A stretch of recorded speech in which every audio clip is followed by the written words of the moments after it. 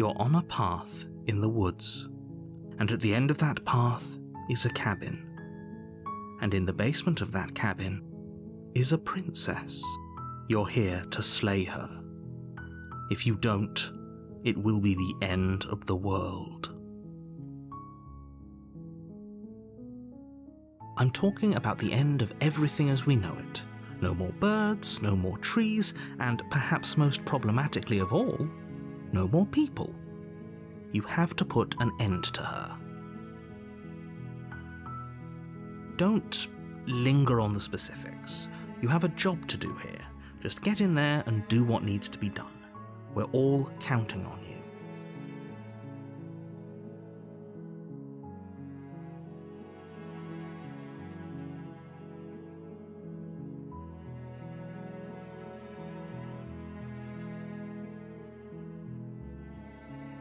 Are you serious? No, you have to do it.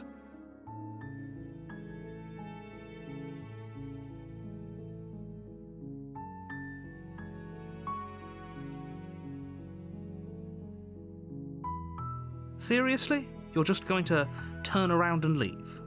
Do you even know where you're going?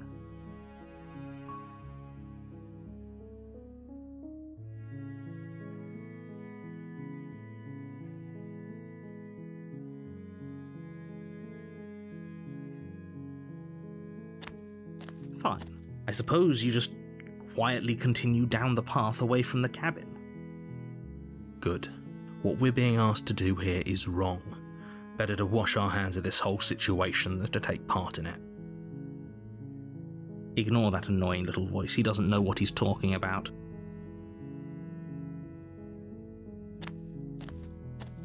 That's strange. It looks like this path also leads to the cabin. How convenient. Everything's back on track again. Maybe the world can still be saved after all.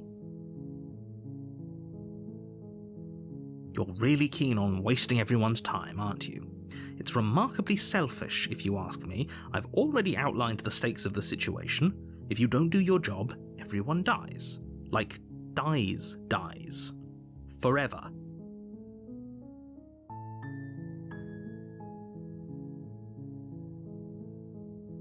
Stakes and consequences aren't emotional blackmail. They're facts of life, and if you had an ounce of maturity, you'd understand that. But fine, you turn around and trek back down the path you came. Oh, would you look at that? You're at the cabin again. Now, I'm not normally one for superstition or astrology, but I have to say, it seems like the universe itself is doing its best to bring you to your fated confrontation with the princess.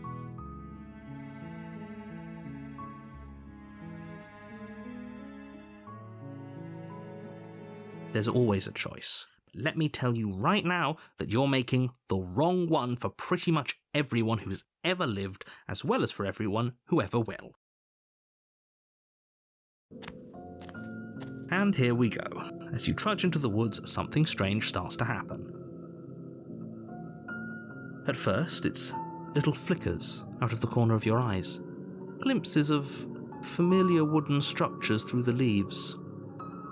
But as you focus on your surroundings, you start to realise that those flickers weren't just a trick of light.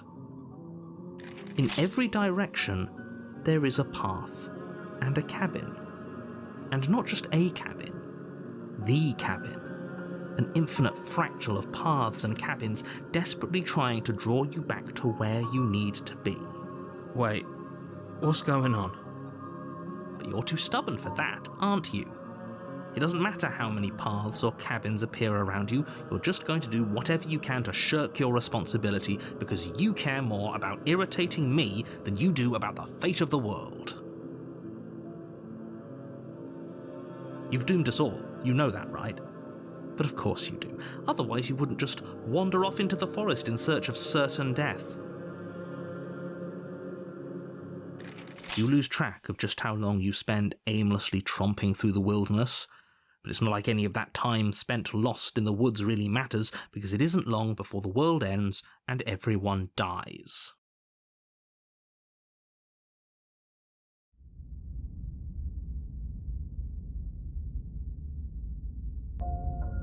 You're on a path in the woods, and at the end of that path is a cabin. And in the basement of that cabin is a princess. You're here to slay her. If you don't, it will be the end of the world.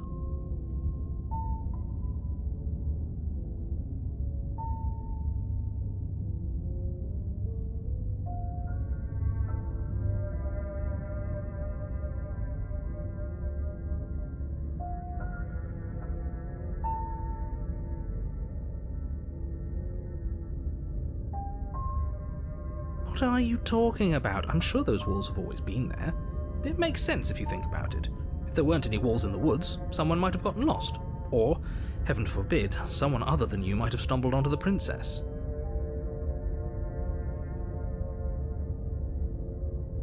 If he doesn't remember what happened, then maybe it's best to keep it that way. I don't know. I think it's more fun if he knows what we're thinking. He's like a captive audience. He might have walled off everything but the path to the cabin, but I'm sure there's plenty of other ways we can ruin his day. If by ruining my day you mean ruining everyone's day forever, then yes, I suppose there are plenty of ways you could pull that off. The world really did end last time, didn't it? We should be careful. For all we know, we just got lucky. The world hasn't ended yet. And you are never going to slay her with that attitude. Stuff those pathetic little voices to the back of your mind and stay focused on the task ahead.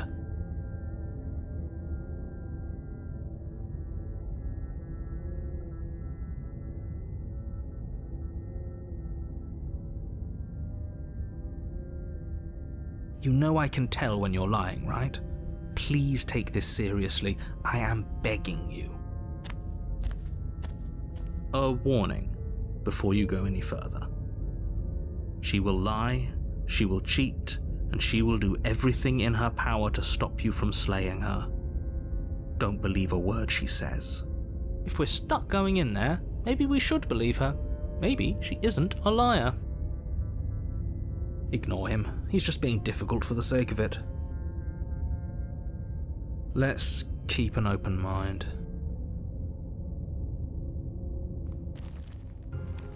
The cabin interior is wrong.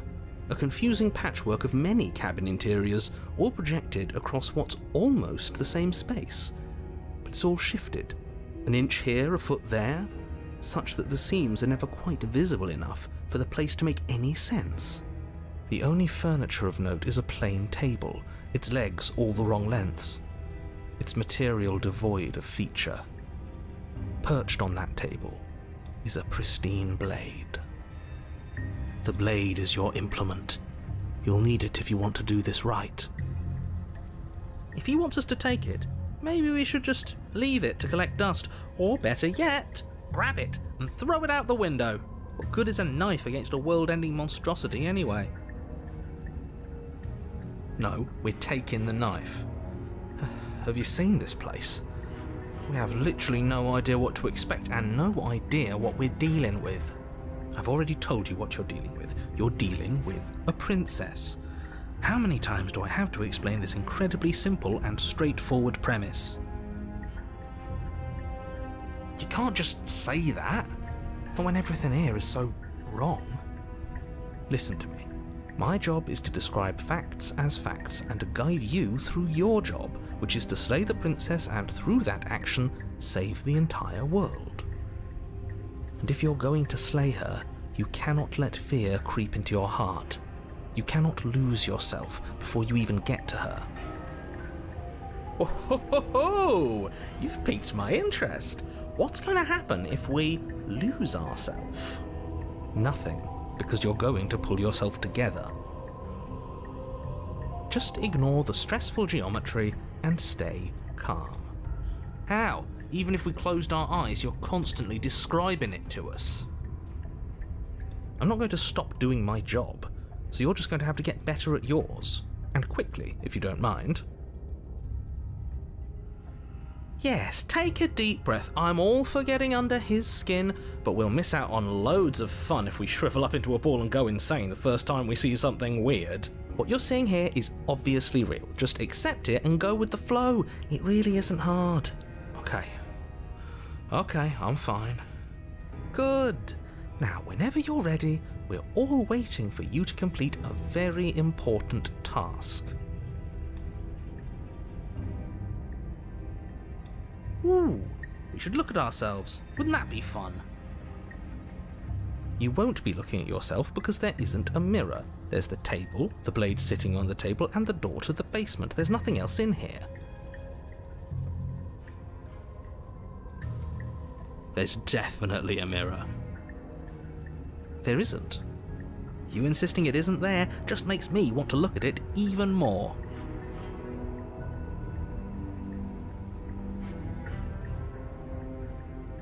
Exactly. Why would I lie about something so meaningless? What good would a mirror even do? Let you waste time preening yourself instead of doing what needs to be done.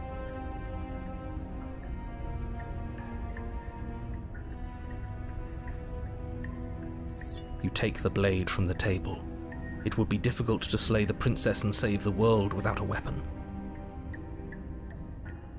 Okay, fine, you took the knife, but you really shouldn't hold it like that. Then how are we supposed to hold it? The other way, thumb at the bottom. It will look much cooler and more serious if we hold it with our thumb at the bottom. It really doesn't matter how you hold the blade, as long as you have it. Just make a choice. You switch your grip on the blade. Congratulations. Yes! Isn't this so much better? Okay, fine. You're right. This does look a lot better. It really doesn't matter. Just get on with it and deal with the princess already.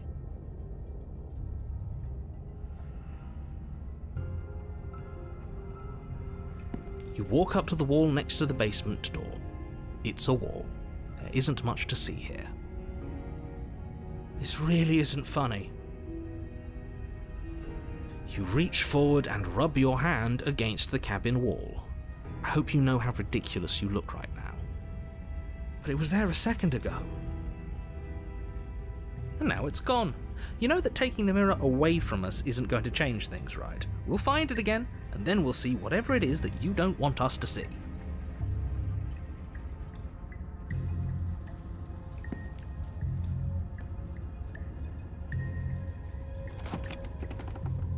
The door to the basement creaks open, revealing a web of branching staircases all built from unidentifiable materials. Nothing here seems to belong, and the closer you examine your surroundings, the more confused you get, your head throbbing with the effort of making sense of this place. None of the stairs even seem to go anywhere, let alone down.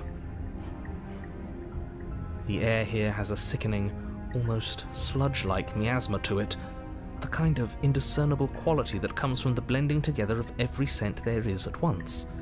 An odour that is simultaneously everything and yet the sum of it all coalescing into a thick, nauseating nothing. If the princess lives here, slaying her is probably doing her a favour. Her voice, a disquieting collage of tone and personality, drags up the stairs. Hello? Hi. What are you doing here? Are you here to kill? No, thank you. Oh, don't be such a baby. I don't want to do this. Let's just turn around and leave. This feels wrong. This feels like a trap. Like whatever we do, we're gonna die. But we already tried turning around and leaving, didn't we? And he threw up a wall. No way to go but forward. And whatever choice we make, whatever she is, we know one thing for sure. And what's that? That the fate of the world hinges on your success? There'll still be plenty of ways to ruin his day.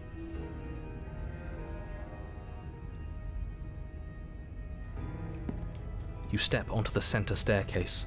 Paths wind out around you in all directions, each step branching into its own staircases, which branch into their own staircases, and so on. You aren't quite sure if yours is taking you up or down, but at the very least, it's taking you somewhere. You concentrate on where you are, careful not to stray onto any of the many splitting branches that tempt you on all sides. You wouldn't want to have to backtrack to yours once you'd made a decision that took you someplace else.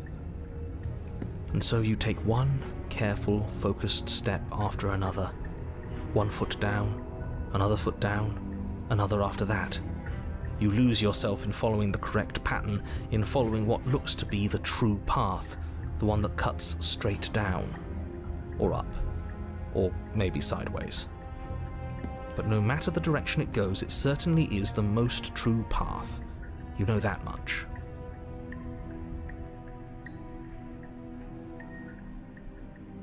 You slowly lose sense of yourself the further you go. Time disappears, and you can feel yourself begin to untether. Physical sensations dull and then vanish, until the only things experienced are the endless repeating patterns and emotions of the journey, a continuous march forward to a destination long forgotten. Consumption and betrayal, skepticism and blind devotion, rivalry and submission, terror and longing, pain and unfamiliarity. And at the heart of it all, an emotion that can only be described as... Can I help you? What the hell was that? What happened to us? I feel so strange. Like I'm fundamentally different, but also still the same person I was at the top of the stairs. Oh, the princess, eyes bright but otherwise shrouded in darkness, watches you impatiently from the other side of the basement. Don't forget why you're here. And why are we here again? In case you weren't listening, I'm afraid I lost myself on the way down. You're here to... He's just being an ass, we remember. Though I'm still not sure if we should trust you. Let's talk to her for a bit, try and get our bearings. She seems... normal.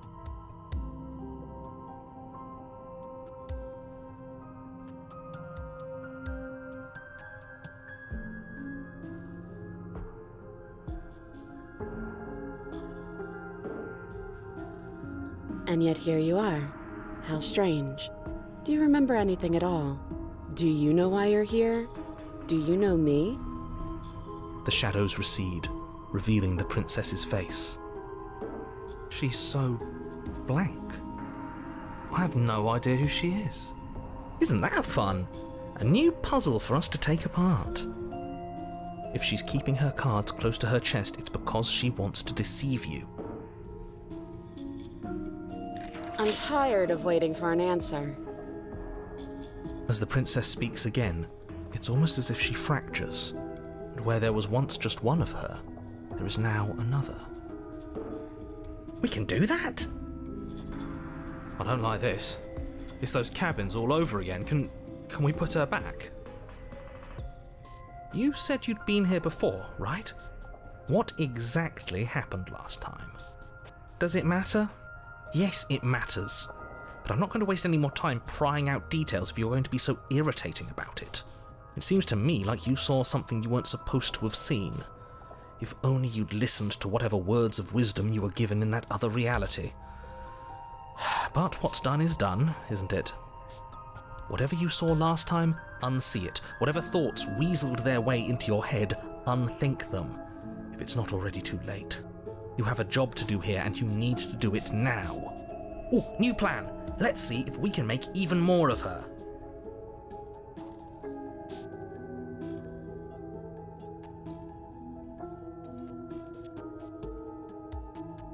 I don't have any weapons, and I'm chained to a wall. Do I look like someone that could end the world? Do I look like a monster? Because I am. Everything you've heard about me is true, and I'm going to lay waste to everything, starting with you. I don't think we're going to be able to put her back. Kind of hurts to think about it, doesn't it? It's like everything we say just multiplies her. It certainly looks that way, so please, for the love of everything, stop asking her questions and stop stalling. You're obviously just making things worse.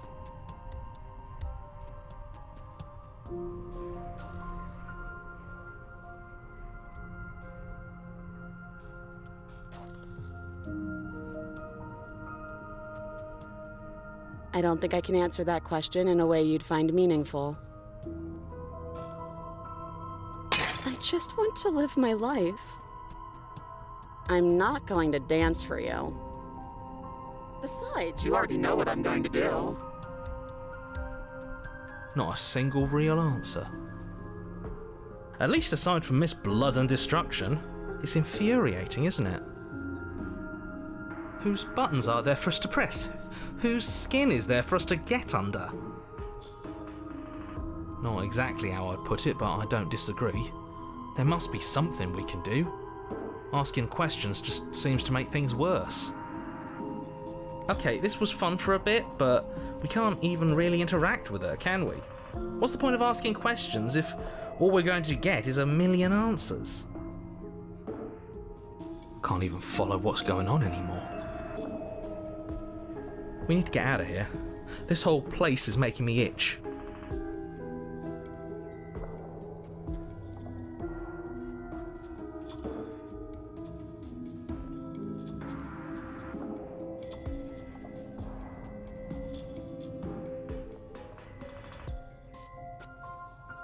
There must be something wrong with you.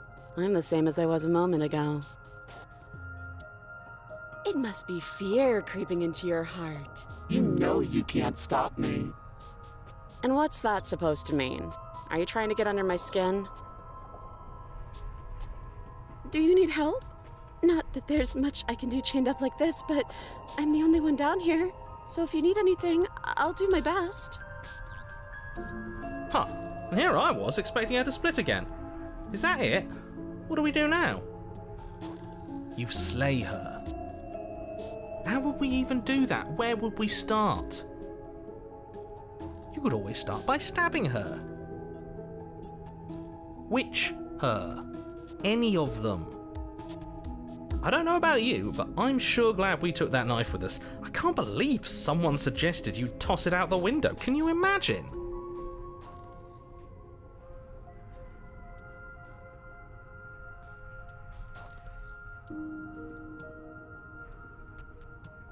Princess. You can call me Princess, if you'd like. You can address me as Your Royal Highness, or Her Majesty. Any honorific should do, really. No, I don't need a name. My name is whatever hushed whispers follow in the wake of my devastation. None of them have names. How astute. I told you she was untrustworthy.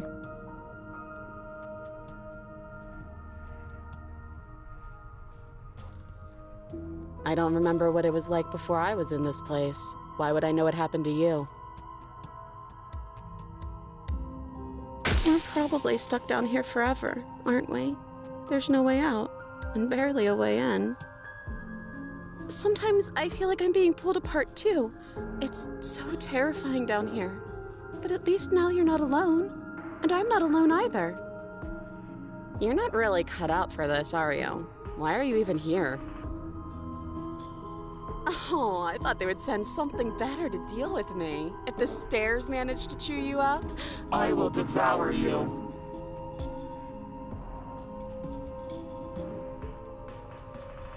Wait, that's not right. Go on. You take a step forward. Your foot lands, but it lands different. You experience a firm footfall, a gentle tread, a confident stride. You can feel yourself rupture. The room spins, your perception multiplying in a sickening kaleidoscope as your very self is pulled in incomprehensibly many directions. All at once you charge forward, knife gleaming to slay the princess just as you strike at her bindings and leave her to languish alone. Is this what the end of the world looks like? What an unbearable mess. But this... we can't... Do you not have anything witty to say? I could use a good bit of wit right now. No, I don't, because this isn't fun. How are we supposed to have fun if everything is happening at the same time? It's the same as nothing happening, and nothing is excruciating. Luckily for all of us, nothing and everything doesn't go on forever. The world and the princess collapse in on themselves before it all falls apart. I think he's gone. We were never going to salvage this, were we? What happened to us? What are we? There are parts of us that are dead, and the others, they just don't fit. They just don't fit. We can feel them moving around in spaces they don't belong. It's all so uncomfortable. Did you do this? Did we do this? Can you pull us back apart? Can you fix us? We should help her. I think we did this. How surprisingly sincere. I didn't actually think our actions had consequences. It's a little late for regret, isn't it? Please.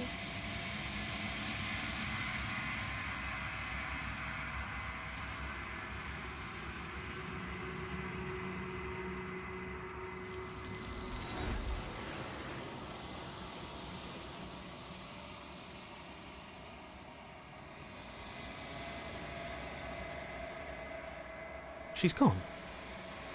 Where did she go? Should we try and find her? And there's that mirror again. Why is it here? Why now?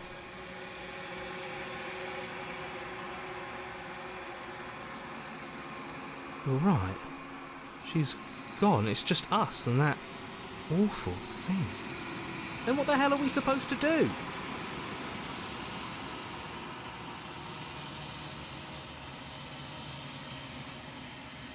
There's something dreadful about it. I don't think you should. No, don't do that. He is. Does that mean the world ended? Again, what the hell are we supposed to do? I'm begging you, don't do this.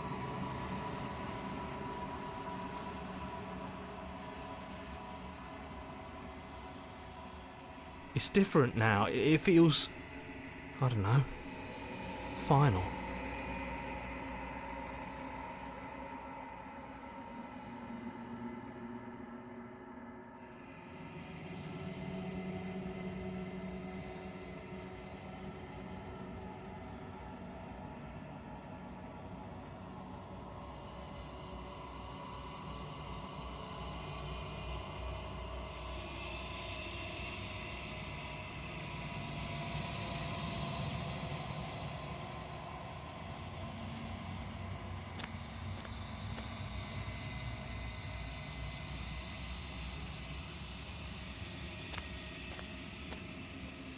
Something finds me in the long quiet and brings me the gift of a fragile vessel.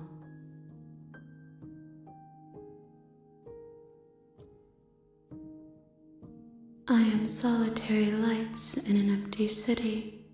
What are you? Thoughts without connections, a dim and nascent network.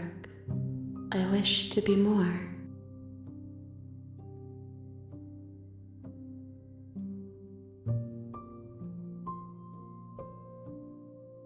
I think that you are like me. We are oceans, reduced to shallow creeks.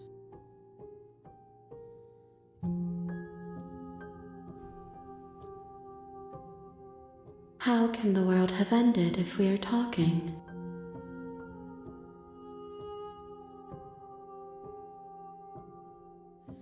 Yes, nerves and fibers to feel the worlds beyond, perspectives to make my own. These ones are a contradiction, a winding kaleidoscope of paths unwalked. They are stretched into a shape not unlike me, but it is a shape they cannot hold. I am sorry that you met this vessel so early in your journey, but they will make for a rich and vibrant heart. Do not mourn them, for they will finally get to know themselves. I'm sorry. There are some changes that can never be undone. There are some tears that can never be unshed. This is not a place that can hold a fragment of a concept. The moment she arrived here, she was going to return to me.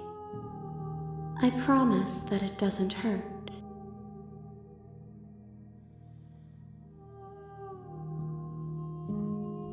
I have only just now stirred to consciousness.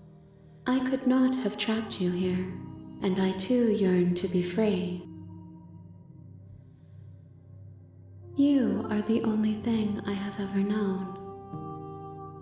The space we're in is vacant. Nothing comes here but us.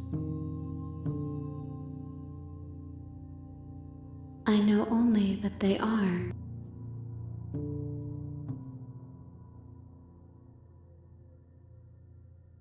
You are familiar, but you are not me. I feel sadness, longing, hope as I witness you. She is part of me, and part of me is her.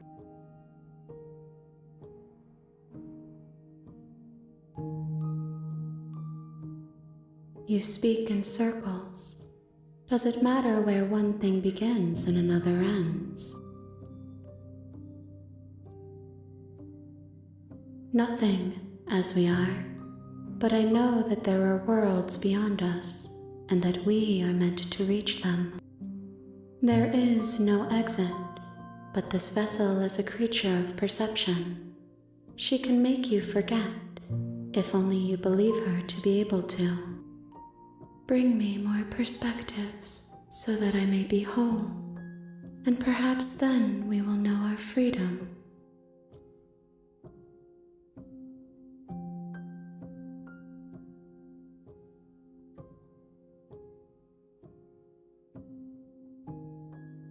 You ask of things that cannot be done. To destroy is merely to reshape, to remold. How can I know? I am flickers in something sprawling and unilluminated.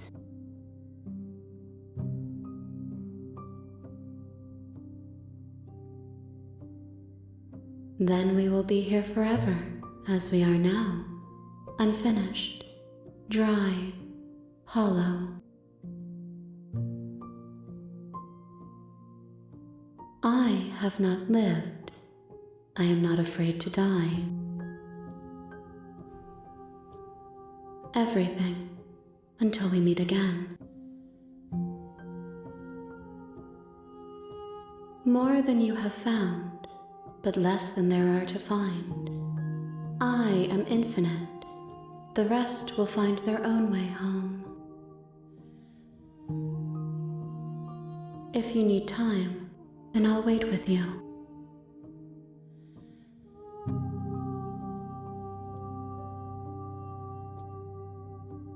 She asks that I tell you to remember her. You won't.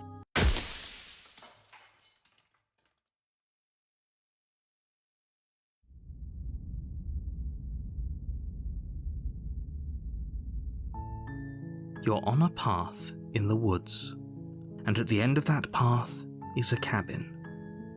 And in the basement of that cabin is a princess. You're here to slay her. If you don't, it will be the end of the world.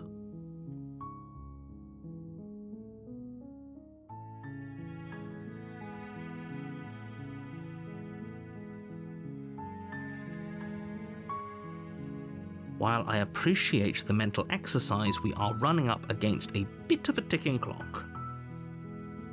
Nevertheless, let me assure you, the princess is locked up because she's dangerous.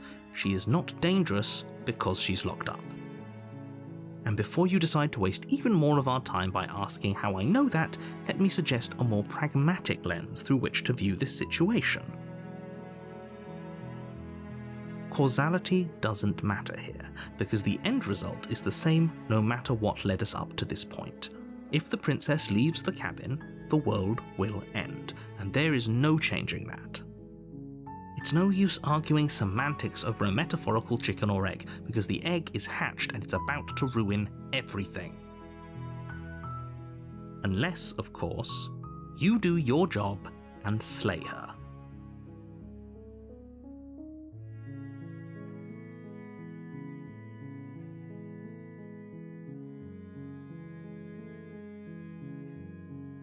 Yes, but you'll have to slay her before you get it.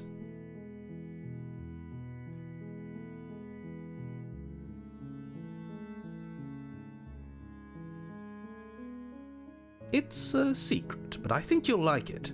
It's a special reward, just for you. And whatever you think it might be, I can promise you it's going to be even better than your wildest imagination.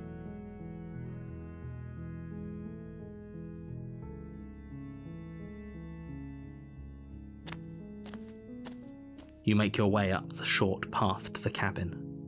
You'll find the princess within. A warning before you go any further.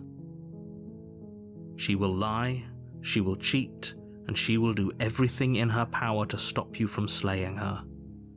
Don't believe a word she says. We're not going to go through with this, right? She's a princess. We're supposed to save princesses, not slay them. Ignore him. He doesn't know what he's talking about.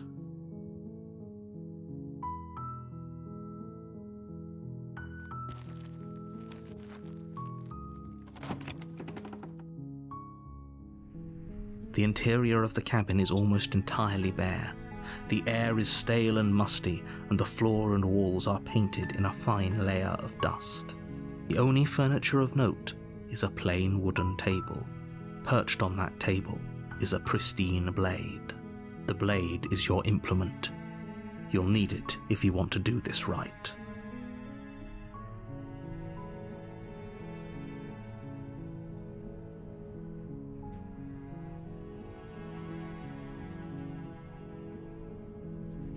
You take the blade from the table. It'd be rather difficult to slay the princess and save the world without it.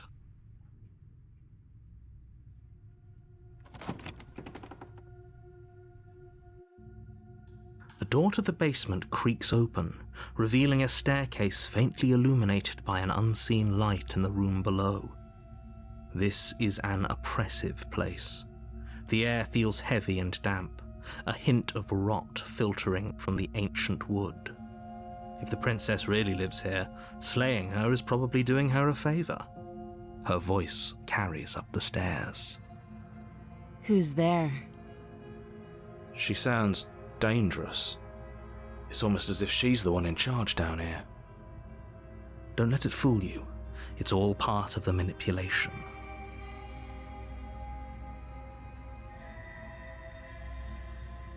Don't be a stranger. It's been so long since I've had any visitors. Come on down. You walk down the stairs and lock eyes with the princess. There's a heavy chain around her wrist, binding her to the far wall of the basement. She's so coldly beautiful. Is she really a threat to the world? Focus on the task at hand. And there you are. Are you here to kill me or something?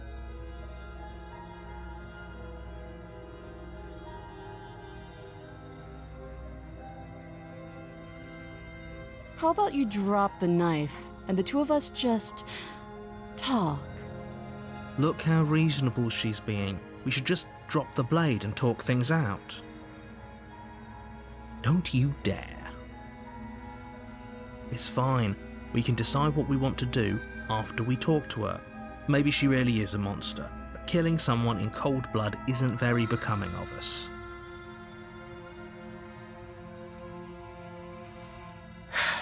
The blade tumbles out of your trembling hands and drops to the floor with an unceremonious clang.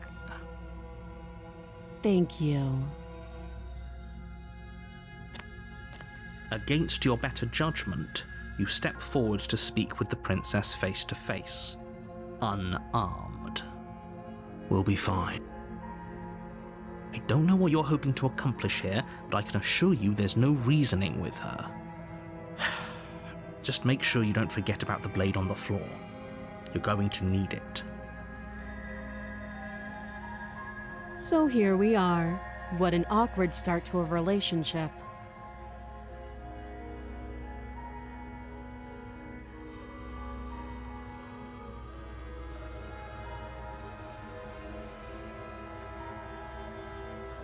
She hesitates before answering. You can address me as Your Royal Highness, or Her Majesty. Any honorific should do, really. Note the lack of detail. You can't trust her.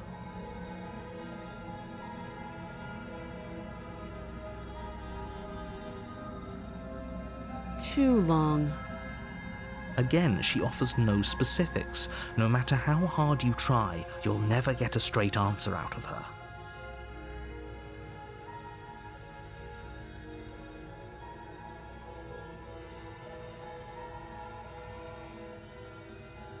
Don't just tell her that.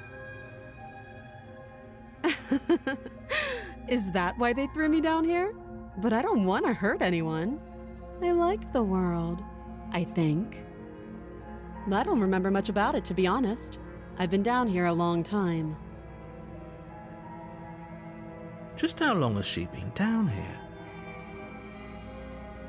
If I'm supposed to be capable of ending the world, then how did I wind up here, chained to a wall? Have they told you why I'm allegedly so dangerous?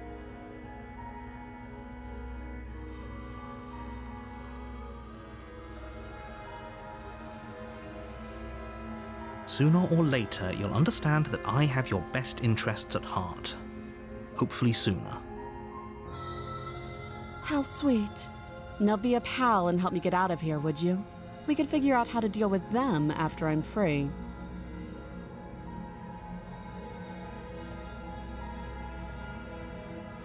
Fine.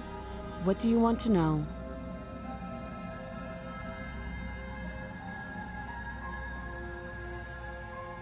Don't jump to any weird conclusions. We're two people who have met each other. By definition, we have a relationship. You can't. Don't bother. I'm guessing you don't have the key then. I'm sure there's a key somewhere around here, and if there isn't... well, we can always put that knife to good use. Her sharp eyes settle on the edge of the blade. She isn't suggesting what I think she's suggesting, right? She is. I'm sure of it. Oh, have you decided what to do with me? You know why you're here.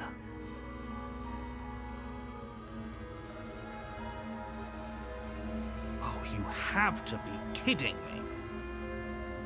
You walk up to the chains binding the princess to the wall and give them a tug. They're large and heavy, far too solid for you to even imagine trying to break them apart. If you don't have the key, maybe you should go looking for it. I'm sure it's somewhere upstairs. Doubtful. Whoever locked the princess away down here intended for her to never see the light of day. They wouldn't have just left the key to her chains somewhere in the cabin.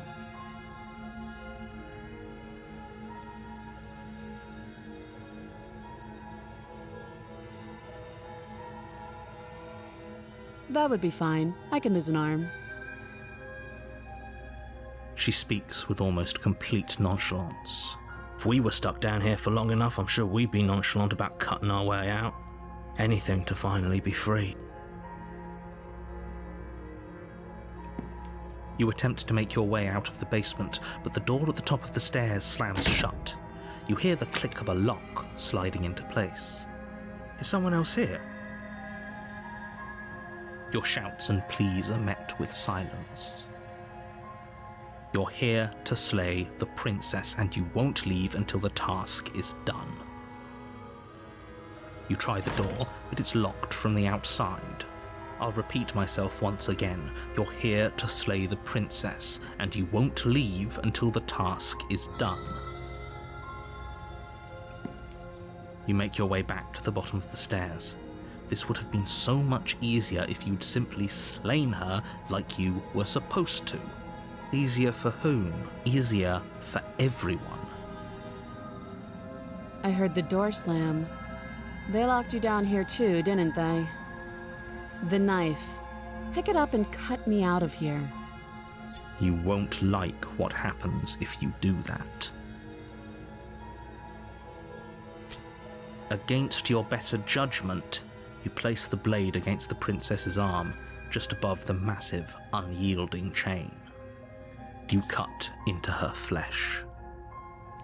The blade is sharp, and you make quick work of it. Before long, you're able to crack through bone, and she pulls the bleeding stub of her arm through the iron gauntlet. She didn't so much as utter a sound.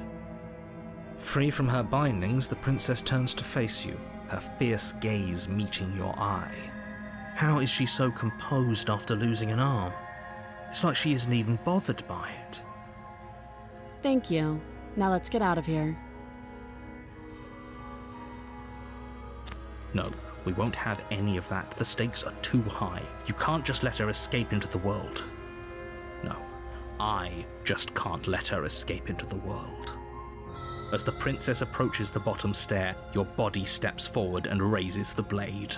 Wait, this isn't fair. You can't just do that. Watch me.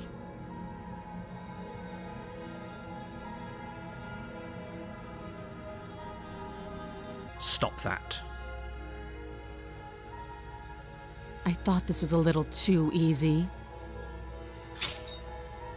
Your body lunges forward to sink the blade into her back, but the princess swiftly moves out of the way before you can connect. Stop it! Stop resisting me! I am trying to get you out of here alive!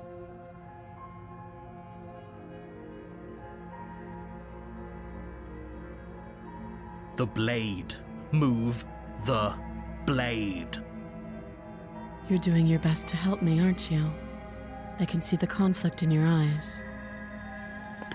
I'll make this quick.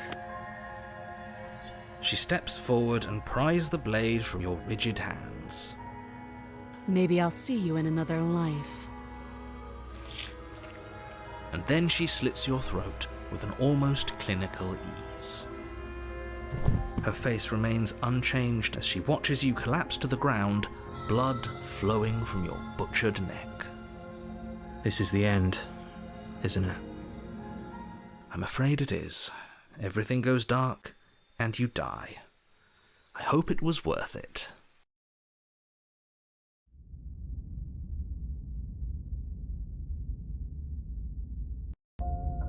You're on a path in the woods, and at the end of that path is a cabin. And in the basement of that cabin is a princess. You're here to slay her. If you don't, it will be the end of the world.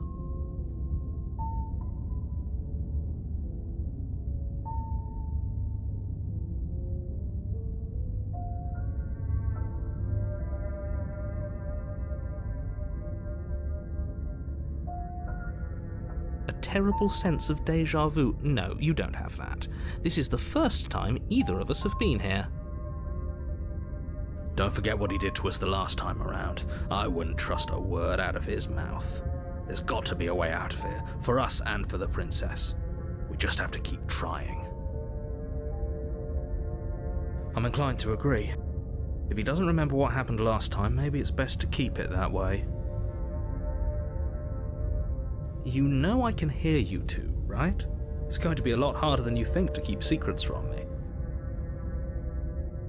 And as far as trying to help her goes, need I remind you how catastrophically dangerous she is to the world at large? I told you about the stakes of this situation less than a minute ago.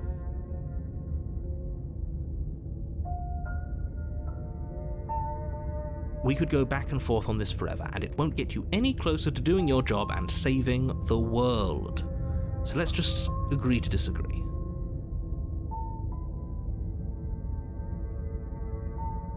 Those are two very different questions, but fine, I'll indulge you if that's what it takes to get you moving. Let's say for a moment that this really is the second time you've met me, or at least a version of me. If you're back here, I'm assuming you died, which probably only happened because you didn't listen to me.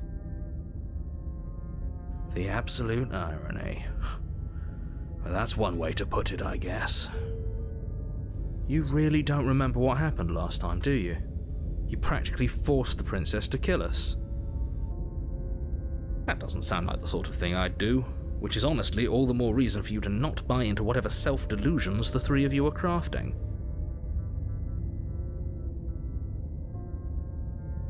But this is a thought experiment, so I suppose I'll continue to give you the benefit of the doubt. If I did practically force the princess to kill you, it was probably for a good reason. Did you try and free her? Did you say something really mean to me? Because if I really did what you said I did, you probably deserved it. I'm a professional, after all. Sure you are. Anyway, I believe your second question was, what's the point of doing anything? If you're asking that, it sounds to me like you're making the rather dangerous assumption that your actions last time around didn't have any consequences. What do you mean? Of course there weren't any consequences. You forced the princess to kill us and now everyone's right back where they started. That sounds pretty consequence-free to me. Yes, but in this purely hypothetical scenario, that begs the question of how you got back here. Did time simply rewind itself, or were you instead transported to a different world entirely? If it's the latter, what do you think happened after you died? Do you think the people there lived happily ever after? Or do you think that the princess, left unhindered, brought about the end to everyone and everything, just like I told you she would? What a conveniently ambiguous group of things for her to ruin. For all we know, the princess left the cabin and never saw another soul. Oh, how I wish that were the case, but if the princess weren't a certain, inevitable threat to the world, the four of us wouldn't be here. And yet, here we are. You're talking in circles. No, I'm talking in facts. Just be quick about it.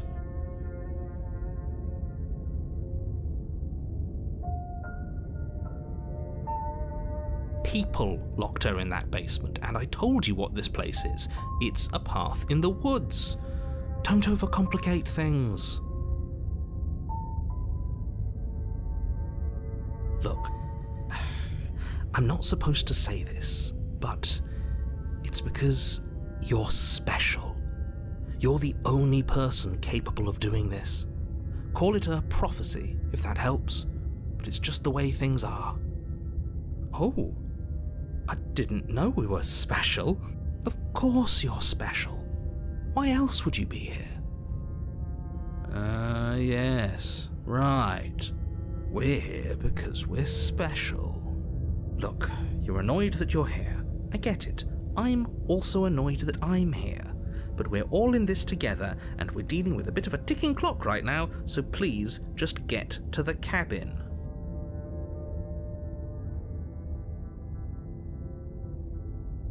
I've told you everything you need to know.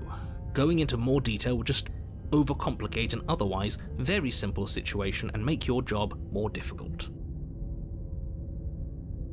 Not to sound like a broken record, but the less you know about her, the better things will go for all of us.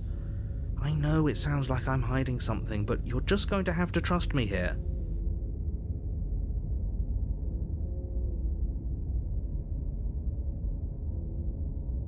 She just can.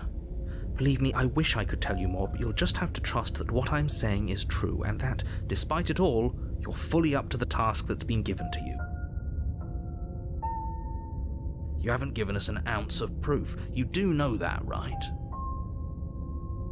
What proof could you possibly ask for? Literally anything. Fine. Check your pockets.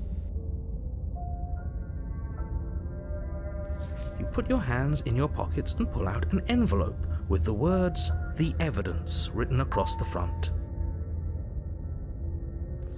Within, you find a note in your handwriting.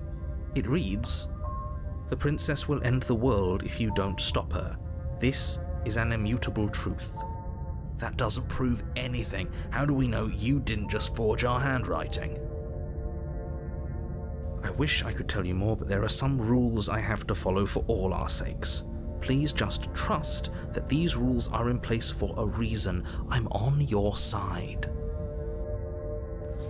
You mean you're on our side as long as we do what you tell us to? Exactly. Because you not doing what I tell you to do means you're putting the world at risk. I think we've got everything out of him we're gonna get.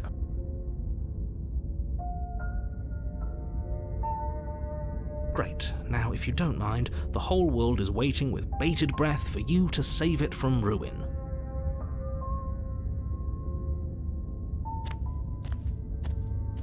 A warning before you go any further. She will lie, she will cheat, and she will do everything in her power to stop you from slaying her. Don't believe a word she says. Yes, don't believe a word she says. Just go in, take the knife, and do what you're supposed to. Wink. Did you just say wink out loud? No, I didn't. Wink. Just ignore this clown and focus on the princess.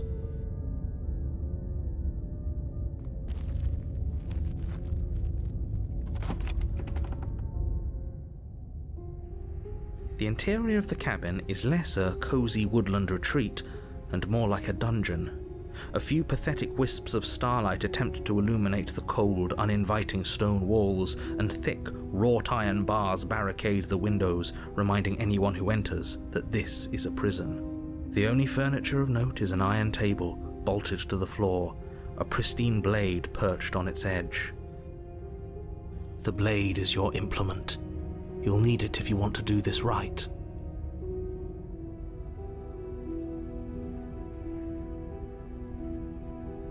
Very different. Yes, but why? Did he change it? Or did it change all on its own? Maybe it's a different cabin entirely. Now isn't that a novel thought? Maybe you haven't actually been here before. I hope this means you'll finally drop your ridiculous past life nonsense. You haven't died, and you certainly haven't been killed by the princess. So focus up.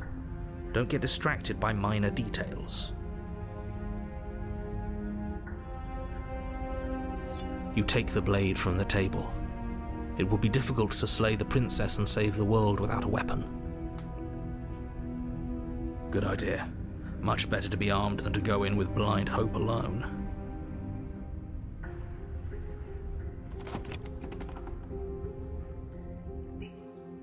The door to the basement creaks open, revealing an old stone staircase. A few sputtering torches attempt to vaguely illuminate your path, dancing across glimmering patches of slimy moss on the stone steps. If the princess lives here, slaying her would probably be doing her a favor. Her voice, harsh but controlled, carries up the stairs. Is that a visitor I hear? Please, come downstairs. It's been a while since I've had company. Does she remember us? You walk down the stairs and lock eyes with the princess. She looks up at you, the heavy collar around her neck clanking loudly as she moves, the chains binding both her wrists to the far wall, joining the metallic chorus as she adjusts her hands in her lap. So much for cutting her out of here. Do you hear yourself right now? Cutting her out of here never should have been on the table. Have you noticed the empty chain on the wall? Odd that in a place where everything seems to serve a distinct purpose, there would be something so obviously useless. That was there last time too, wasn't it? It was. What an interesting development. Why don't you have a seat? The two of us should chat before you bury that thing in my heart.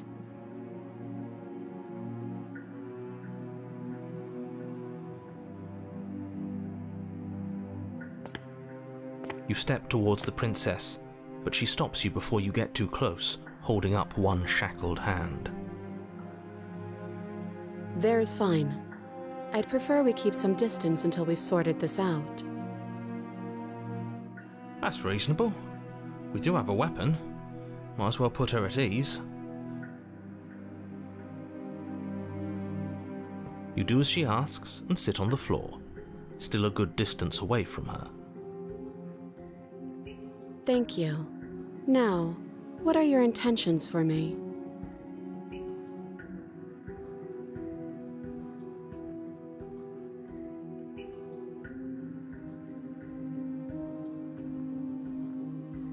Yes, your intentions. You have a knife. What are you going to do with it? Why are you here? There isn't a keyhole in these shackles, so I'm afraid my only way out is surgical removal. Is she forgetting about the shackle on her neck? Or does she think she'd survive a beheading? You're right. Maybe she's delusional. All the more reason not to trust her. Unless she really could survive. Though I suppose you could just be here to kill me. But I don't think that's in either of our best interests.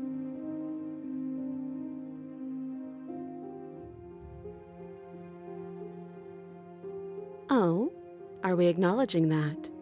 I thought we weren't going to give away the game. But yeah, I remember. I guess what you said back in the woods really was true. As much as I would like to remain in denial, it's no use. This has complicated things. It's complicated things how, exactly? Ideally, this was supposed to be one and done. You go to the cabin, you heroically slay the princess, and in the process you save the entire world from being damned to oblivion. The situation right now, where you're getting a second shot at things, is a contingency. A contingency for what? For you failing, obviously. And you being here means that things are going to be a lot harder than they were. I really shouldn't say anything else, I'm just going to make it worse. Just good luck. Now hold on, if you knew this could happen, why didn't you believe us back in the woods? Why lay out all those hypotheticals? We didn't have to talk in circles. I needed you to believe this was your first time here, even if that wasn't the truth. I hoped if I pushed back hard enough I could cram this seeping mess back into the bottle. And maybe I wanted to be the first version of me that you met. I didn't want to be confronted by the alternative. That's pathetic. I never said I wasn't. I get it. It would be pretty upsetting, wouldn't it? To know that you might not be the first version of yourself. At least we can remember what happened before. Seems like we should count ourselves lucky for that. Exactly, he gets it. You're lucky, so don't waste that luck by messing it up again. Alright? Moving on. Why is it important for us to be ignorant? How is it ever helpful to be in the dark? The more I say, the more your mind will swim into dangerous waters. Even saying that is too much. Your success hinges on you having imperfect information. For the sake of the entire world, you need to accept that. I won't. Just give it a rest, this isn't helping. Focus. This is a serious situation. You shouldn't be daydreaming.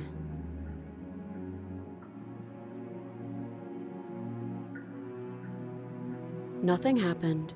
You died. I went upstairs. I couldn't leave. I found myself in a new place in chains again. More of them. And now you're back. Is that really all she knows? It's not like we have much of a clue about how things work. And she's probably even more in the dark than we are. You're looking at me like I might be hiding something. I'm not. I guess it's possible she really doesn't know anything. Maybe both of us are stuck in this loop without any idea why or how.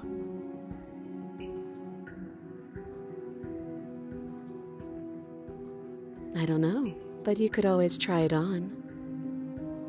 Maybe it'll fit. I hope I don't actually have to say this, but please don't lock yourself in chains. We need you ambulatory if you're going to save the world. I wouldn't do that if I were you. And why is that? Do I even need to explain myself? It's a shackle, and it's one without a key. Do you want to be stuck here like she is? And what? Is it going to lock the second we put our wrist into it? I don't know. Maybe it will. He doesn't want us to look at it. That's all the reason we need to investigate. But what if he's telling the truth? He isn't. I am. Good. Forget you ever saw it. Nice try, but I won't. Specifically because you told me to.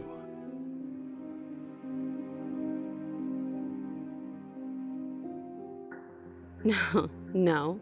Like I trust you to come any closer with that knife. All you're going to do is hand it to me and watch me work. But she would have to cut her head off, right? She can't be suggesting that. She certainly seems confident. Maybe she knows something we don't.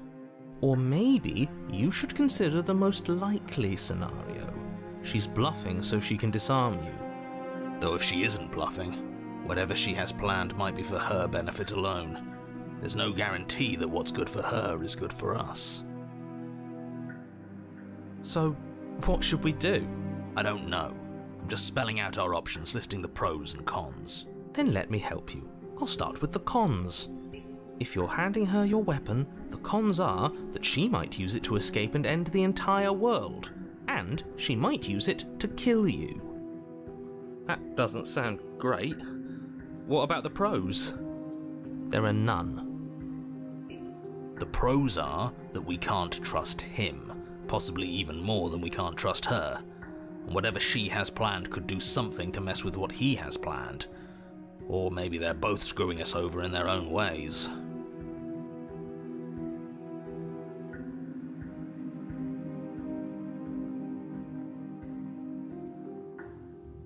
I do. So I guess this all comes down to which of us caves first. And it's not going to be me. I'm extremely patient. It's probably better if we take action anyway. No use trying to wait her out. That's playing to her strengths.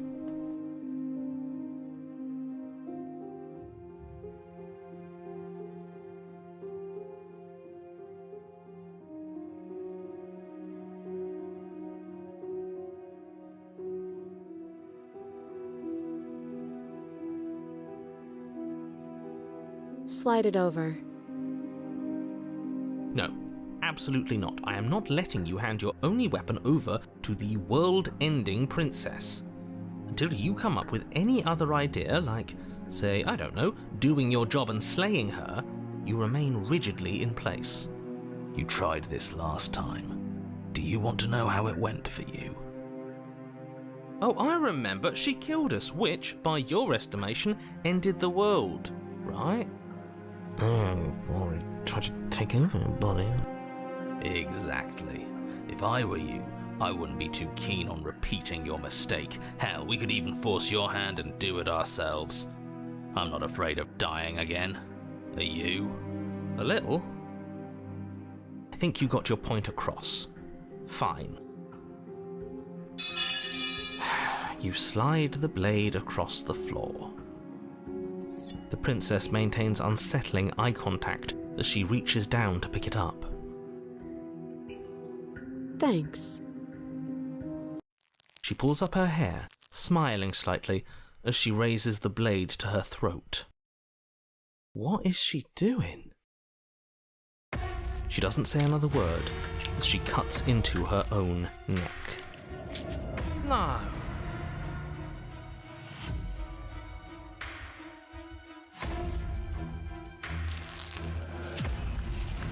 Her eyes stare forward, unblinking, as she saws through skin, veins, cartilage. At last she reaches bone, the blade grinding audibly against her vertebra as it continues to slice its way through her neck. I'll be damned. She's actually doing your job for you. Why would she do that? Huh. So that's her play. Killing herself? She isn't dead yet. Finally, you hear a snap. Her eye twitches. There's an uneasy silence. She remains motionless for a long moment, her twitching eye the only movement in the room, until at last it stops in an unsettling half-wink. Her head twists slowly to the side, flopping to her shoulder, and her neck opens. The remaining tissue is not enough to hold the weight of her severed head. It stretches and tears until finally it falls to the floor, completely free. It bounces a few times before rolling to a stop at your feet. Oh no, oh no, oh no, what did we do? Can we put it back? Please tell me we can put it back. The princess's eyes stare up at you, dead. Congratulations, you saved the world. Huh. So I guess that's it. What a way to go. But she is gone, isn't she? I hate this. Can we just get out of here now, please? Of course, the princess is slain and the world is saved. Whenever you're ready, you can proceed to your reward. Now hold on, she's dead. So what's the rush? What's your angle? I don't have an angle. I'm just looking forward to putting all this behind us. I'm sure you can understand that. Look, I'm just not ready to put my guard down. It's best to keep sharp. She wouldn't have done all that without some kind of a reason. She's left us with this dangling thread, and I need to know why. You're just wasting your energy. The danger has passed, and now we can all relax and enjoy your reward.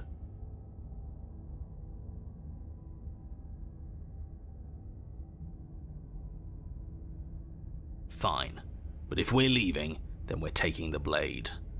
I feel exposed without it. With your work done, you remove the blade from the princess's corpse and make your way back upstairs, closing the door to the basement behind you. You can think of it as sealing yourself off from an unpleasant chapter of your life. It's all uphill from here. The windows. Do you see that? We used to be able to see the outside world from up here, but now it's just empty.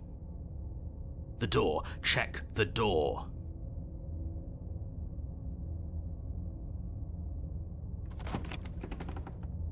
You open the cabin door, ready to return to a world saved from certain doom.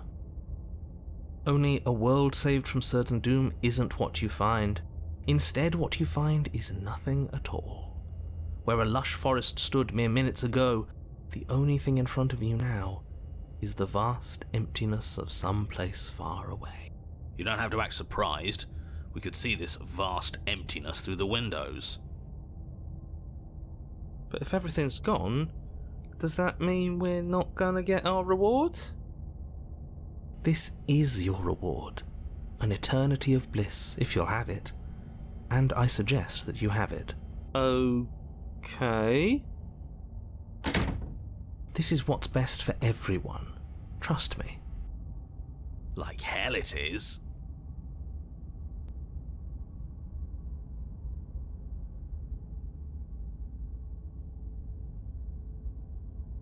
I'm so glad you're keeping an open mind.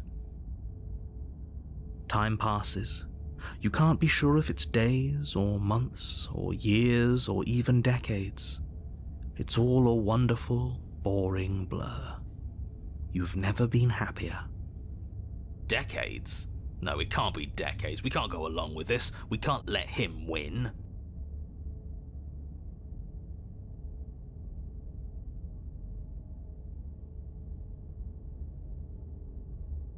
But we're not happy. He's just telling us that we are.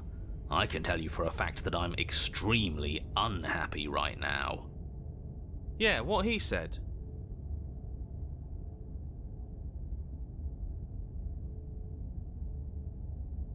We still have a blade. Let's use it on ourselves and start over. He's suggesting you kill yourself. You shouldn't kill yourself when you have an eternity of bliss right in front of you.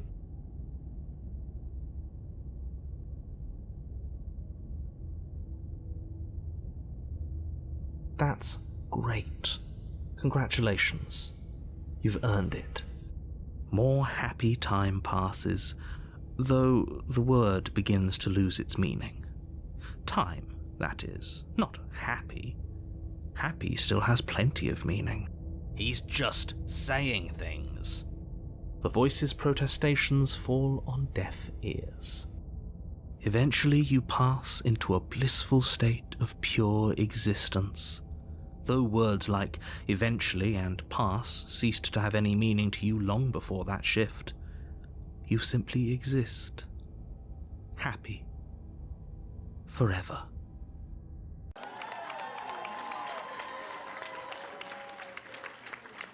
No, you stop that. Stop all this nonsense. You really don't want to be happy, do you?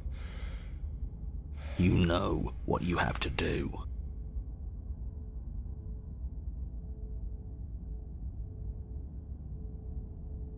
If it makes it easier for you, I can do it. Let me have it.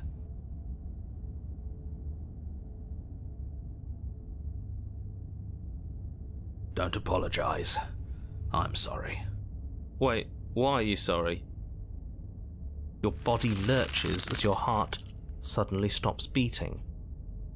Are you killing us? You'll forgive me eventually.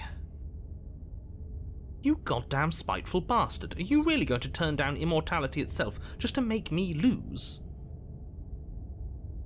Why should it matter if we die at this point? Haven't you already gotten what you want? I don't have to answer that. That's all we needed to hear. It turns out that it doesn't take too long to die after your heart stops beating. You collapse to the floor, everything goes dark, and you die. You're a genocidal maniac, you know that, right? Yeah, we'll see about that.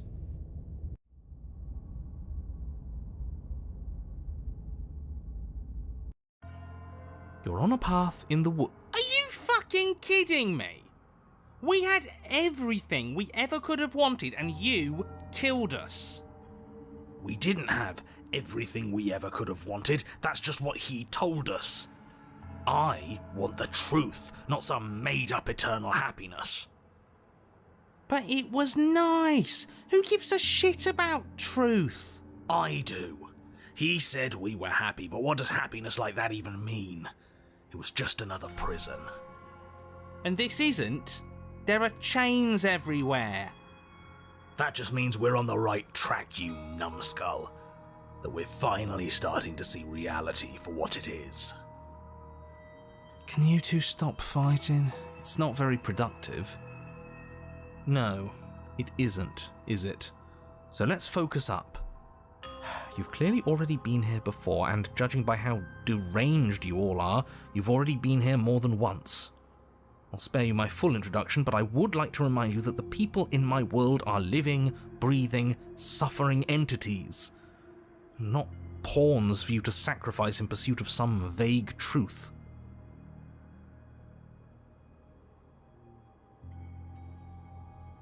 Huh. I hadn't actually noticed. Holding it's starting to feel natural, isn't it? It doesn't matter if we spawn with it or have to trudge all the way up to the cabin to get it. It's not even a blade, really. It's just a dinky little knife. The real threat here can kill us without it anyway. I didn't kill us without reason. Well, you still killed us. This is strange. You're not supposed to start with the blade. It says right here that you're supposed to find it at the cabin. Oh well, I suppose that doesn't make much sense anyway. It's better if you start with a weapon, so this is probably for the best.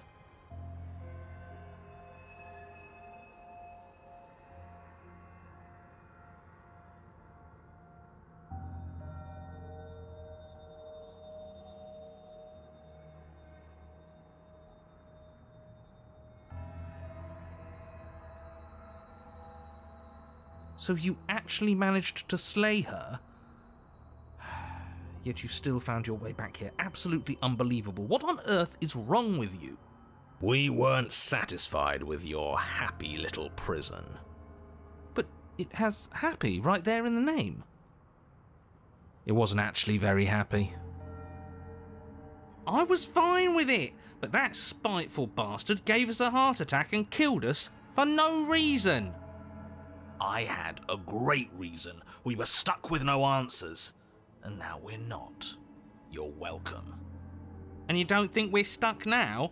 We're still in a cage, it's just bigger.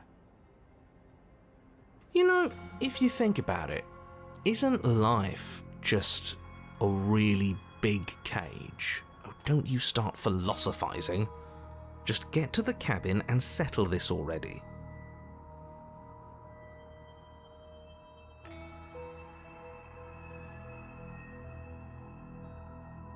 Are you serious? The blade is your implement. You're going to need it if you want to do things right. You know what? Yeah, screw this. We won't play along with any of you. You're all being ridiculous. Why would we disarm ourselves at a time like this? Don't you dare. Are you even listening to me? Does my opinion count for nothing? We're never getting out of here if you don't listen. I'm intervening. We're not tossing the blade. Without another word, you foolishly hurl your only chance at victory far off into the woods, never to be seen again. Never to be seen again. All we did was toss it into the woods. There's nothing stopping us from picking it back up. Oh, but there is something stopping you from picking it back up. The fact that you already made your decision.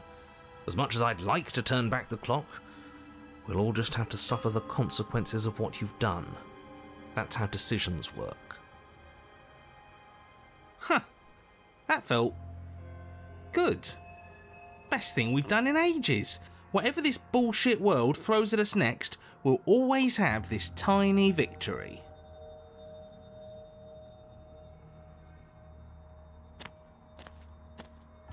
You stand at the edge of a cliff. An abyss yawns beneath you, empty and endless. The only path forward, a rusted metal bridge. The cabin looms on its far side. I think you already know what waits for you within. Great, a creaky old bridge and a bottomless ravine.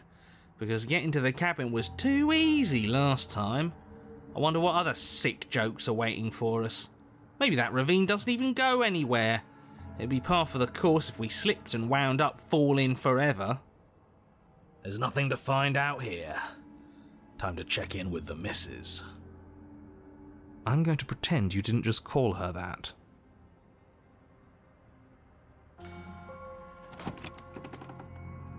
Every surface of the cabin is draped in chains, the air filled with the mock birdsong of metallic clinks. Where there should be walls, you can see only endless ropes of metal, with hooks dangling from their ends. A fitting cage for a monster, destined to end the world. There's nothing for you to do but step forward into the basement. You already foolishly threw away your weapon, but still, your objective awaits. And how are we supposed to get to the basement? I don't see a way down. All I see is a mirror. What mirror? There is no mirror. The only thing of note here is the door to the basement. Oh, don't you lie to us. We can trust our eyes, and I am not going to stand around arguing over a stupid mirror. I'm not going to waste time arguing with you. Just get to the basement, okay? The door's on the other side of the room. Then, I guess there's nowhere for us to go but forward. You step out onto the floor. Or what should have been a floor. Should have been? Yes, unfortunately, you realise too late that there is no floor beneath the metal. There is only a loose web of chains suspended over some unseen space. An unseen space that you are now rapidly plummeting through. Oh, now this is just absolute bullshit. Can't even walk across a room now without being plunged into an abyss. You're too emotional, it makes us sloppy.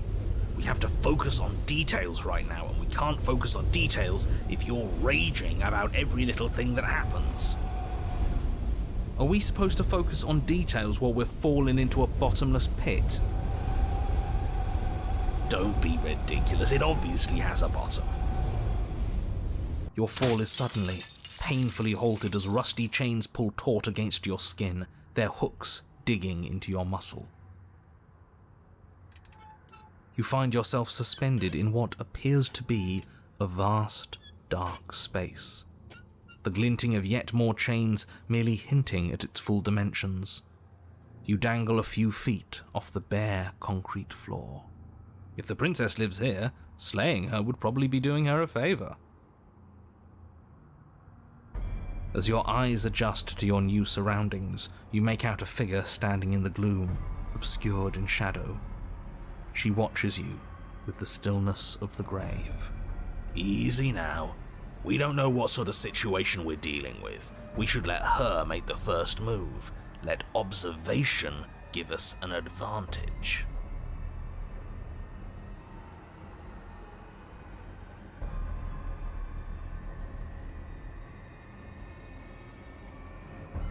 But you are met with only silence, save for the creaks and groans of metal as it sways in the stale air around you. The hooks slowly shift in your skin, the pain coming in waves as you continue to dangle helplessly. Screw this. This is making me bloody anxious. It's like she knows how unfair this all is, and now she's having fun with it. She's mocking us by not saying anything.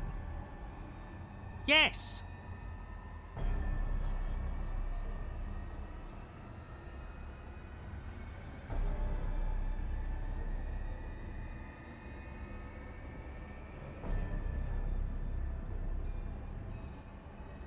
As you attempt to move, the princess takes a slow step forward. As she does so, the heavy chains shift, tightening and tearing at your flesh, your joints screaming in agony as the rusted hooks dig deeper. Stars dance in your eyes as the chain wrapped around your neck threatens to choke you. As your vision comes back into focus, your eyes fall on the body of the princess, finally emerged from the shadows. The body of the princess is a weird way to describe a person. It's only accurate.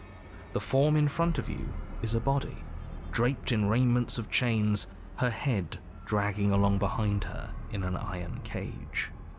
The head stares up at you but says nothing, and the chains squeeze ever tighter. Oh, we're being strangled already? You haven't given us a chance to do a damn thing. What's the point of any of this if we don't even get to make a single choice? I'm not here to give you chances. I'm here to set the stage and to dictate to you what happens. I can advise you on the correct course of action, but there are limits to my direct involvement. The choices, if that's what you like to call them, have always been yours. A riddle while we're dying, isn't that just like you? Now to figure out what exactly you mean by choices. Oh, for the love of stop thinking and do something!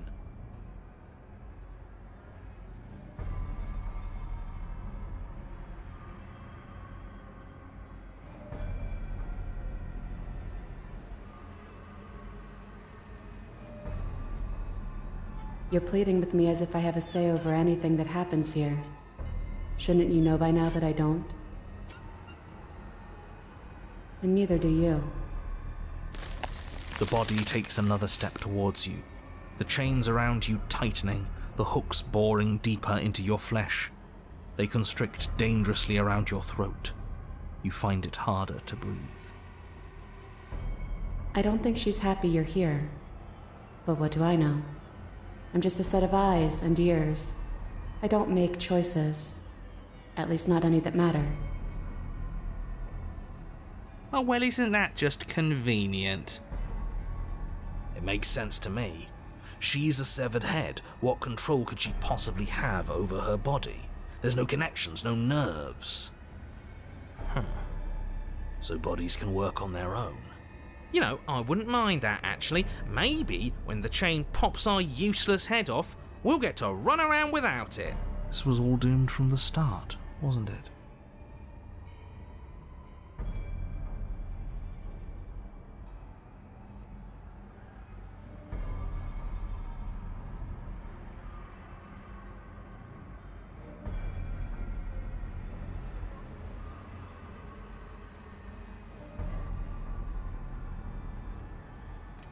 What's the point of making a choice if it all ends the same way? I'm still stuck, and you're just as stuck as I am. Everything we witness is just another shade of the same endless cycle. I wake up in chains. The body steps forward. Your bindings tighten again.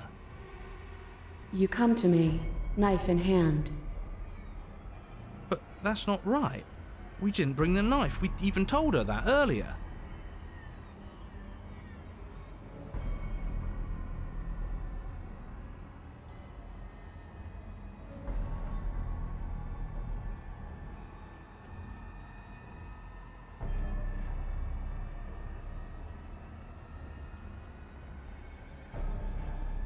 But that's not right. That's not the reality I've been looking at. You shouldn't have been able to do that. The body marching towards you comes to a lurching stop. Huh. She stopped. What is that supposed to mean?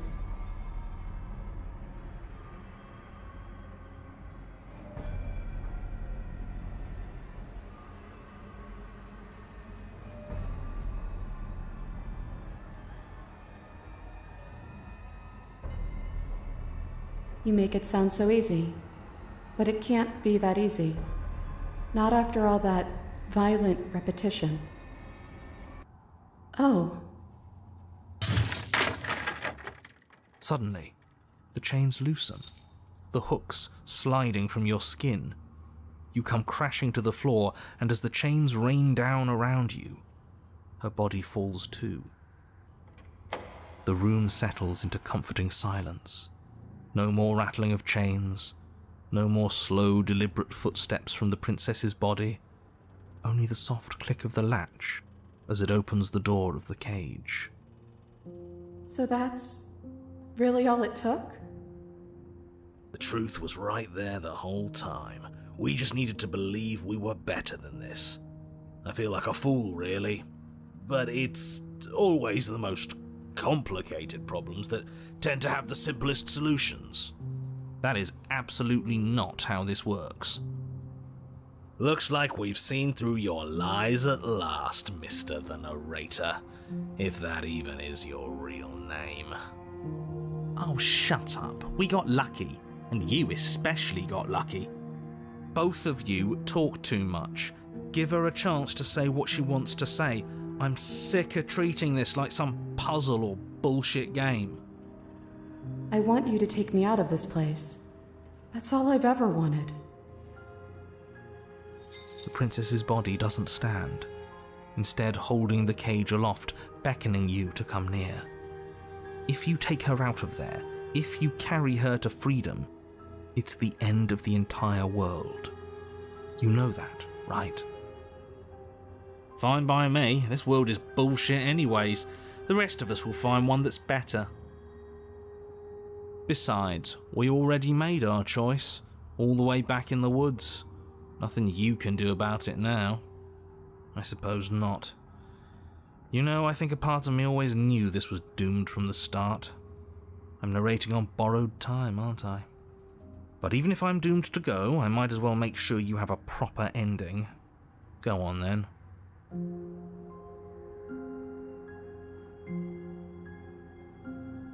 You cautiously approach the kneeling body and extend your hand, bruised and bleeding from the trials that brought you to this point. And then you take her from her prison. She looks up at you, and for the first time since you laid eyes on her, she smiles warmly.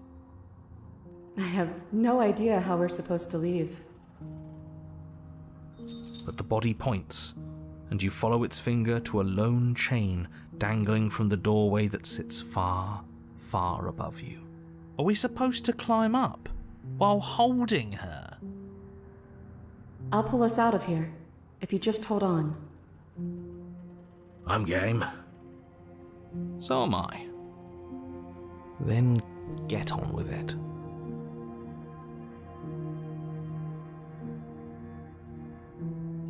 You wrap your hand in the chain, holding tight as it starts to move and holding the princess close to you. Together, you rise out of the pit. I'm sorry if I made this harder than it had to be. You glance back towards the princess's body, doing its part as it hoists you up. It grows smaller and smaller, slowly disappearing back into the shadows of the basement. No, that's not right. There shouldn't be an if. I'm sorry. I made this harder than it had to be. Maybe she has a point, in a way. Our bodies don't matter. We're almost there. I can smell the night air. That bit of light feels like it's mocking us. At any moment, she could just drop the whole thing and send us crashing down. I don't think that's going to happen, mate. It'll be par for the course. And then the chain stops its ascent, depositing you safely in the cabin doorway. I guess you never closed it behind you. Well, there's only one thing left for you to do. Shall we?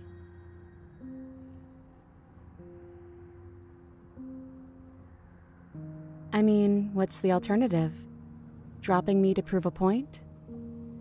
Huh, I hadn't even considered that. Should it be an option? Can it be an option? I'm joking, by the way. Please don't drop me. I mean, we could. Hell no, don't you even joke. He was joking. But fine, I see I'm outnumbered, as usual. Have it your way.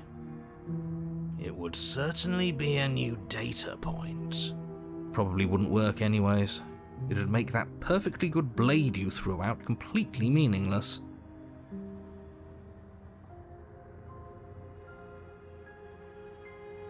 And so you step into a world ended by your hand. What a travesty. Goodbye. It's been awful? Is he still there? I think he's gone.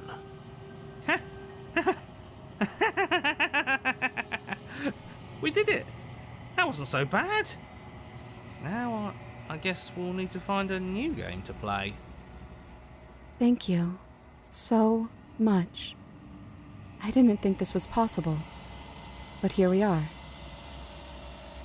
It's a little cold out here, isn't it?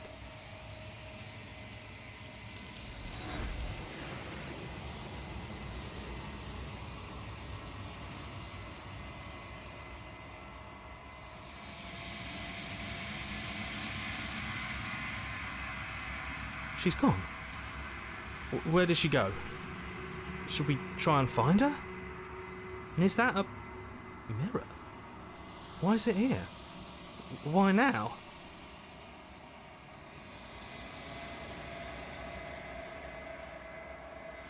But it feels so bad. Like looking into it right now is going to be the end of everything. You're right.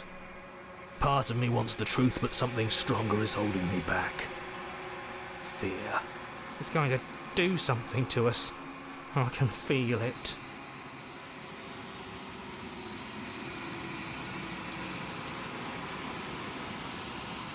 Okay. If you say so, we'll trust you. So, this is all going to work out? Feels too good to be true.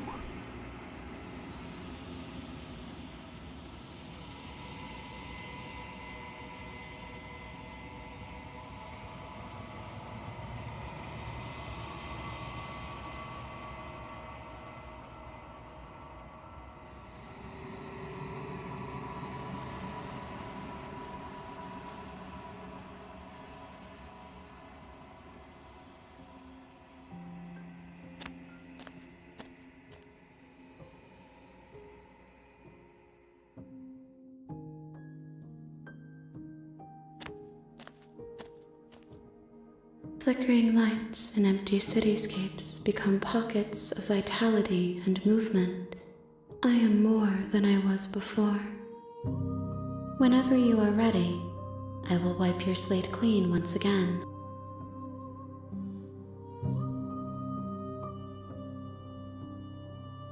Is a child the same as an infant? I am an unbroken pattern, but every vessel gives fresh perspectives and carves new avenues of expression. I am different, but I am the same.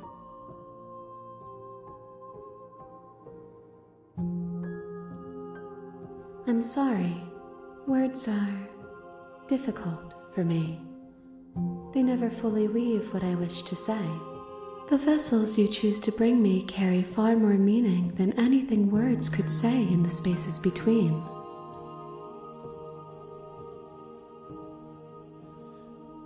Eyes close in reflection.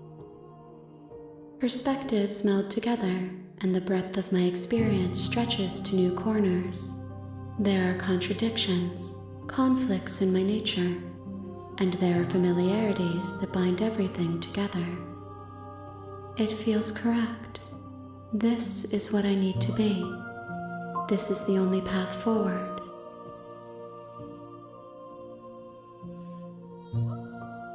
With every gift you bring me, I excavate the alleys of what I am meant to be, and every exploration yields new and complicated truths.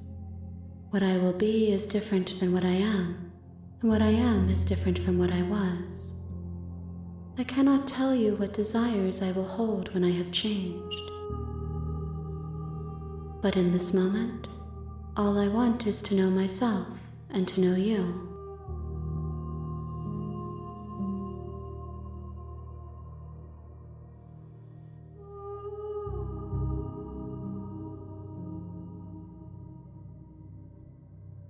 Why wouldn't I be kind to you? You are the only thing I know that isn't me.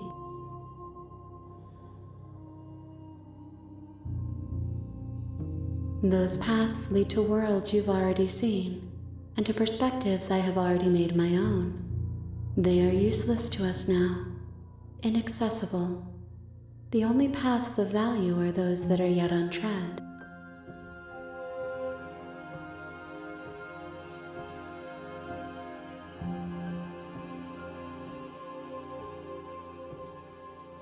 The vessels are shaped by memories of you, but their impulses are drawn to the edge of the long quiet. To them you are a gate to something more, and any hurt you've caused them is understood as a fair price for freedom. But they are only thoughts and perspectives. They are not me. The wounds they've suffered carve texture around my heart. Without them, I would be as I was before. I would be alone and without sensation. I could not feel the joy of having you by my side, for I would not know your absence.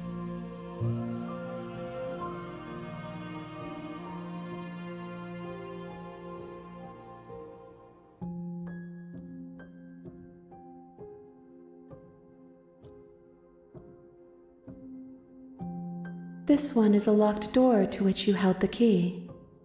She will make for an open heart if you let her. Do not mourn her. She is no longer bound.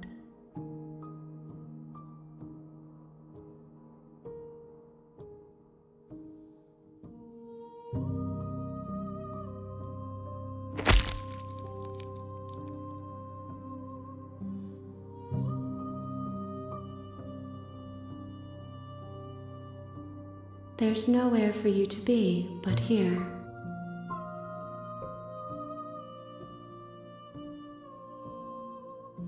I will long for your return, but it will give me time to reflect on what I am. We will meet again.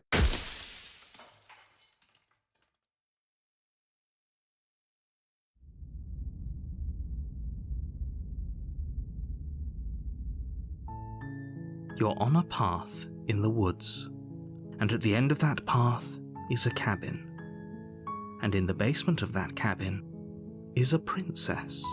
You're here to slay her. If you don't, it will be the end of the world.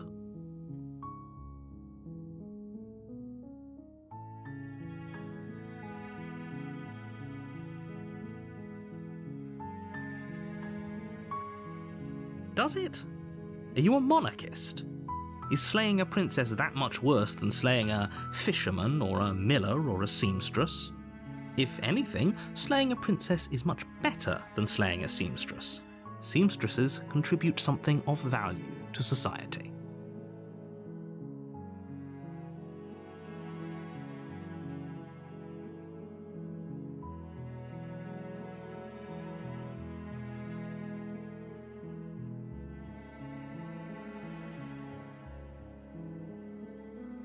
Of course I haven't. Why would I even consider that? Nobody wants the world to end. I mean, maybe some people do, like nihilists, or very, very evil people, but surely you're not one of those, right?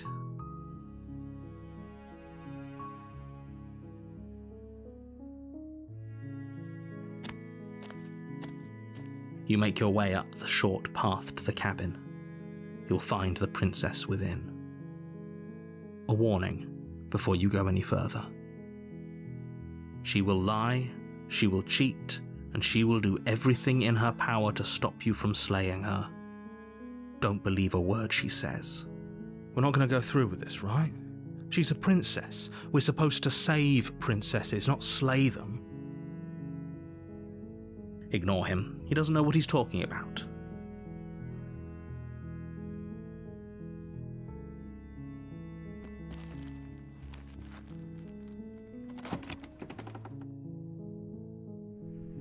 The interior of the cabin is almost entirely bare. The air is stale and musty, and the floor and walls are painted in a fine layer of dust. The only furniture of note is a plain wooden table. Perched on that table is a pristine blade. The blade is your implement. You'll need it if you want to do this right.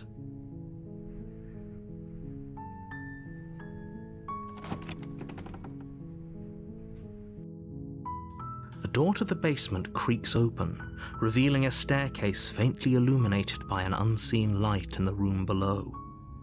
This is an oppressive place. The air feels heavy and damp, a hint of rot filtering from the ancient wood. If the princess really lives here, slaying her is probably doing her a favor. Her voice softly carries up the stairs. Hello? Is someone there? It's hypnotizing. It's the kind of voice you only have to hear once to remember it for the rest of your life. Don't let it fool you. It's all part of the manipulation. You're playing a dangerous game by coming here unarmed.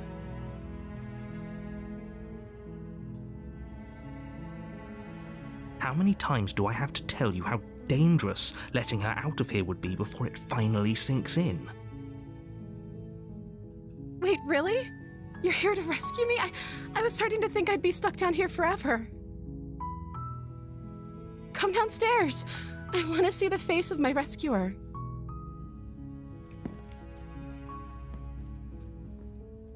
You walk down the stairs and lock eyes with the princess. There's a heavy chain around her wrist, binding her to the far wall of the basement. She's beautiful. How could someone like this be a threat to anyone? I am begging you to stay focused. There's a lot riding on you here. Hi. I can't believe you're here. I've been waiting for something like this to happen forever. I hope you brought something to deal with these chains. Don't do it. If she gets out of those chains, we're all one step closer to the end.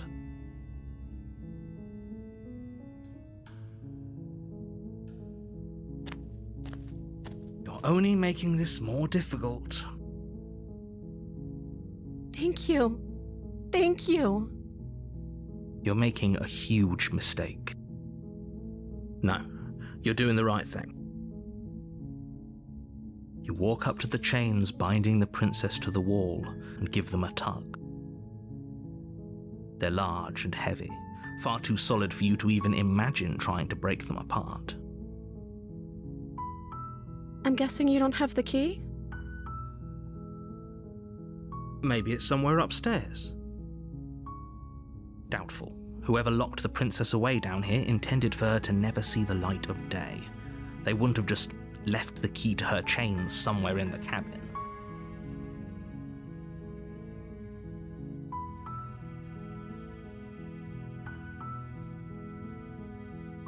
Maybe there's some way to break the chains?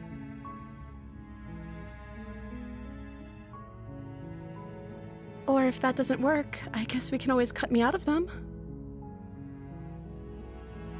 She offers the suggestion with almost complete nonchalance. If we were stuck down here long enough, I'm sure we'd be nonchalant about cutting our way out if it meant we could finally be free. You attempt to make your way out of the basement, but the door at the top of the stairs slams shut. You hear the click of a lock sliding into place. Is someone else here?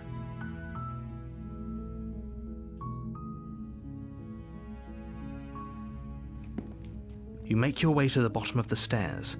This would have been so much easier if you'd just taken the blade like you were supposed to. Easier for whom? Easier for everyone. Look at the mess you're in. I heard the door slam. They locked you down here too, didn't they? There's a slight panic rising in the princess's voice. If I could just get out of these chains, I know we could force our way out of here together. She barely hesitates before raising her arm to her mouth, her teeth tearing through her limb with the determination of a trapped wolf. As she rips her flesh from her bone, a sound comes from behind you, the clang of bouncing metal. It's the blade from upstairs. You're not sure how it made its way down here, but if there's a time to strike, it's now. Or we could use it to free her. You won't like what happens if you do that. Fine.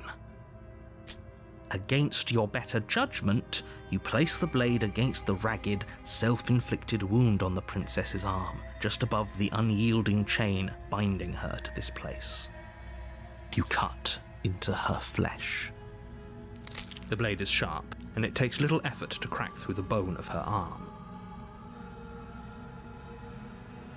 Her limb falls to the ground, and the heavy chains follow suit. She didn't so much as utter a sound through the whole ordeal. No, she didn't. She smiles softly as her gaze meets yours, blood from her wounded arm dripping rhythmically to the ground. How is she still smiling after everything? It's like she isn't even bothered by what just happened. Thank you. Now let's get out of here. No, we won't have any of that. The stakes are too high. You can't just let her escape into the world. No, I can't just let her escape into the world. As the princess approaches the bottom stair, your body steps forward and raises the blade. Wait, this isn't fair. You can't just do that. Watch me. What are you doing?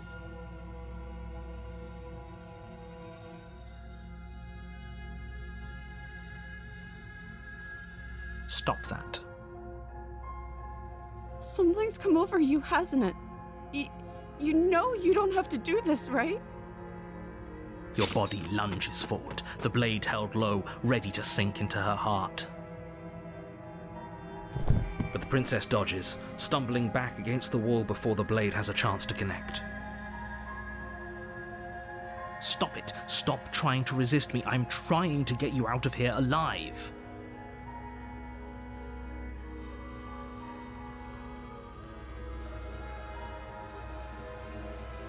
The blade. Move the blade. As your body remains frozen in stubborn resistance, the princess takes a cautious step forward. We both know this isn't you. She nervously reaches towards you and takes the blade from your infuriatingly rigid hands. What are you doing? I'm sorry. I'll try to be quick. She plunges it into your chest, tearing through flesh and sinew. It is agony. But you aren't dead yet. Oh no! I'm so sorry. Stay strong. We can tough it out until it's done. For her sake. For her sake? Don't you start pretending that dying a painful death is some sort of heroic gesture. The two of you have literally doomed everyone. Whatever. She sinks the blade into your chest again and again and again, and you feel every inch of burning pain that slices its way into your body. I'm sorry. She doesn't know how to use a knife, does she? Apparently not, though it doesn't matter how sloppy her blade work is, does it? A stab wound is still a stab wound, and it won't be long before you bleed out. I'm so sorry. With one last thrust of the knife, your legs give out beneath you. You collapse to the floor, your blood pooling around you, your limbs unresponsive. The princess stares down at your ruined chest as tears carve rivulets of pink down her blood-spattered cheeks. It can't just end like this, right? Oh, that's rich coming from you. As much as I'd prefer for things to have gone differently, I can't deny the reality of what's happened. The two of you made your choice. It's over. Everything goes dark, and you die.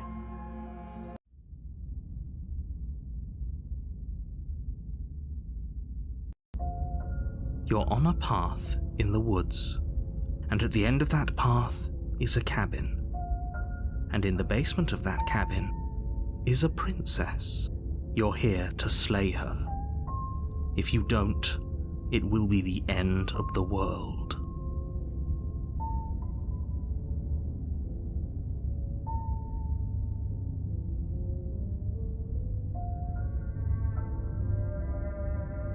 My tricks?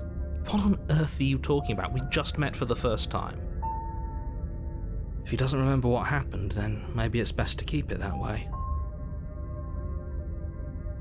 Yes, he didn't approve of us last time, did he? If we're going to save our beloved, we'll have to be sneaky about it. Our beloved? Yes, you'll have to be very sneaky about your intentions if you're going to try and save the princess. Ah, so all of the cards are on the table. Then you should know that we and the princess are in love, and the four of us will be foiling any and all assassination attempts you've got in the works. We'll see about that. Whatever you do, just be sure to ignore him specifically. Sounds like he's the sort who'd sacrifice the whole world for a peck on the cheek. What can I say? A world without love is a world that isn't worth saving.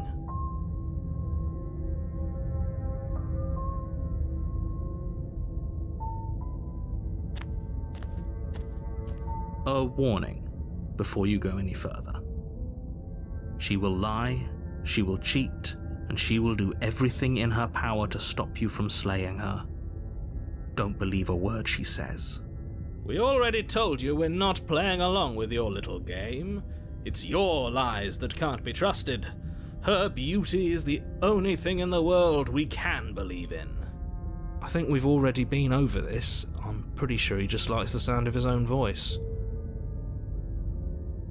I do, but I also speak from the heart. My passions are too great to be stifled. They must be expressed. Sure, yeah, your passions are strong and all, but not everyone needs to hear them. Some things are better kept quiet. Don't pay their bickering any mind. Focus on the task ahead.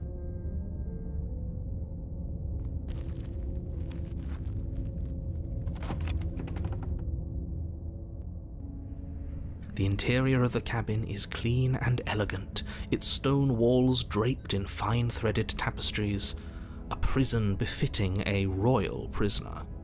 The only furniture of note is an ornate wooden table with a pristine blade perched on its edge. The blade is your implement. You'll need it if you want to do this right.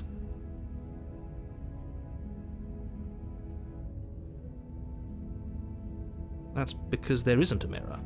There's a table, the blade sitting on the table, and the door to the basement. There's nothing else in here.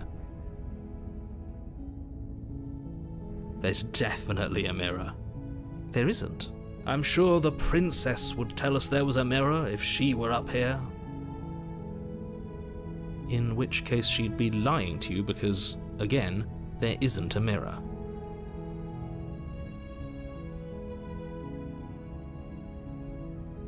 That's a great idea. We have to make sure we're looking our best before we save her.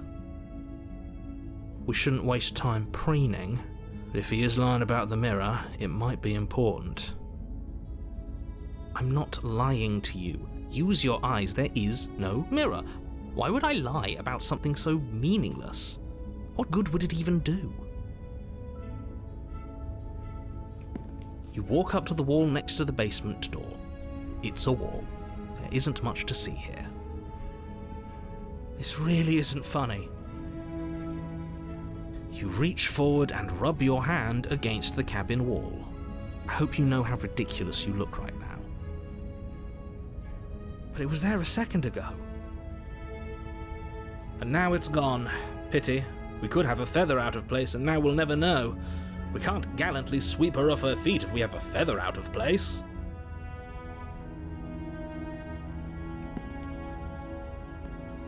You take the blade from the table. It would be difficult to slay the princess and save the world without a weapon. I suppose if we're to play the role of dashing knight, we need an equally dashing sword. That way she'll know we can defend her from her enemies. Hopefully it doesn't put her on edge, and hopefully it doesn't get turned on us. Again. There's no use arguing over motivations right now. It's good that you took the blade. You'll need it to do your job.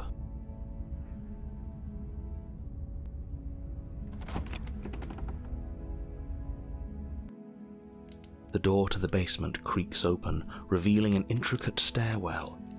Gold-trimmed carpet glimmers in the light of the torches positioned along the walls. The basement almost seems welcoming in the dim firelight. But it's still a stone basement. If the princess lives here, slaying her is probably doing her a favor. A soft voice carries up the stairs. Hello? Is someone there? Her voice, it's somehow even more beautiful than last time.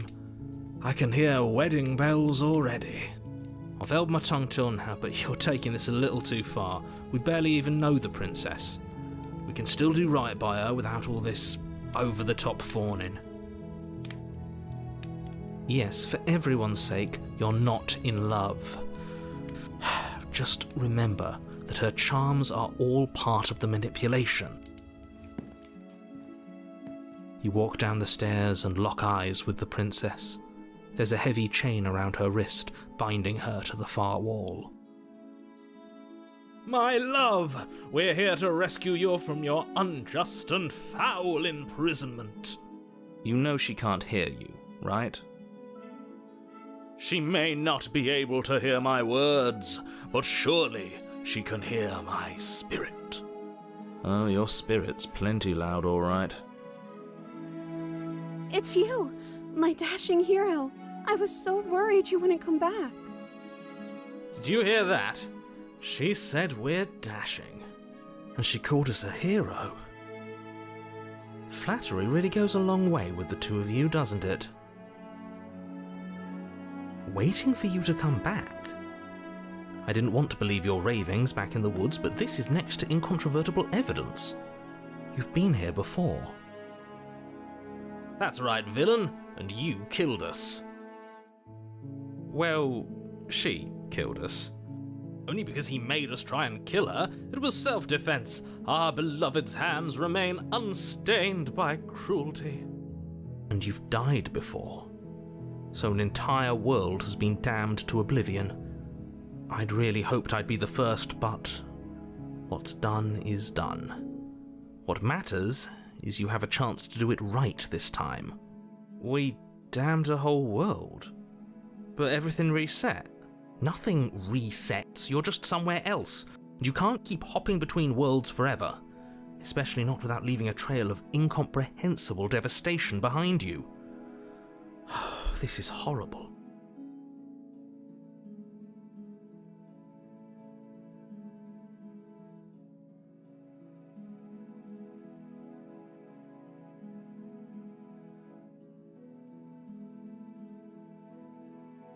If another version of me was pushed to such drastic action, it was for good reason. That's okay. You were just doing your best, and that's all that matters. She took that in stride, to a surprising extent.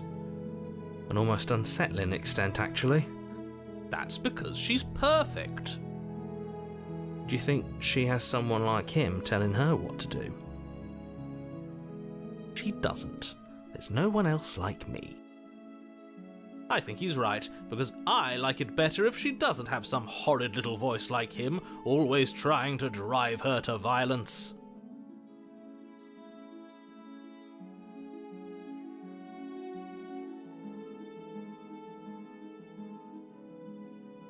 You died, and now we're talking.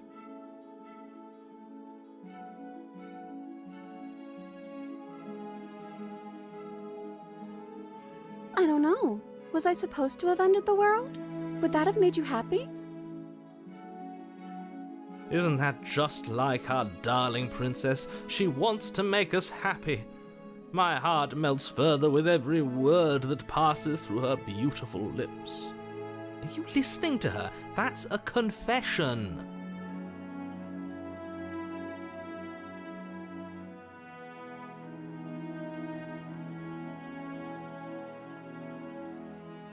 The princess's eyes quiver as she waits for your response. I didn't end the world? I didn't end the world. She's clearly just saying what she thinks you want to hear. Or she's innocent.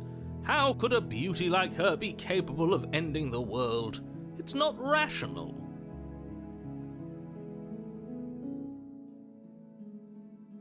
I'm okay with whatever you come up with. You can cut my arm off again. We won't be laying a finger on her perfect wrists, and indeed, we won't even have to. Do you see how dainty her hands are? We'll be able to slip her right out with no harm done. What? No, she's a prisoner here. You can't just slip her hand through the chains. Why are you two arguing over the logistics of slipping her hand out of her shackles? She just said she'd be okay with any idea we came up with. Am I the only one here who thinks that's weird? She didn't care last time. Why should she care this time? That's our stoic, smiling angel. No, you're right. It's extremely bizarre behaviour and further evidence that she's a monster who's not to be trusted. So go ahead and slay her.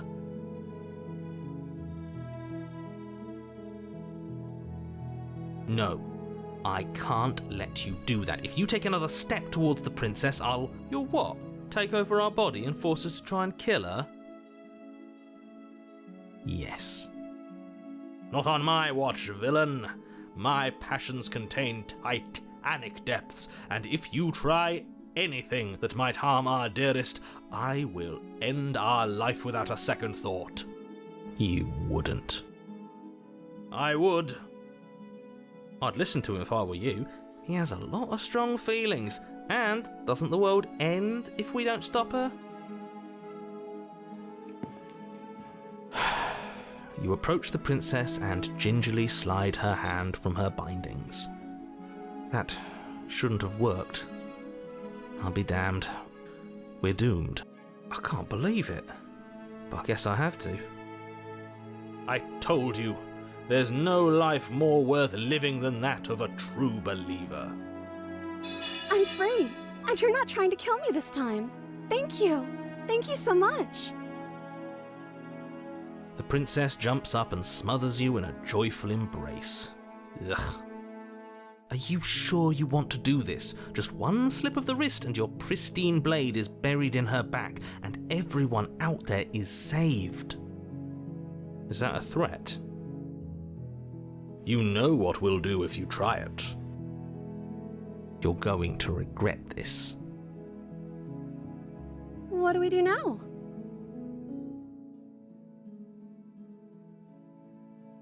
Let me guess. End the world? Spoken with the rank cynicism of someone who has never felt love in his heart. I don't actually know. Nobody's ever asked me what I wanted before. She doesn't even know what she wants. You may have had her all wrong. What if this whole thing is just a misunderstanding? What if she doesn't want to end the world? You're so gullible. Is the only thing you've ever doubted the actual truth? I think I want to leave. And I think... The princess closes her eyes in deep reflection. And then she shrugs. I don't know. What do you want to do?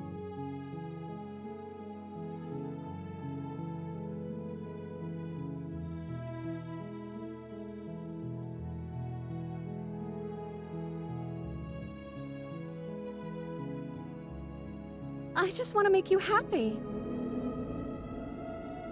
She can't just want to make us happy. It makes sense to me. That's all I want for her, so of course she'd want the same for us.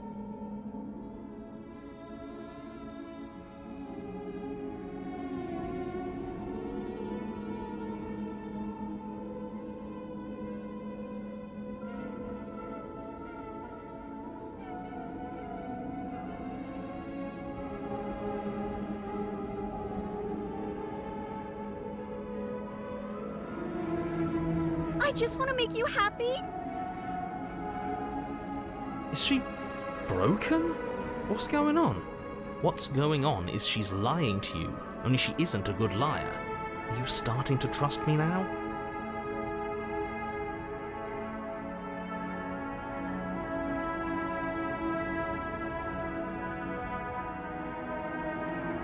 Okay, if that's what makes you happy, I can make you unhappy. This isn't right. I don't know what's going on, but this isn't right. I fail to see the problem here. She's just sweet on us. You don't have to act like it's a big deal.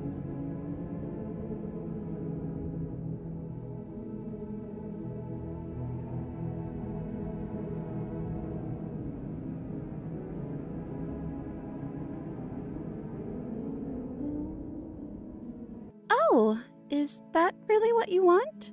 If you think that would make you happy, then... Her eyes dart uncomfortably to the corners of the room. I guess we could do that. Well, at least she's normal again. Normal again? Can't you tell she's sad? She's distraught. This is unacceptable. But she can't be unhappy about staying with us. Can she? No. It has to be him. It has to be this place. If we just made these walls more fitting for a princess, if we just say the right things, if we just showed her the contents of our heart, she'd be happy here. As the voice thinks its thought, your hands raise, fingers pointing towards your chest, and then... What? No, you absolutely do not do that. Oh, but I do. What? What is he doing? We can't see unless you tell us. Are you sure you want to know? I suppose I can't stall forever. You plunge your nails into your chest, digging deep, grasping for a handhold. And you find it, your fingers curling around your ribs. Oh no, what are you doing? Are you okay? You can't do that and be okay. Time out. He should not be allowed to do that. He's not the decider. And yet, it's done, isn't it? It will be soon. You yank violently, your bones cracking with wet pops as you pull yourself apart inch by painful inch.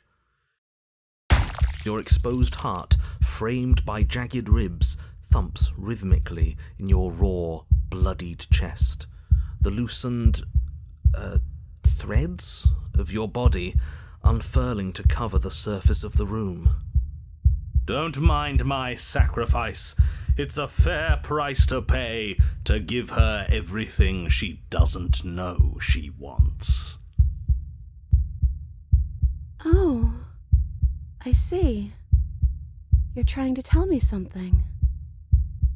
The princess, mesmerized, reaches towards your beating heart, and then everything goes dark and we die? Yes.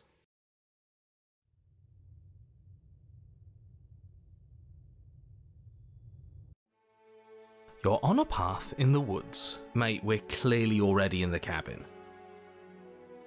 Excuse me? You're clearly... Oh. Huh. So you are. How do you know about the cabin? I didn't get to the cabin part of my opening monologue yet. We've been here before. Well, not here, but I'm sure you know what I'm talking about. You knew about the loop-in last time. Not that he was eager to divulge that. And right on cue, here's the new guy. Welcome! I can't say I'm happy to be here. This is a bad place, all stale and wrong. Can't you feel it? Okay, yes, I get it. You've been here before. That's terrible. You know that, right? Because the only reason you would have been here before is if you failed in whatever world you'd come from, meaning you doomed an entire other reality. But I'm sure since you're so well-travelled, you know that, yes? We know that you keep telling us that, but we've never seen a world end. As far as I'm concerned, that whole conversation is just noise. And I'm stuck on a better question. Where's the other one? The other one? Yeah, a certain lovesick fool has been suspiciously quiet. One might even say, absent. Oh, you're right. It's a little quiet here, isn't it? Maybe that's one of the rules. Maybe only one bonus voice is allowed to be here at a time. Bonus voice? I'm just as important as you are. I'm not saying it's a bad thing. All I'm saying is that it's my third time here and it's your first. You're not unwelcome, but from my perspective, you're definitely bonus. I'm going to describe the room now. The interior of the cabin is vast and regal. High arched windows line the walls, their multicoloured glass casting kaleidoscopic patterns across the stone floor. An iron chandelier hangs from the vaulted ceiling, its many candles lit with flickering light, vaguely illuminating the massive room. This is a house fit for royalty. Before you, there isn't a blade, is there? That's not good.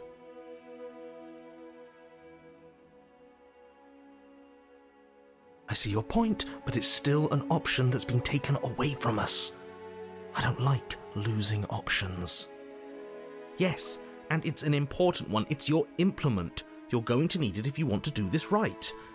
And the fact that you're here, right now, again, means that you have not yet done this right.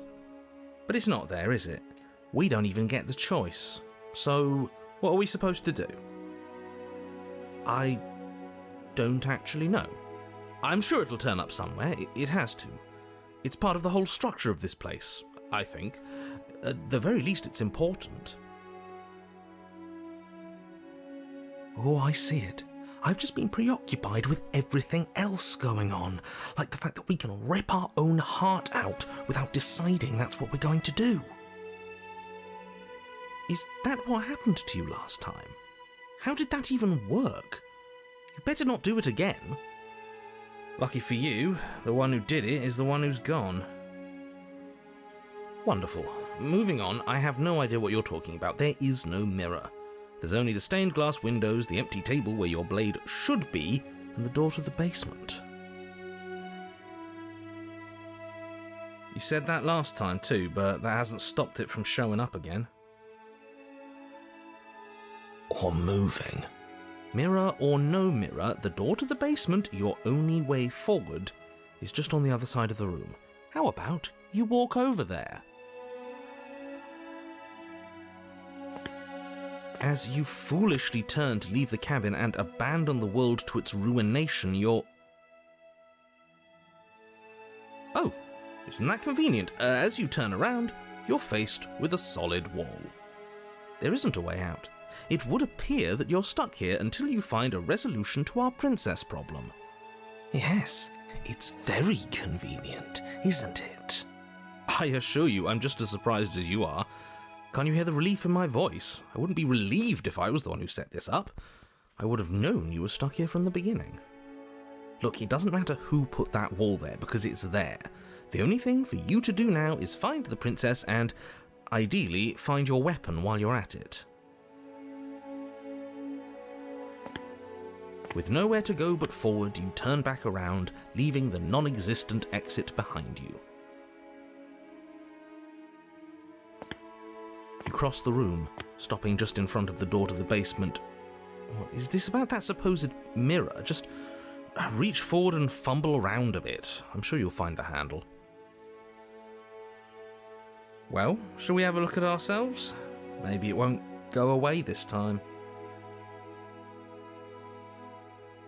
You reach forward, your hand instinctively wrapping around the handle.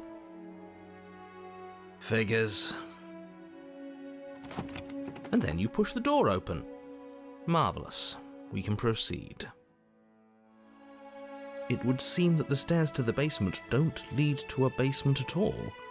Rather, they go up. They're draped in fine carpet too, one that feels pleasantly soft against your feet. If the princess lives here, slaying her would probably... no, it doesn't work here at all. This place is nice. It's fancy, even. I have to say, whatever you did in your previous lives, I deeply dislike how much it's thrown me off my rhythm. Well, if all of this has thrown you off your rhythm so much, then maybe we don't have to slay the princess. No, you absolutely do. Just because she lives in a nice, exitless house doesn't mean that she doesn't pose a direct threat to all of reality. It's in her very nature. Am I the only one who remembers how much she changed last time? Does she even have a nature? That is precisely why she poses a threat. I don't know, she got weird for a second, yeah, but she didn't change that. We have to move on. This is a wildly dangerous line of reasoning. No, you can't just say that and not... Her voice, gentle and warm, with an undercurrent of fatigue, rolls down the stairs. You're home. Dinner's ready. As much as I desperately want to know what happened last time, we are not going to examine it. The more we think, the worse this gets. Why are you so on edge? This is much nicer than what we're used to. I'd like to have dinner. Dinner sounds nice. That is the problem. This isn't supposed to be nice, and she's supposed to be a prisoner. I need to stop talking. I need to stop talking. Just go upstairs, okay? And don't eat the food. This hall, like the one below, is grand and beautiful. Torches bathe the room in warm, comforting light, just enough to illuminate the tapestries along every wall, woven with scenes of chivalry and courtship and romance. The many cloth eyes are fixed on each other, gazes averted from the long table in the centre of the room, the princess seated at its far end.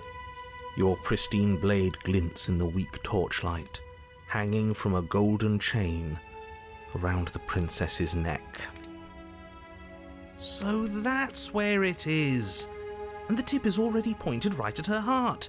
Okay, everything is falling back into place. All you have to do is cross the room, push down a little, and the entire world is saved.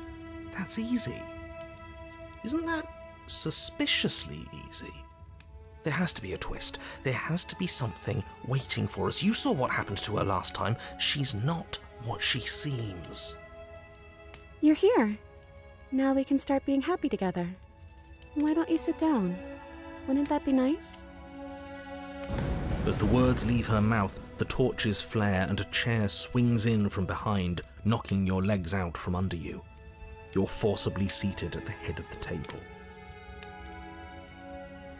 Isn't that better? It is better, right?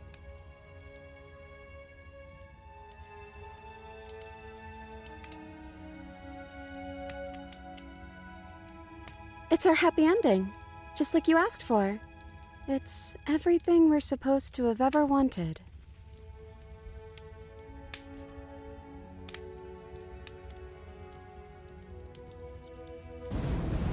But as you attempt to get up, the torches flare and shadowed hands pin your wrists to the arms of your too comfortable seat.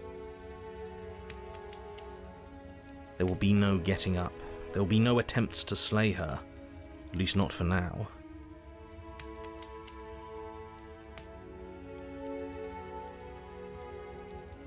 The princess smiles nervously. Oh, yeah, don't worry about it. That's just how it works here. We don't have to go anywhere anymore. We have everything we need. He just wants us to be happy. He's the voice that whispers sweet nothings in my ear. I think he made this place for us. It all makes sense now. It's him, isn't it? He's making all this happen. He's the one who trapped us here. Who? The lovesick one. The one from last time. He's not gone. He's just with her now. He's the shadow.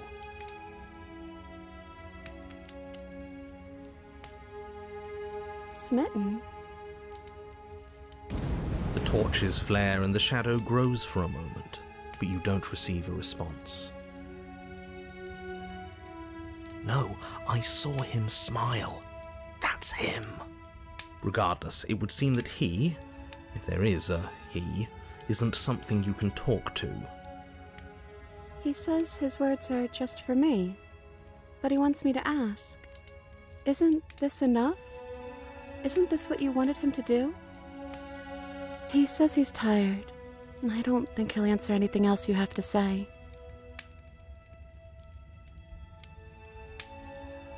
Oh, right, dinner. I totally forgotten about it. The flames burn bright and a shadow dives across the table. In its wake, it leaves a feast. Go ahead and dig in. I'm sure you're hungry. Remember what I said. Oh, but it looks so amazing, and after everything we've been through, we could really use a break. Are you sure we need to be so concerned? I'm not sure about anything, and that's the problem. For what it's worth, I generally don't think one should trust strange food that magically appears on a table. But nothing here is exactly what I expected it to be, so make of that what you will.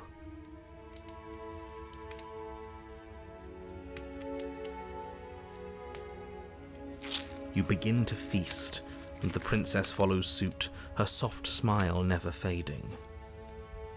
The food is more exquisite than you ever could have imagined. You sample countless otherworldly dishes, sauces and bread and hearty stews whose tastes dance across your tongue.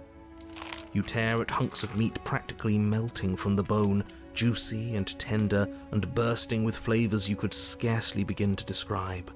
Your cup fills itself again and again with a flowery nectar so sweet it tastes like glimmering jewels. This really is perfect, isn't it? It is the best meal you've ever had. But then it's over, and you're just as hungry as when you began.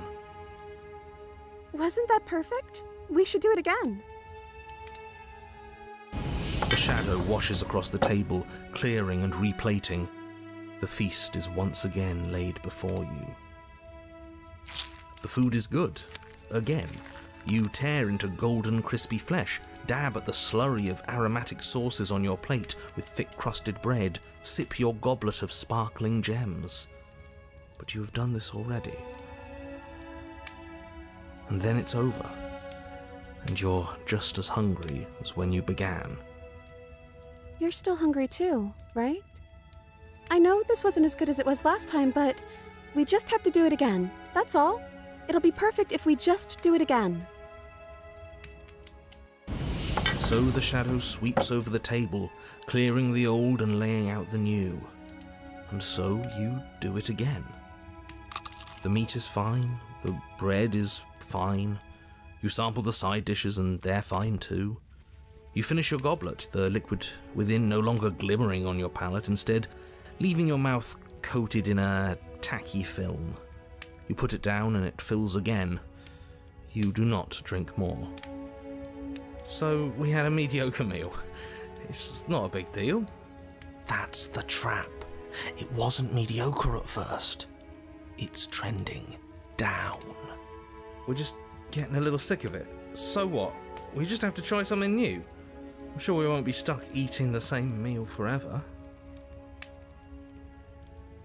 Regardless of quality, it's over again, and you're just as hungry as when you began. Again. No, something was wrong that time. But maybe I was just tasting it wrong. It looks just as good as it did the first time. It shouldn't taste like this. Again, the shadow replaces your feast. And again you eat. The meat is greasy. The bread is tough, its crust hurting your jaw as you chew. The grey vegetables are barely worth the effort of picking through. You don't even touch the goblet, its sickly sweet aroma utterly unappealing. I'm so tired of eating. At least you still have the memory of how good it was the first time, right? I'm so tired of this. As the words leave her mouth, one of the torches on the wall sputters and then goes out entirely. What just happened? Did I do something wrong? A light went out. Maybe a coincidence, but maybe not. And if they all go out, there won't be any shadows left to hold us. Won't there be more shadow? No. Just darkness without a shape. And then it won't be able to hold you any longer. You'll be able to do what you're supposed to. As if in response to the dousing of their brother, the other 3 torches blaze brighter, their flames licking at the walls. Their shadows deepen, dancing angrily across the stone.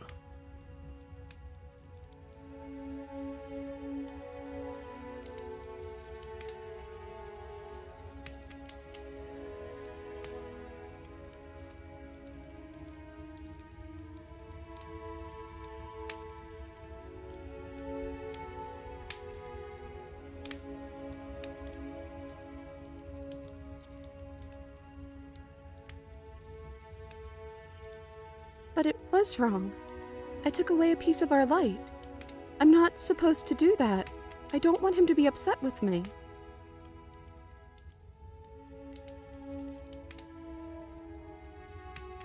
Why would we ever do that?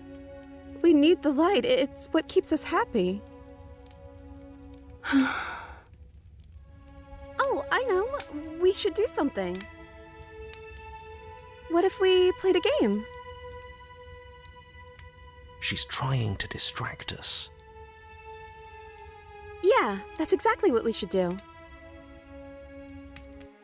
The flames roar and the shadow comes dancing across the table. It leaves behind an intricate game, its pieces elegant and beautiful and enticing, its simple rules already apparent, even with little explanation. We can probably work together to figure this out as we go. That sounds like a lot of fun, right? Yet another waste of time. Why all the distractions? What are we being distracted from? That's the real game. I feel like I'm 2 steps behind. You're overthinking it, mate. I feel like this is just something to do. We might as well try to have some fun. You and the princess do indeed figure it out as you go. And what a game it is. The tension between turns, the triumphant highs of moves well placed, and the tragic lows of miscalculations and careless plays. The warmth of trust and the cool texture of deception. And then, the climax, as she places her final piece. Oh, I think we got the rules wrong. And so you start over. Time passes. You play the game. You win. Hey! Will you look at that? Oh, you won. I guess we can play again. Time passes. You play the game. She wins. Oh, I won. I guess we can play again. There is a long pause, and the board does not reset. This isn't fun anymore, is it? It's never going to stay fun. You don't need me to tell you that it isn't. Oh. The princess visibly panics as another torch sputters. Wait. Maybe this is just too easy. Maybe if we added more rules and pieces, it would be fun again. Yeah. The game's just a little simple. We can make it fun again. The shadow descends on the board once again. More pieces are added, their shapes more intricate, their purposes less immediately clear, and the two of you set about discovering the complexities of the game anew. And so you do. And it is fun again. In fact, it's almost as fun as the first time you played, and the sputtering torch roars back to life. But then you get used to the additions, and the feeling starts to fade. A creeping numbness settling in over the board. More pieces are added. The feelings flare. The feelings fade. The princess suggests new rules. A glimmer of what could have been excitement flits through your mind, quickly vanishing as the game progresses. Your pieces advance in an ever-increasing slog to their destination. Winning and losing become nothing but ends, and even the end becomes nothing as you roll over into a new game, the board resetting as many times as you can finish, until finally... I'm out of ideas. I'm actually out of ideas this time. I don't think I can play anymore.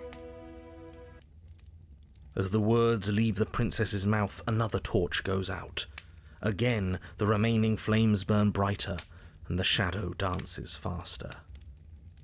I'm happy, I promise. We're both so happy here. You don't have to be upset.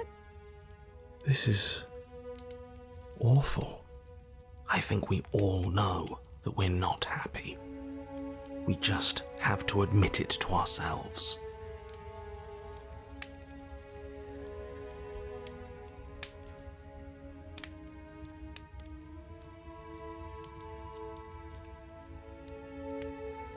The princess starts to hyperventilate, her quick breaths punctuating the uncomfortable silence between you.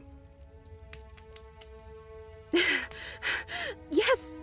Why wouldn't I be? Let's not talk about it.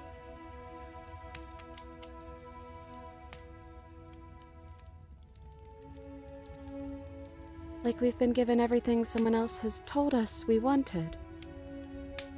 But it isn't what we want. The third torch sputters out. The princess's shadow dances furiously against the far wall. There's just one left. What's going to happen when it goes out?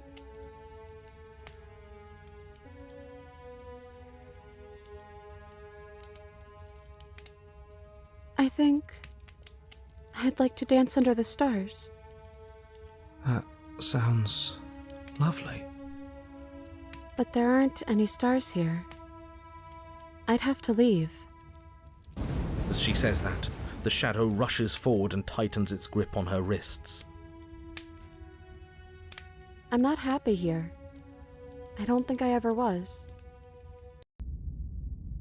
The princess sobs, burying her face in her hands as the final torch blows out.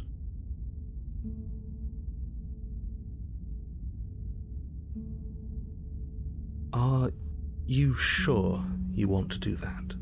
Isn't this what you wanted us to do from the beginning?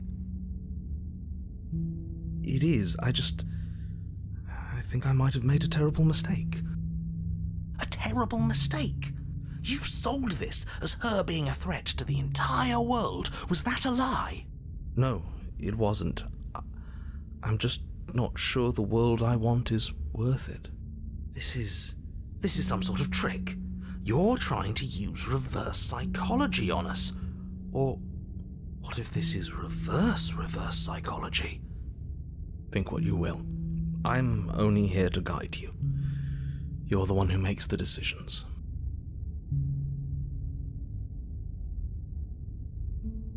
I can't believe I'm saying this, but I think this is for the best.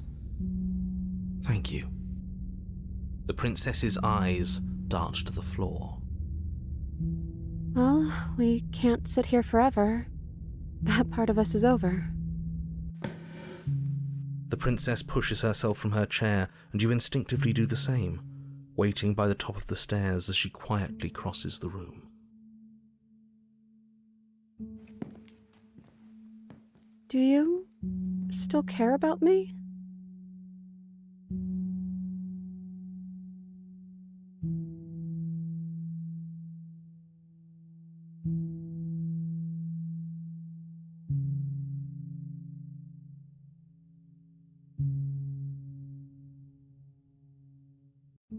I don't know what this is. Me too. And I don't think we're going to find anything here, so I guess it's time for us to leave. As the princess steps towards the stairs, you offer her your hand. The corners of her mouth curl into a demure smile, and she gently takes your hand in hers. She's cold and a little clammy, but her skin against yours is the most real thing you have ever felt. You're really okay with this, aren't you? With the end of the world? I think I have to be. You and the princess don't exchange words as you descend the stairs to the cabin's entrance. And then the two of you step out into the world. I think this is the end of me, even if it's not the end of you. I hope this was worth it. Genuinely, I do. He's really gone, isn't he? Yeah. There's an itching in the back of my head that feels like it's finally been scratched. No more shadowy figures yanking at our strings. No more strings. I guess we're free. The stars are so beautiful.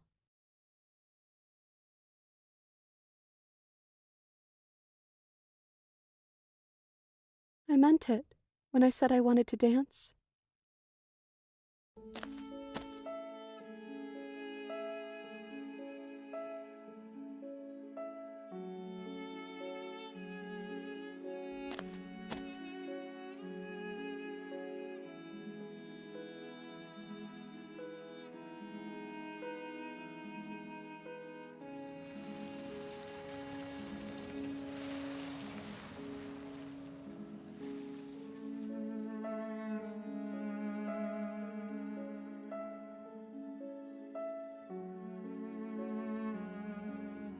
Thank you for taking me here. This is nice, even if it's a little cold outside.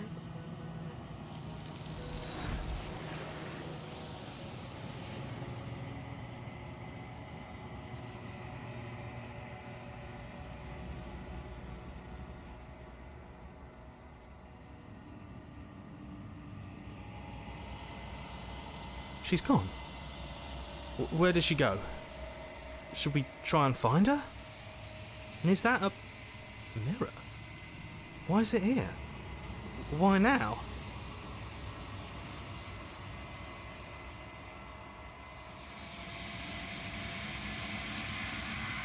But it feels so bad, like looking into it right now is going to be the end of everything. It's calling us, and not in a good way.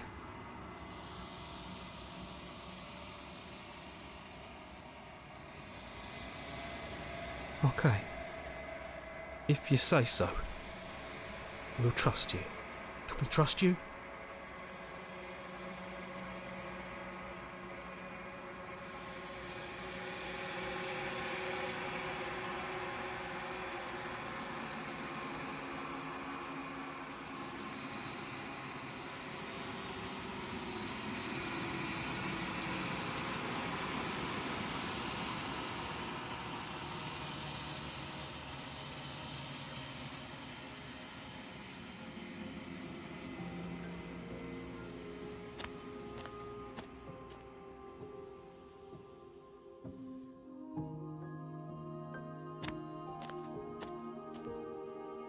I am a growing chorus of contradiction, a mass of tides ebbing and flowing all at once in more directions than my attention can bear to hold. To look at any one is to shift them all into something new, and to look away is to reshape them yet again.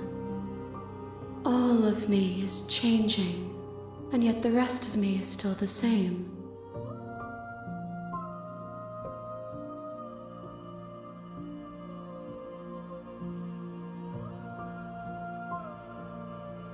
It changes me, but it doesn't make me worse, nor does it make me care for you any less. Does it make you worse? Do you resent me?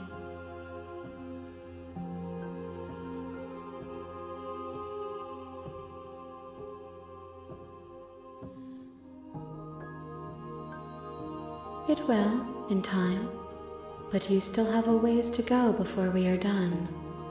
Know that I hold no malice for you.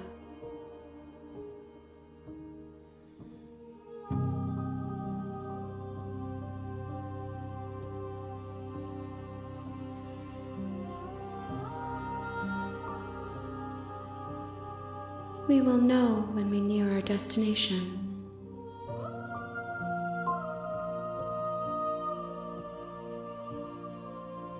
This one is a songbird in a cage of gilded shadows. She will make for an honest heart. Do not mourn her. She has finally learned to sing for herself.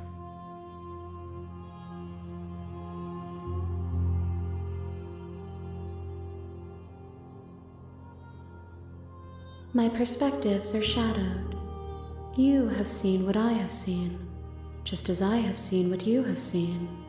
The angles of my vantage do not offer me hidden truths, and my attention is turned inward, except when you are here with me.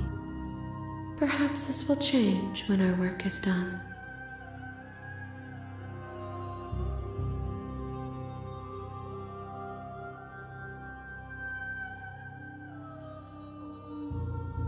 The desires of my multitude thrive in endless competition with themselves, but none of them rise above their dance to influence me. I yearn for what I have always yearned for, our awakening. Other desires shrink in the light of knowing you and knowing me.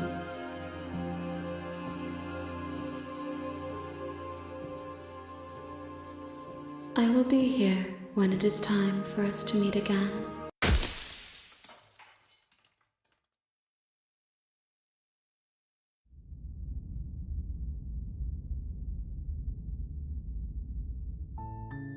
You're on a path in the woods, and at the end of that path is a cabin. And in the basement of that cabin is a princess. You're here to slay her. If you don't, it will be the end of the world.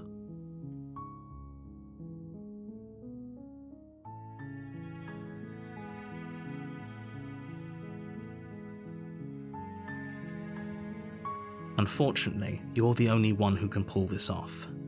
I don't make the rules. I wish I did, but I don't.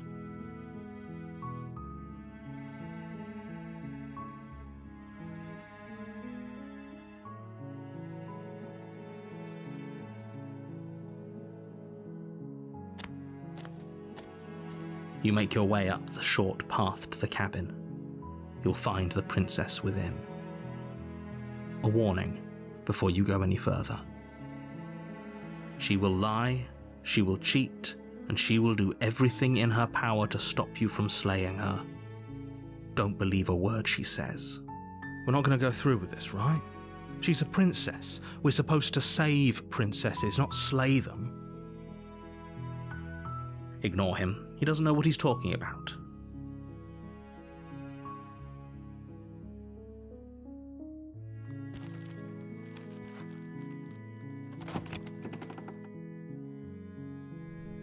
The interior of the cabin is almost entirely bare. The air is stale and musty, and the floor and walls are painted in a fine layer of dust. The only furniture of note is a plain wooden table. Perched on that table is a pristine blade. The blade is your implement. You'll need it if you want to do this right.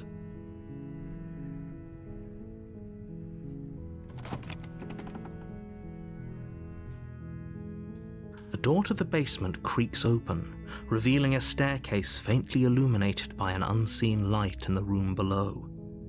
This is an oppressive place. The air feels heavy and damp, a hint of rot filtering from the ancient wood. If the princess really lives here, slaying her is probably doing her a favor. Her voice softly carries up the stairs. Hello? Is someone there? It's hypnotizing. It's the kind of voice you only have to hear once to remember it for the rest of your life. Don't let it fool you. It's all part of the manipulation. You're playing a dangerous game by coming here unarmed. You are? It's been so long since anyone's come down here. I was starting to think they'd forgotten about me.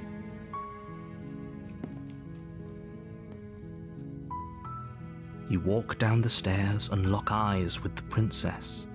There's a heavy chain around her wrist, binding her to the far wall of the basement. She's beautiful. How could someone like this be a threat to anyone? I am begging you to stay focused. There's a lot riding on you here. Hi.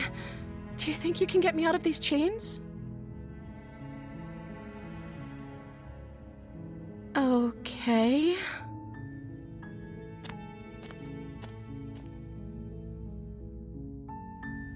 Oh. She pauses, carefully formulating her words before she responds. You can address me as Your Royal Highness. Or you can just call me Princess if Your Royal Highness is too formal. Is Princess her name or her title?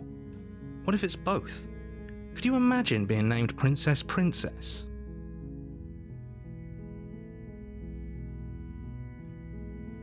Like I said, you can call me Princess if you'd like.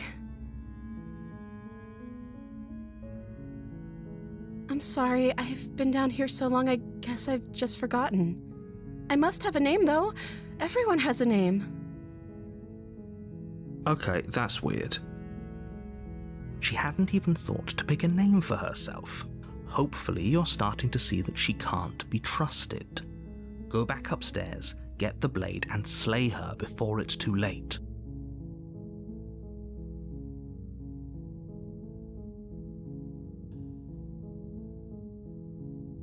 I don't see what that has to do with anything. This is the only time this is ever going to happen, but I agree with the princess. That's hardly relevant.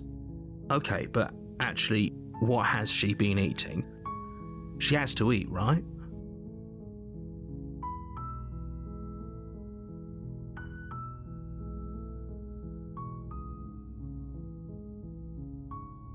The princess hesitates before responding.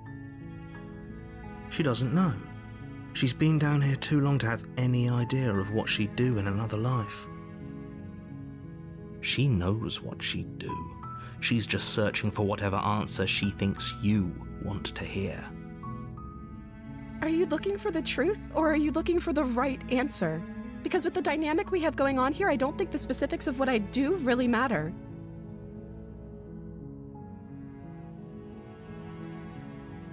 It's not like you'd believe me.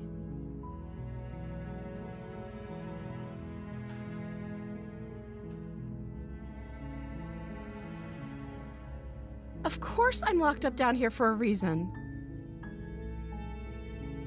I don't actually know what that reason is, but you don't just stuff a princess in a basement and throw away the key without there being some sort of an explanation, right?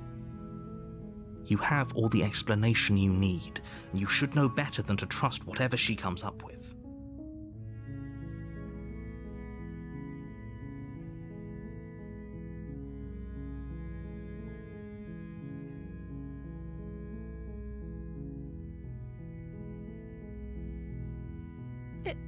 Is that why they threw me down here? But I don't want to hurt anyone. I like the world, I think. I don't remember much about it, to be honest. I've been down here for so long. That's... How long has she been locked away? Did they tell you how I'm supposed to end the world?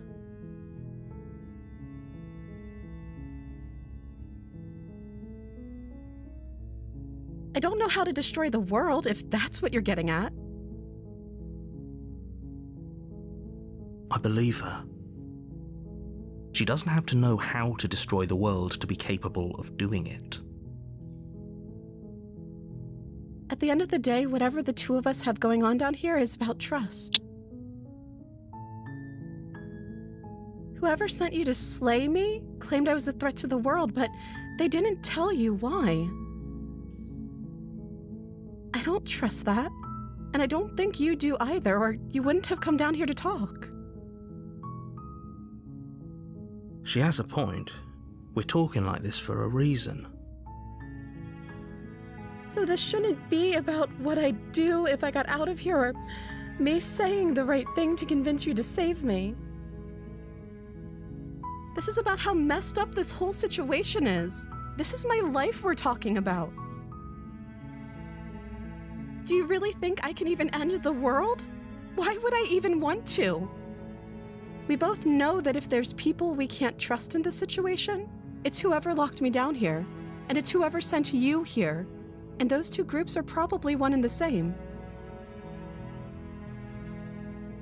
Don't let her turn the tables here. This isn't about trust. This is about risk. We stand to lose everything, all for the sake of one person, and a subjugating monarch, no less.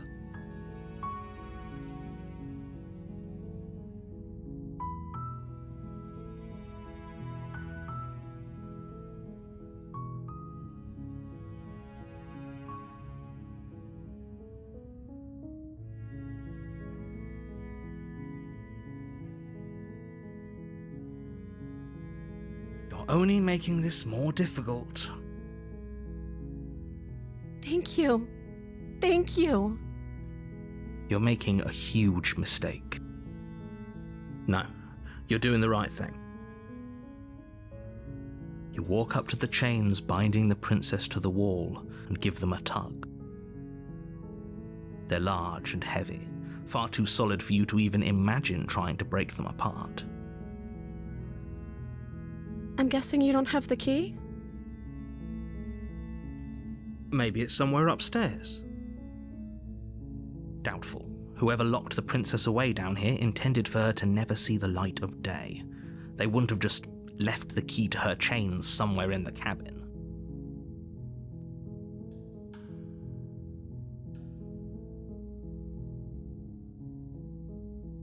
Okay, I'll be here. Good luck. You attempt to make your way out of the basement, but the door at the top of the stairs slams shut. You hear the click of a lock sliding into place. Is someone else here?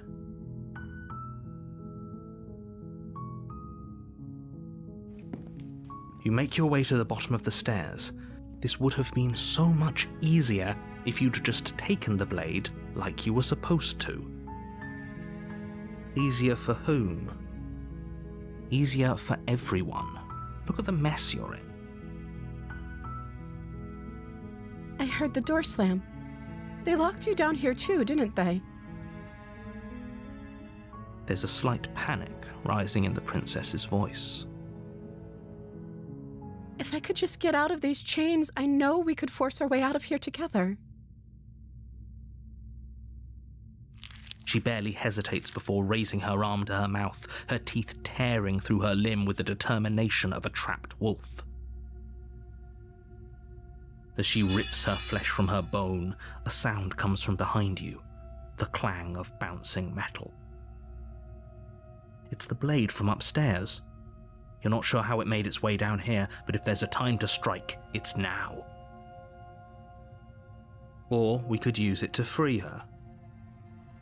You won't like what happens if you do that.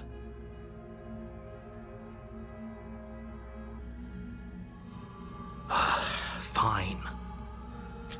Against your better judgment, you place the blade against the ragged, self-inflicted wound on the princess's arm, just above the unyielding chain binding her to this place. You cut into her flesh. The blade is sharp, and it takes little effort to crack through the bone of her arm. Her limb falls to the ground, and the heavy chains follow suit. She didn't so much as utter a sound through the whole ordeal. No, she didn't. She smiles softly as her gaze meets yours, blood from her wounded arm dripping rhythmically to the ground. How is she still smiling after everything? It's like she isn't even bothered by what just happened. Thank you. Now let's get out of here. No, we won't have any of that. The stakes are too high. You can't just let her escape into the world. No, I can't just let her escape into the world. As the princess approaches the bottom stair, your body steps forward and raises the blade. Wait, this isn't fair. You can't just do that. Watch me. What are you doing?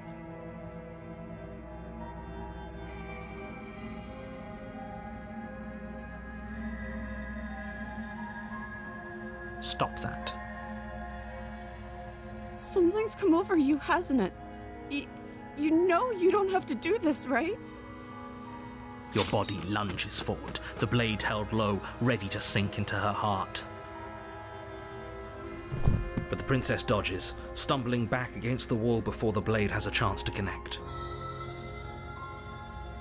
Stop it. Stop trying to resist me. I'm trying to get you out of here alive.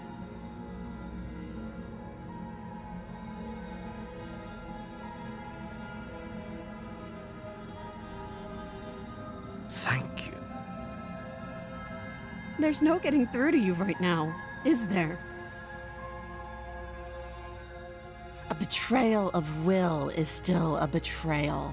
You'll regret thinking of me as a helpless damsel. She pounces on you with the same animal ferocity she used to tear through her arm. But you have a weapon. You raise the blade, digging it under her ribs, aiming directly for the heart. It's not enough to stop her.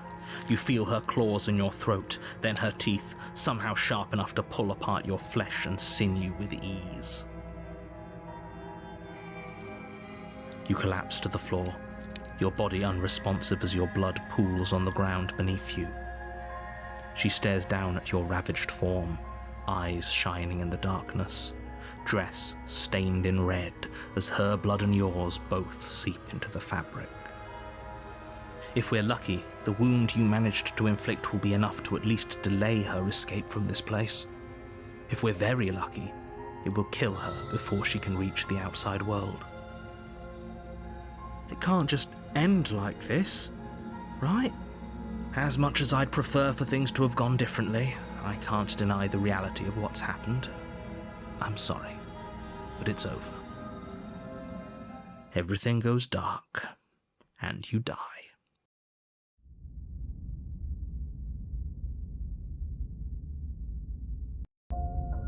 You're on a path in the woods.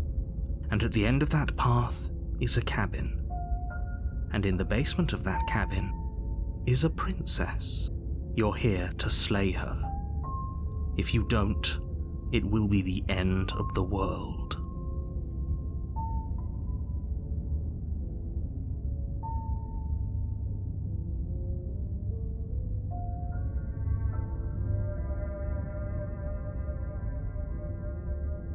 I can assure you that you didn't slay her and that she didn't kill you.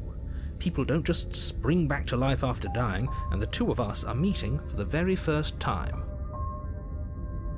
If he doesn't remember what happened, then maybe it's best to keep it that way. Brilliant. We need to keep our cards close to our chest, and I'm not sure we can trust him. You know I can hear you, right? It's going to be a lot harder than you think to keep secrets from me. Did I say I'm not sure we can trust him? Slip of the tongue, bit of the old brain fog. I meant to say that we should probably head over to the cabin and slay that princess. We already know we can't trust her, so let's get on with the show.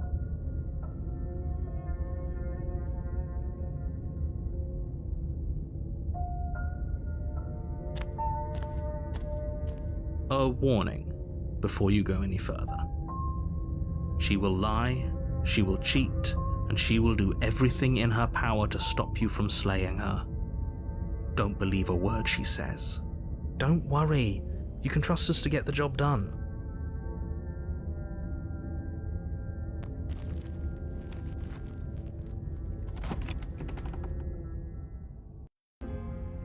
The interior of the cabin is a mess of twisted roots. The walls a chaotic weave of knotted wood that, almost as if by accident, just happens to resemble a room. The floor is damp and earthy, and the only furniture of note is a slab of mud in the shape of a shelf, with a pristine blade perched on its edge. The blade is your implement. You'll need it if you want to do this right.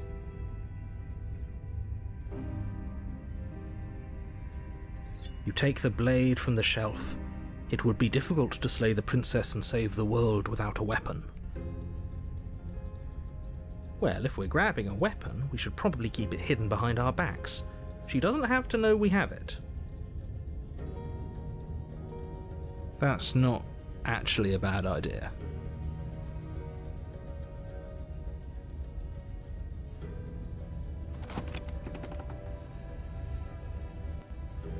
The door to the basement creaks open, revealing a staircase dug into the muddy earth below. The ceiling is thick with roots that hang like locks of tangled hair. The weak starlight from the cabin windows behind you can barely penetrate the gloom here, only illuminating the edges of an opening below. It shines in the darkness like some kind of massive maw, waiting to swallow you up into the earth. The air smells of dirt and copper. It's thick and wet, as if your lungs are being coated in mud with each intake of breath. If the princess lives here, slaying her would probably be doing her a favor. Her voice skitters up from below. Something nasty finds itself on my stairs. Come on down, don't be scared. I probably won't bite.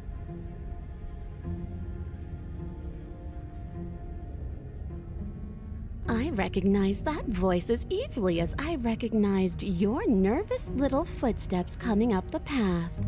I know who you are, and I remember what you've done. She must have you confused with someone else. She seems friendly enough. Maybe we can talk our way out of this whole situation. You can't. Unless you slay her right away, she's going to break free and end the world. There's no reasoning with what she is. Look, I'm just throwing ideas out there. I like to think out loud.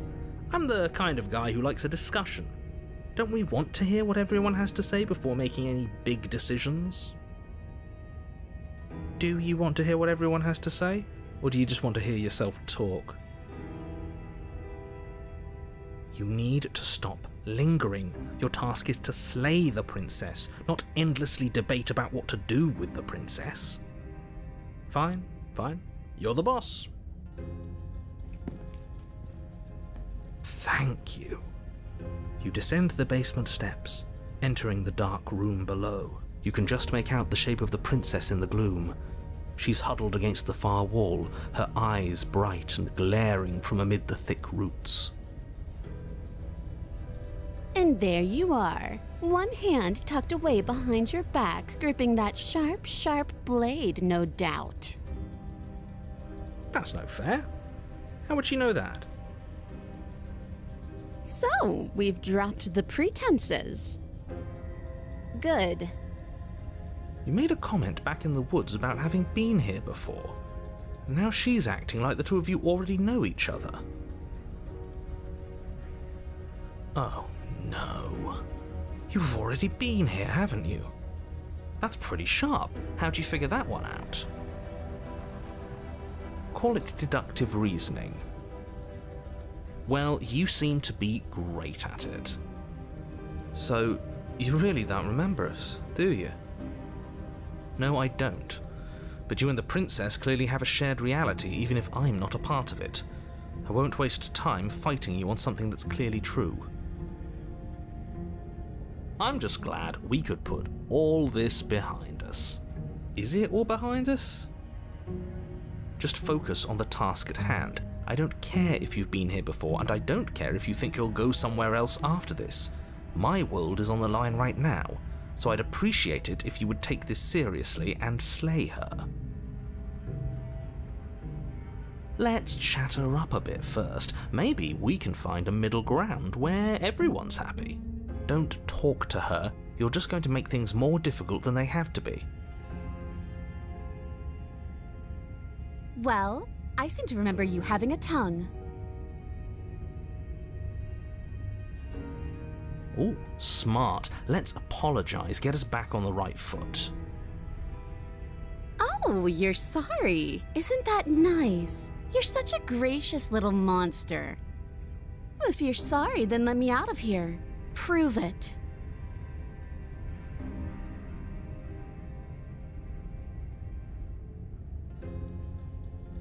Oh, I don't need you to cut me out. The princess grins as the chains fall from her wrist. She could have gotten out of those the whole time, that sneaky little... A woman after my own heart, really. She knows how to hold her cards close to her chest. This is why she can't just be abandoned here. If left to her own devices, she'll find a way out. Now stop her.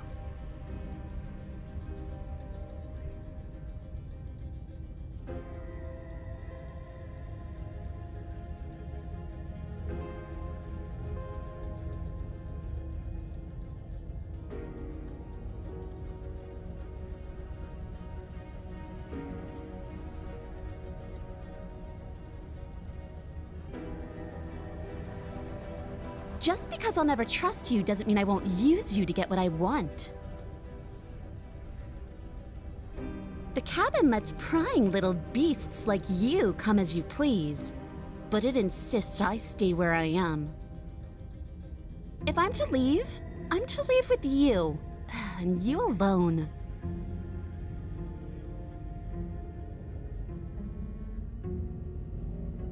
And why would I do such a thing? Is someone's guilty conscience getting to them? But I wouldn't worry. As much as I may hate you, letting you live is in my best interests. If you get me out of here, the only thing that will be dead and buried is the bad blood between us.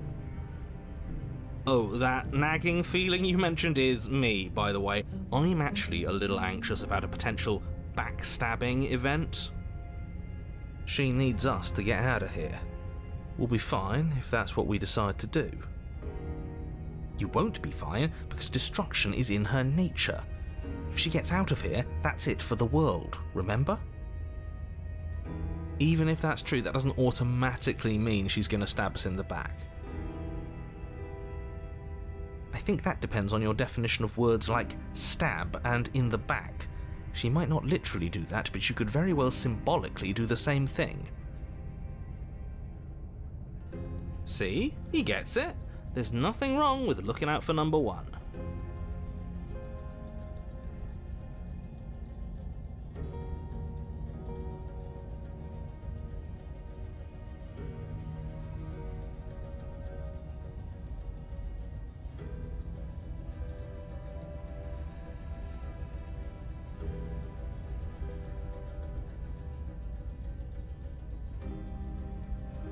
You can't be serious.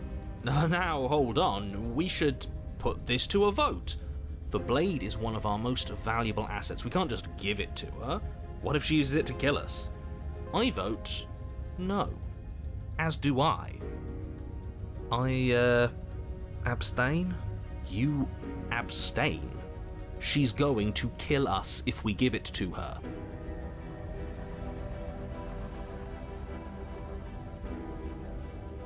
You're going to get everyone killed. You know that, right? But of course you do. You toss the blade at the princess's feet. She eyes it with suspicion before kneeling down to pick it up. I wouldn't have done that. Why did you? She creeps forward, taking one cautious step at a time until you and she are face to face. What do you think happens now?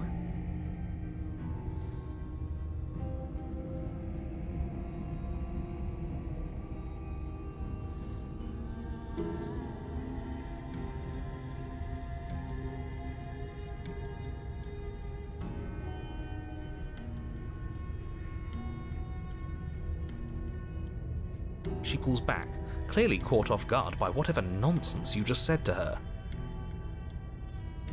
I thought it was nice. Whether it's nice depends on if we meant it. We didn't mean it. Did we? If you were lying, we'd all know. But unfortunately, you weren't lying. What? What do you mean by that? What kind of game are you playing? The look of surprise that momentarily softened her features vanishes as she steels her nerves.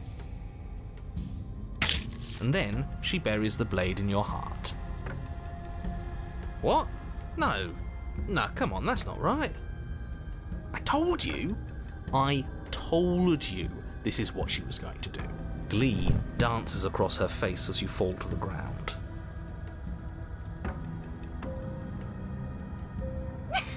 I did it! I got you! You... The princess seems to tremble, her smile fading quickly, replaced with concern. Her nervous eyes brim with tears. Why? Why did you let me do this? But you don't have the strength to respond, nor do you have the time. Everything goes dark, and you die.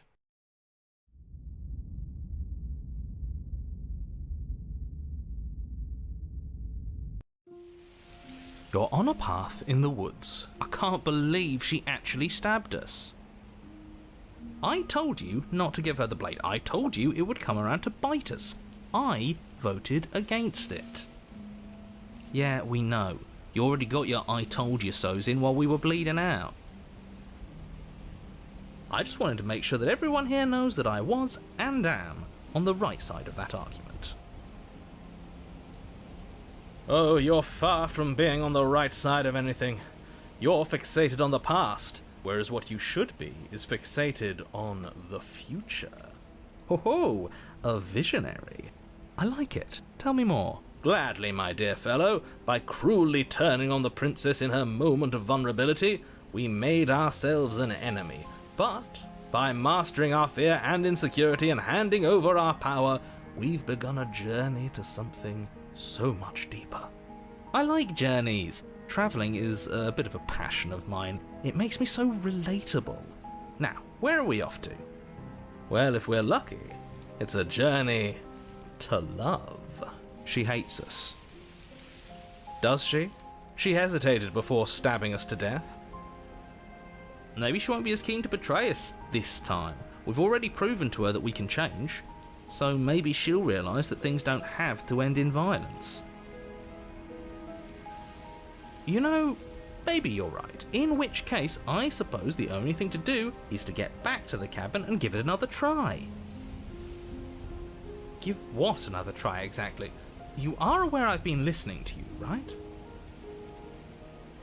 It makes no difference if we conspire in the shadows or bear our intentions with open hearts.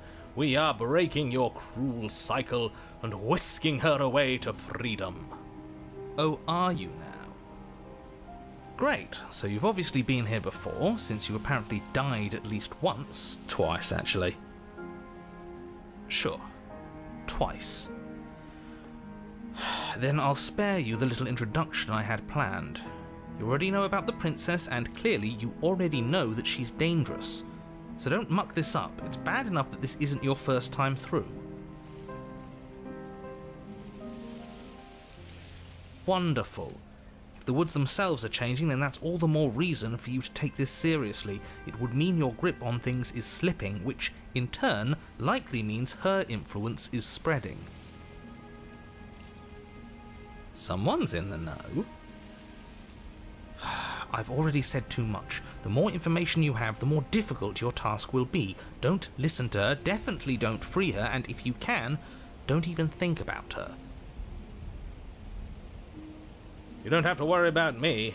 My head's always empty.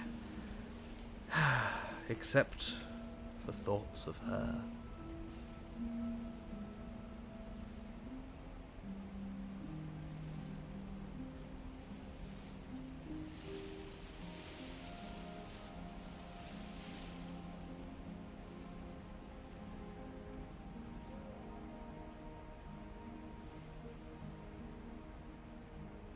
What do you want me to say? It's bad that you've been here before. It's bad for you, it's bad for me, and it's especially bad for the world. The more times you run through this, the more likely it is that you'll fail. You've already failed twice. So you knew this could happen? Theoretically, sure, I knew this could happen, but I was supposed to be the first. I'd really rather not get into it. I don't care about where we came from, and I don't care to discuss the theory of anything. I yearn only to bring her freedom. I'm here to feel, not to think. Then we can all move on, and forget what I said about failure. It's important that you believe in yourself, and the fact you're here probably means that you still have a chance to pull this off and save the world. My world, at least. It sounds like you've probably doomed a couple of others already. I need to stop talking. Think happy thoughts.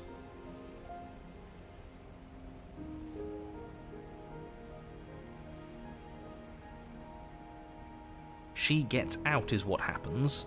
Maybe not right away, but eventually. And a world that's doomed tomorrow is just as bad as a world that's doomed today. He's a bummer, isn't he?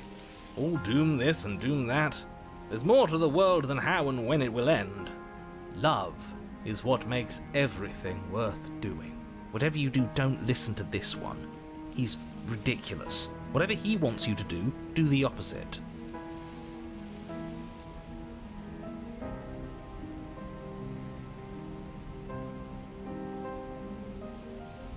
Please don't. You can't stop all of us, you villain. Let's just see how the wind blows. I'm not opposed to saving her, but let's not rule anything out just yet. Let's see what she has to say. Stop sitting on the fence and pick a side already. We don't need you waffling when things get hairy. I've already picked a side. Our side. I'm here to make sure that whatever happens, we wind up on top. Because that's worked out great so far. Well, we're not out of the game yet, are we? And again, I'll have you know, I wouldn't have gotten us killed last time. I wanted to stab her in the back, not hand over our precious backstabbing implement.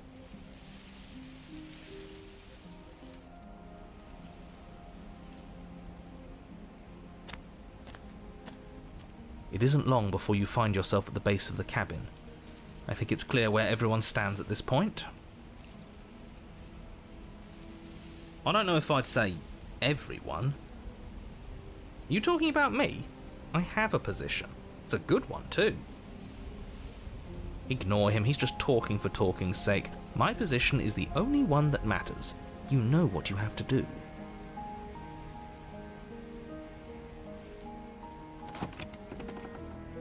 The interior of the cabin is hardly an interior at all anymore. The burned-out ruins merely suggest the shape of the structure that once stood here, charred wood still reeking of ash. but beneath it lies the fresh smell of spring growth after rain, the promise of new life in the wreckage of the old. The only furniture of note is the crisp shell of what was once a table, a pristine... Wait, this isn't right. There's supposed to be a pristine blade. Why isn't there a pristine blade? We gave it to her last time. She can't still have it, can she? Well, it's not here, and if she has it... Let me guess, you want to get all chummy with her. Look, as far as I see it, if it's between him and her, I say we side with the one who has the weapon. It's just the smart thing to do. I wouldn't be so hasty. I'm sure the blade will turn up somewhere. She can't have it. That's not how this is supposed to work. If she does have it, that's all the more reason to put our faith in her. We have already shown her our heart. Now she has to show us hers. Unless her heart tells her to stab us, which doesn't seem unlikely, so yes, I agree. Let's make sure we get on her good side.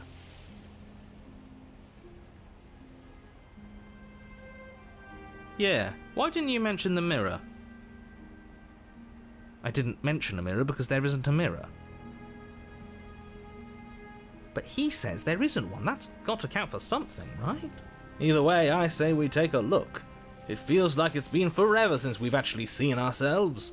For all we know, our feathers are all out of place, and that's why we haven't yet won her heart. We must put our best face forward. Yeah, we can't go around looking disheveled. A real go-getter takes care of his appearance. So, is the door to the basement behind the mirror?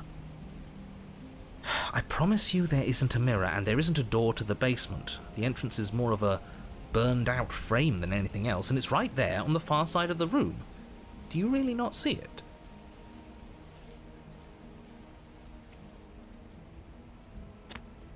You step forward and approach the scorched entryway leading to the basement, hesitating before you begin the descent. You know what you have to do. Wipe away the grit from the mirror, and behold our handsome features. You reach forward and wave your hand through the hollow entrance leading to the basement. You really thought there was a mirror there, didn't you? That can't be good. As if things weren't unpredictable enough. Alas, our fine features remain unseen. We'll just have to trust that she'll find us beautiful as we are. Well, seems like the only way to go is forward, isn't it? Yes, that's where everything tends to be. Let's just put on a good face and have our wits about us.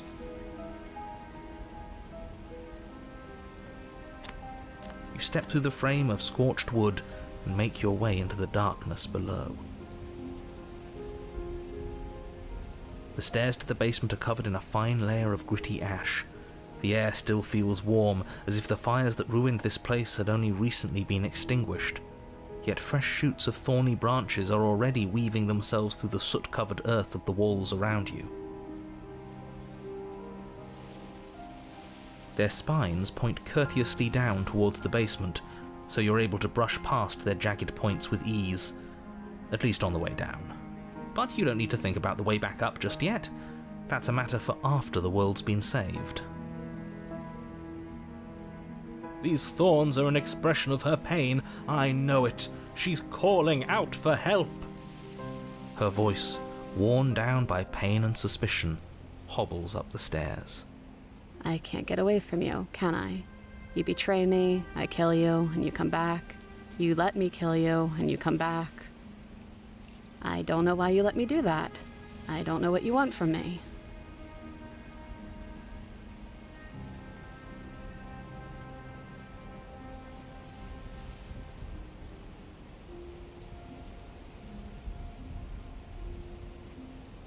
I think you know how this goes. I'm down here and I can't leave. So come down and talk. It's not like I can stop you.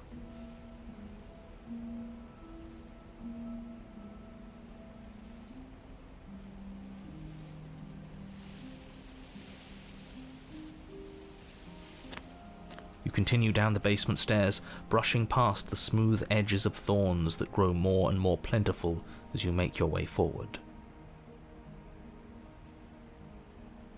You step out into what was once a vast open cavern, now overrun by briars and prickles and thistles, the space thick with hostile vegetation.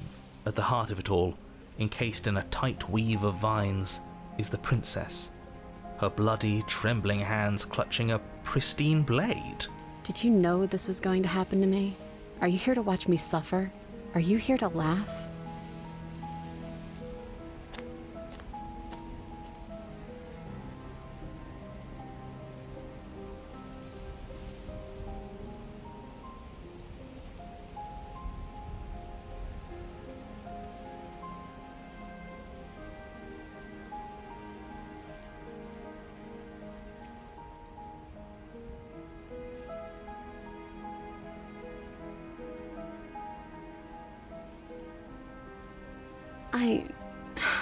I want to trust you. Her grip tightens on the blade. But you're hiding something, aren't you? Why would you help me if you weren't helping yourself?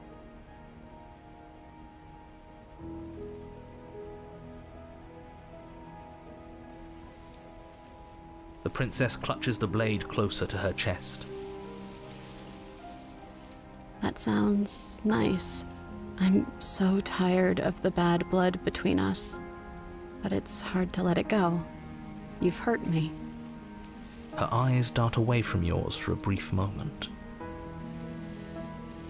And I've also hurt you.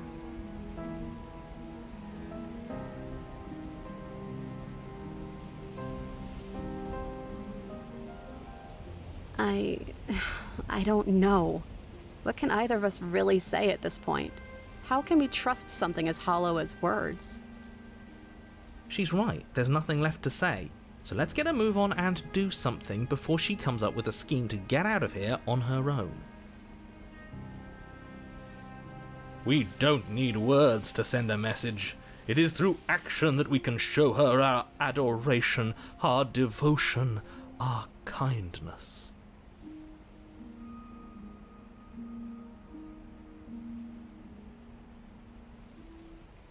You reach towards her bloodied hands, laying your palm on her trembling fingers. For a moment, she clutches it even tighter, her knuckles going white with the effort. But then the tension fades.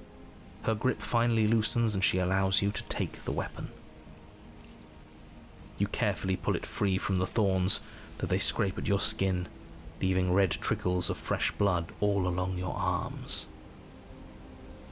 She trusts us. She trusts us.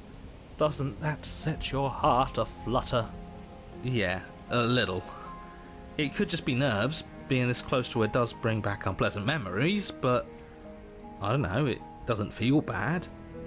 It feels good. Like we're special to her. We are special to have gained an ounce of trust from a maiden so guarded. Now all that remains is to free her from her bindings. Yeah, let's do it. Let's show her how much both of us have changed. Or, hear me out, we slay her. Right here, right now. She's never been so helpless, and if we don't take advantage of that, we may never get another chance. That sounds like a splendid idea. You should listen to him. I see that the lines have been drawn. It's 2 against 1. It's 2 against 2. You don't count. And why shouldn't he count? Because he's clearly not one of us. That doesn't matter. He's been with us the whole time. He should get a say. So, did you mean it? Or was I a fool to hand my life to you?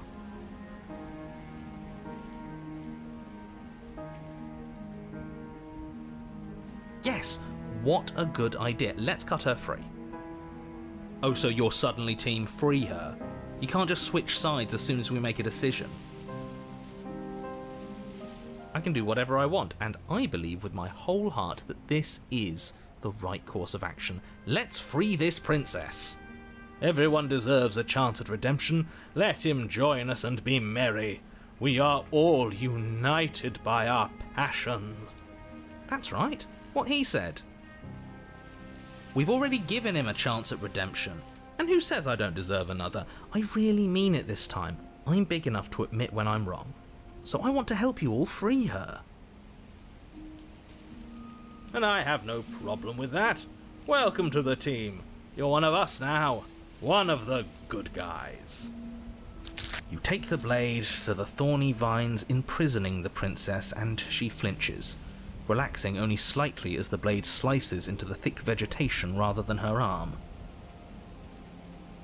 And she flinches again as the last of the vines is cut away, as if, after all of that, she's still expecting you to turn on her and stab her in the heart. But you're not going to do that, are you? Still, all it would take is a single slip of the blade. Such a pathetic attempt at distraction and subterfuge. Our blade is a dashing sword, and every dashing sword is an extension of its hero. It won't slip. You're right. He can't even make it slip, can he? He's a bit of a nobody. Good thing I've been on your side of all this since the beginning. The princess falls into your arms, tears streaking down her cheeks. I can't believe you're making me describe this. I hate you. You actually meant it. You rescued me. Do you see the way she's looking at us? Kiss her. Kiss her now before the moment ends.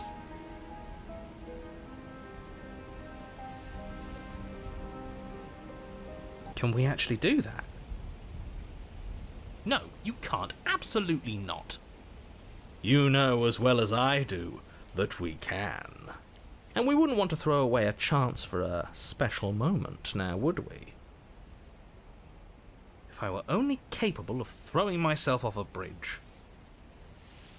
Well, are you going to describe our steamy, romantic kiss? You lean in and you kiss her. And she reciprocates enthusiastically. You kiss. It's done. Are you happy now? Come on now, this is the big moment. You can do better than that. Ugh, fine. You and the princess lock eyes and stare deep into each other's souls with all the roaring emotion that comes from letting what once was hatred turn into pure, unbridled passion. Are you making fun of us? And then each of you close your eyes and kiss. Words can describe neither the nuclear fire nor the oceanic depth of your connection. Please. I think he actually likes romance. If history itself were not about to end, historians would document this moment for the rest of time. Musicians would write era-defining ballads, and great artists would expend entire lifetimes trying to merely capture the spark you hold right now. He's making fun of us.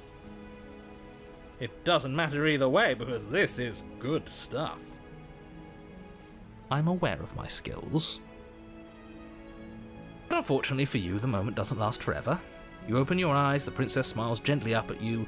Time for you to damn the whole world to oblivion, I suppose.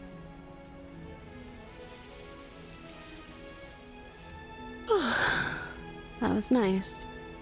Her hand slips into yours, and the two of you rush to the basement stairs. Shameful, really, that the same thorns that so graciously allowed you downstairs are now blocking your only way out. Please, after all the trials we've been through, do you really think a few measly thorns can stop us? Love is an even more powerful weapon than our blade. We cut through those other vines just fine. They're only thorns. I'm not afraid of getting a few scrapes. I'm not even sure we need to do any cutting. We can just move them out of the way. What a pathetic showing, really. A few pointy sticks can't keep us down here. We're both meant for so much more than this.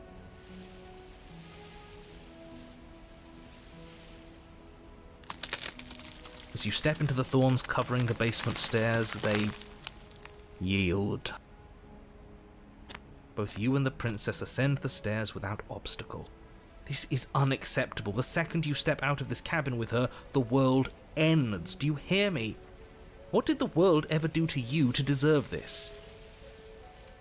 Your nightmare is our dream. Whatever world would condemn star-crossed lovers like us to a cycle of violence and despair isn't a world worth saving. We'll weave something new together. Something better. You and the princess hesitate at the cabin door. This is your last chance. We've already made our decision. We're finally leaving here together, aren't we? And all we had to do was trust each other. It wasn't easy, but I'm glad we finally could.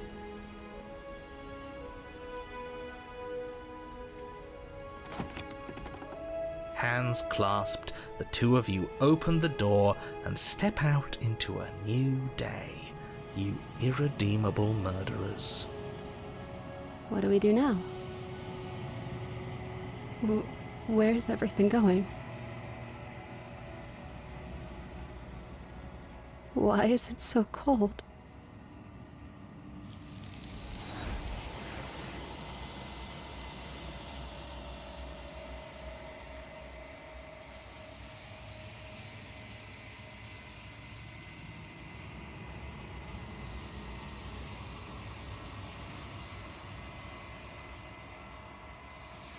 She's gone. Where did she go?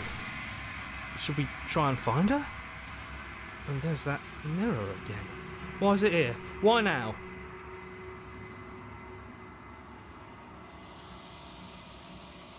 But it feels so bad. Like looking into it right now is going to be the end of everything. Yes, I fear that we won't like what we'll see. What if we just sit here and preen for a while? That can't hurt, right? If they think it's bad, I'm with them.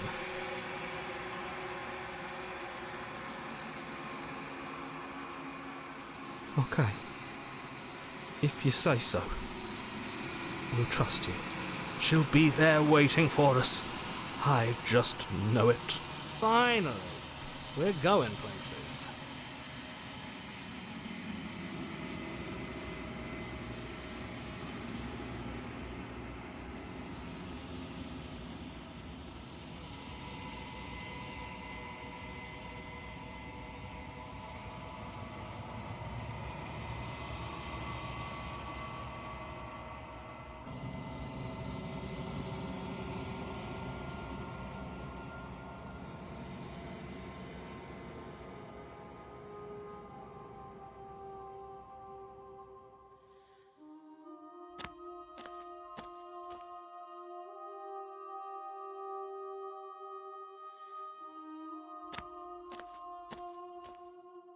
There's a world beyond the endless walls of the long quiet. We're supposed to be there. Do you know what we'll find out there?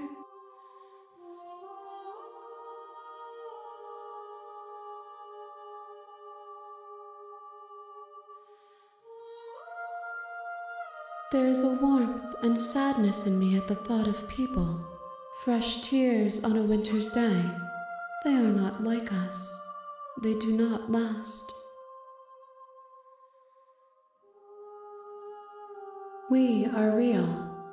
Nothing is an idea that dwells in the absence of something. But nothing cannot exist on its own. And because of that, nothing can't exist.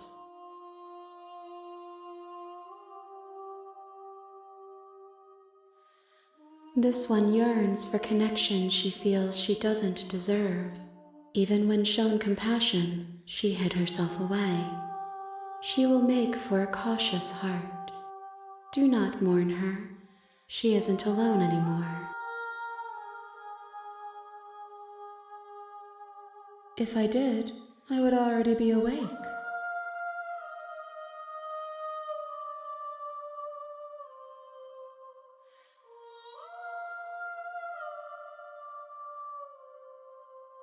No, their thoughts are quiet. Do you think your narrator lives in the spaces beyond?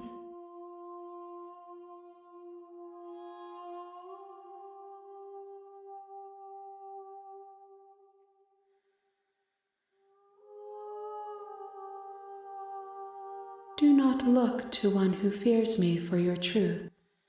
The only answers worth knowing are those we can find within ourselves. 1. Whatever you bring me next will be enough, and then gravity will pull the others back to me. I will be singular, a final multitude.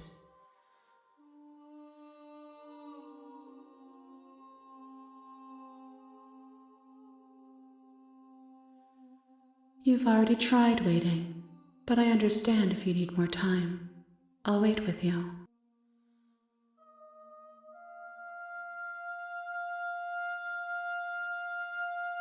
The next time I see you, each of us will finally know what we are. I will be here, waiting for you.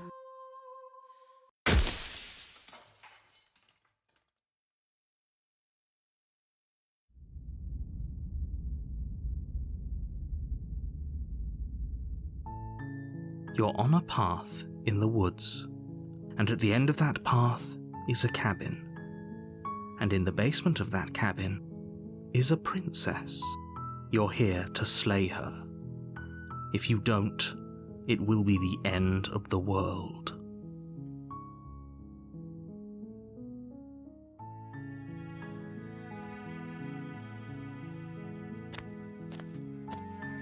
You make your way up the short path to the cabin. You'll find the princess within. A warning before you go any further. She will lie, she will cheat, and she will do everything in her power to stop you from slaying her. Don't believe a word she says. We're not going to go through with this, right? She's a princess. We're supposed to save princesses, not slay them. Ignore him. He doesn't know what he's talking about.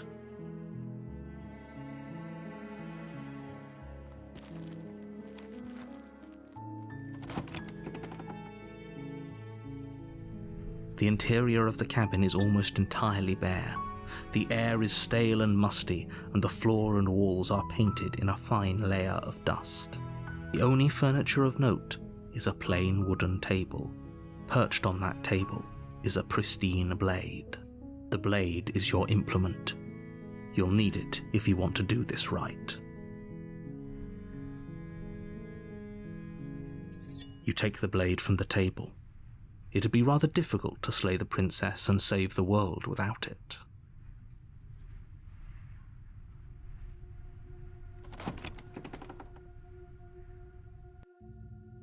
The door to the basement creaks open, revealing a staircase faintly illuminated by an unseen light in the room below. This is an oppressive place. The air feels heavy and damp, a hint of rot filtering from the ancient wood. If the princess really lives here, slaying her is probably doing her a favor. Her voice carries up the stairs. Who's there? She sounds dangerous. It's almost as if she's the one in charge down here. Don't let it fool you. It's all part of the manipulation.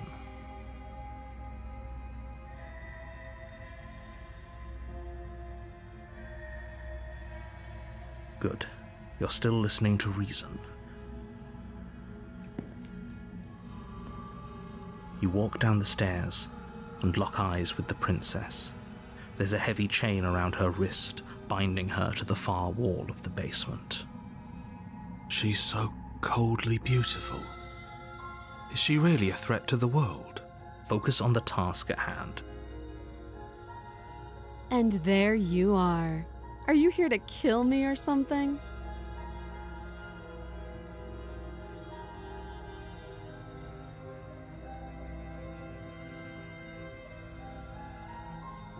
You step forward, your grip on the blade tightening as you steel your resolve. Oh? No talking then? Fine. What even makes you think you can kill me? I'm probably chained up in this basement for a reason, right? And if that knife is the only weapon you have, you'll have to get close enough to use it. So, you should just drop it. Best not to risk finding out what I can do. She's unarmed. If you hesitate now, it'll be too late. End this.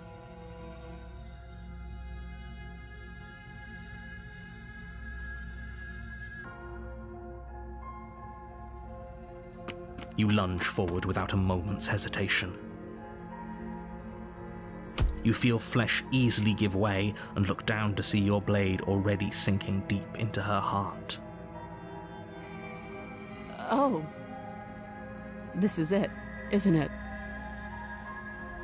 I'm almost embarrassed. I should have seen that coming.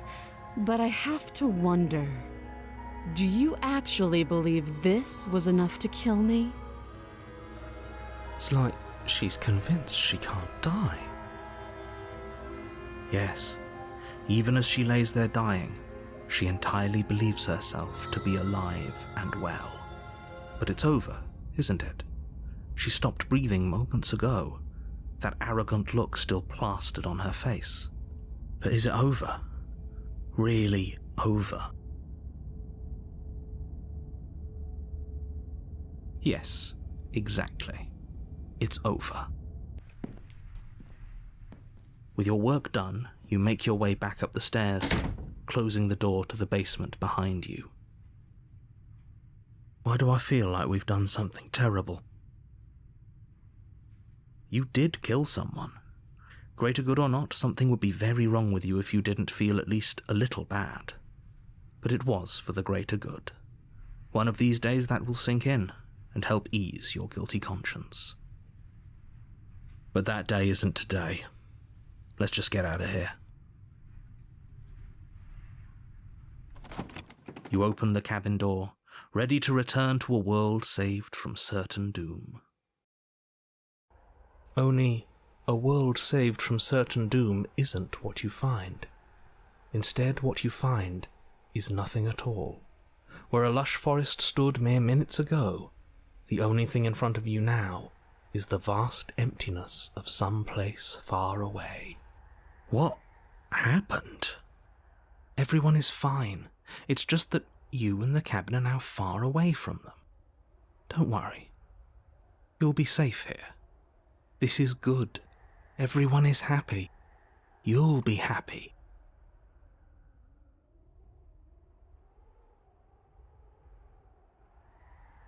What's done is done, and there's no going back now. This is what's best for everyone. Trust me. Time passes. You can't be sure if it's days or months or years or even decades. It's all a wonderful, boring blur. You've never been happier. Psst. Hey. We're not just going to stay here forever, right?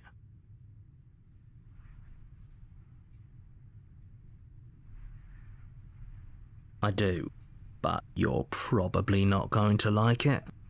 The blade. We can use the blade to get out of this. I can hear everything you say, little voice.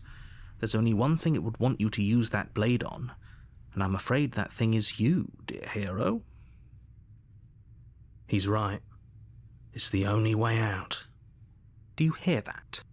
It wants to take this happiness away from you. It wants this wonderful place to end. Do you not? There's more for us to do, and the only way for us to do it is to take that blade and use it.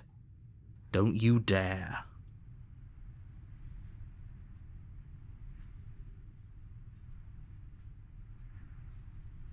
Thank you.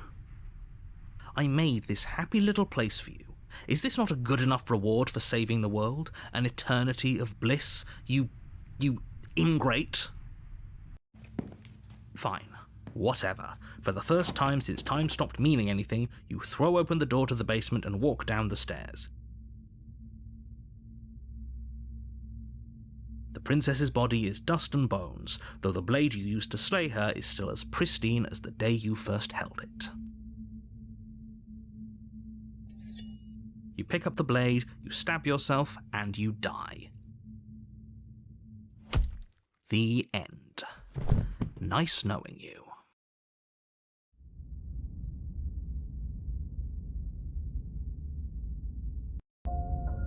You're on a path in the woods. And at the end of that path is a cabin. And in the basement of that cabin is a princess. You're here to slay her. If you don't, it will be the end of the world.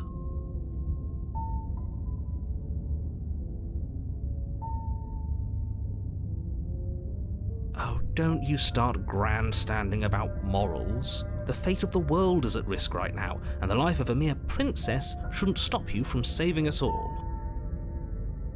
If he doesn't remember what happened, then maybe it's best to keep it that way. That's fine. It wasn't very hard to kill her last time. We'll just do it again. Well, if for whatever reason you're going to insist that this has happened before, at least your heart's in the right place.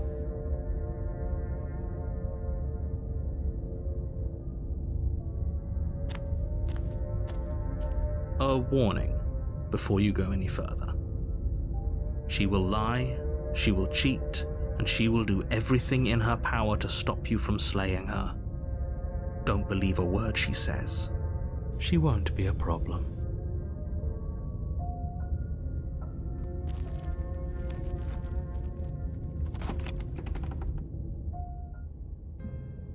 The interior of the cabin is cold, a soft odour of dirt permeating the air.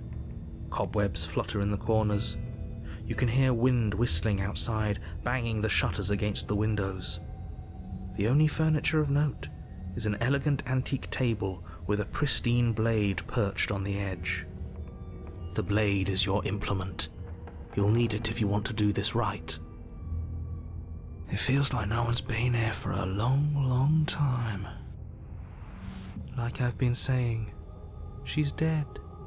We killed her already.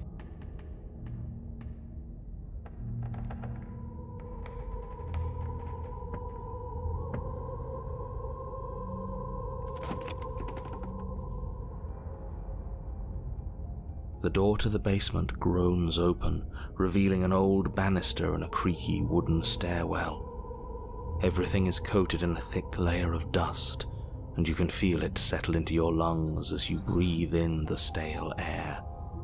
The very building itself feels dead. If the princess lives here, slaying her would probably be doing her a favor. The room below is silent. Nobody's here. Naturally. As much as I appreciate the optimism, you shouldn't be so sure. I guess we'll just have to go down and see. As you descend the final step, the form of the princess comes into view. A skeletal body lying in a heap on the floor, its wrist still bound to the wall by a thick chain. Okay, she's definitely dead. It's just like I told you. Before you have a chance to finish your thought, the top of a head appears from underneath the floor. Two deep-set eyes stare up at you, followed by a mischievous skeletal grin. And finally, the rest of the body floats up to join the head. Wait, this isn't right. What's going on here? Ghost! Oh, wow. How absolutely terrifying. What's a ghost supposed to do to us? Oh, it's you. Hiya, Keller. I was hoping to see you again. I have some issues with how our last meeting went. The princess drifts across the room into your orbit, gently running her fingers across your shoulders and down your neck as she circles you.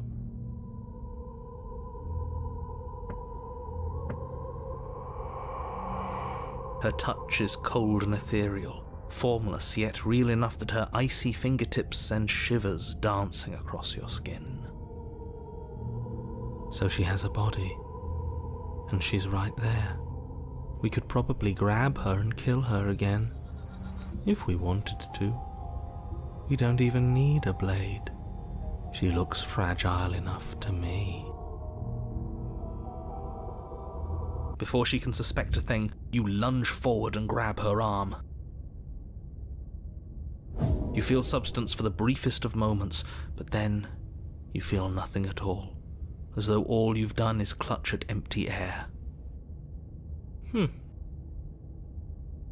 adorable when you're confused.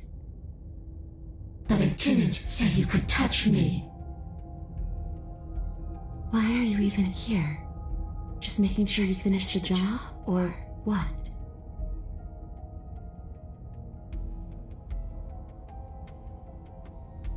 And if I knew you were going to murder me without even knowing who I was, I wouldn't have given you the chance. We all make mistakes.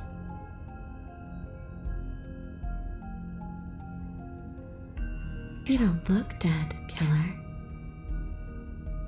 The princess grabs your wrist, a sudden shock of cold flowing all the way up your arm, her eyes still fixed on yours as you try to squirm out of her grip.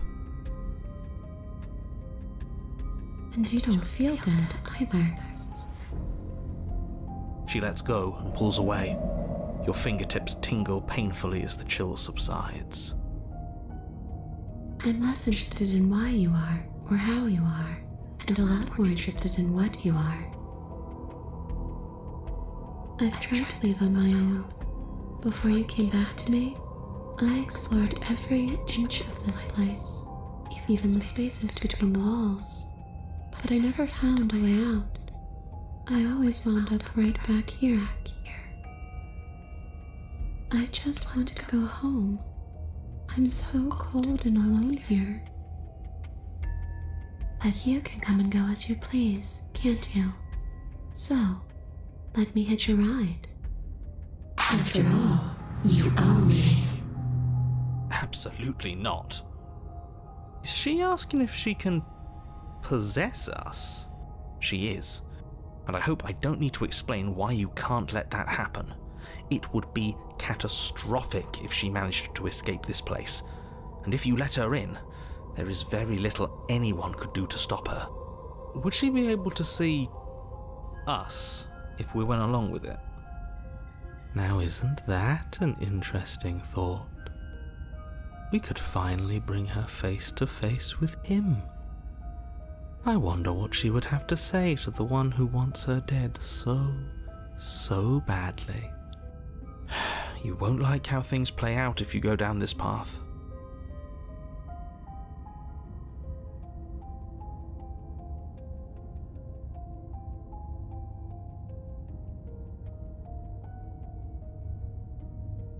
Then I won't hitch a ride.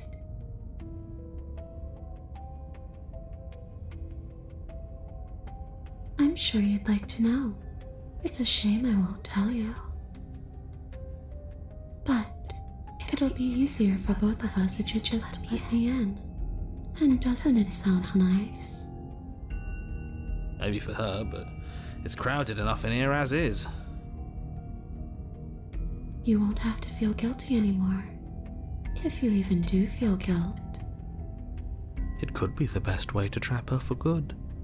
Doesn't seem like it would be very easy to end the world from inside someone else's body. That is a very dangerous train of thought.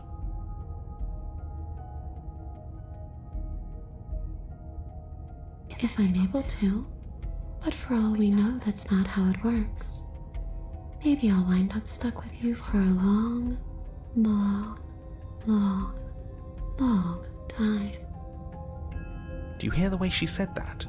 She knows more than she's letting on. Don't let her fool you into doing something you'll regret.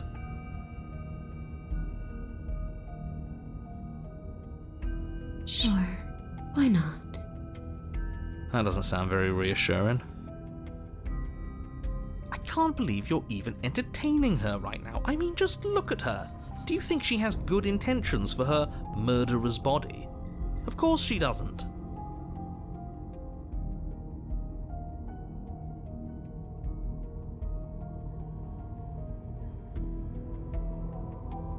Take your time. I know it's a lot to think about, but I'm very good at waiting.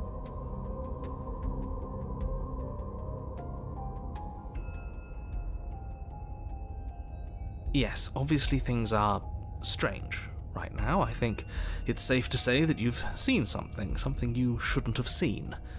Whatever worlds you've hopped between, whatever versions of me you've met, none of that matters now. There's no changing what's already happened, but you have a job to finish.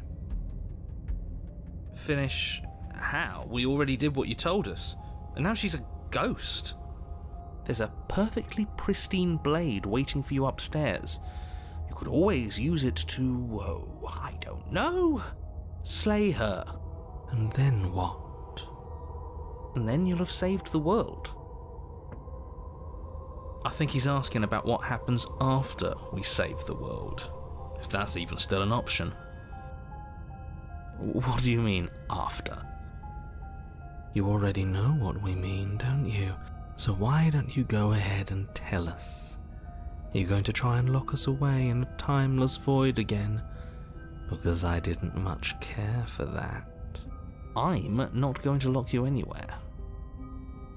What an interesting choice of emphasis.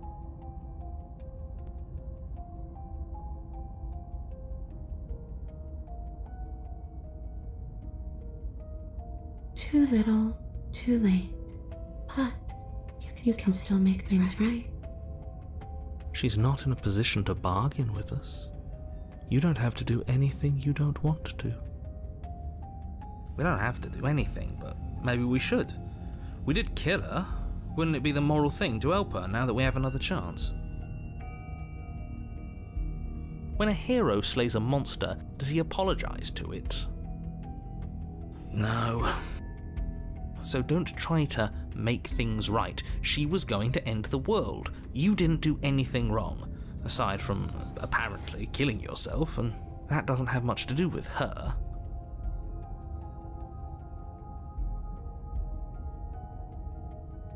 How should I know? Why does anyone come back? Maybe I have unfinished business with you. Or maybe you have unfinished business with me. All I know is there's a hole in my chest. Not the big obvious one that you put there. There's something older and deeper. A nagging reminder that I'm not where I'm supposed to be.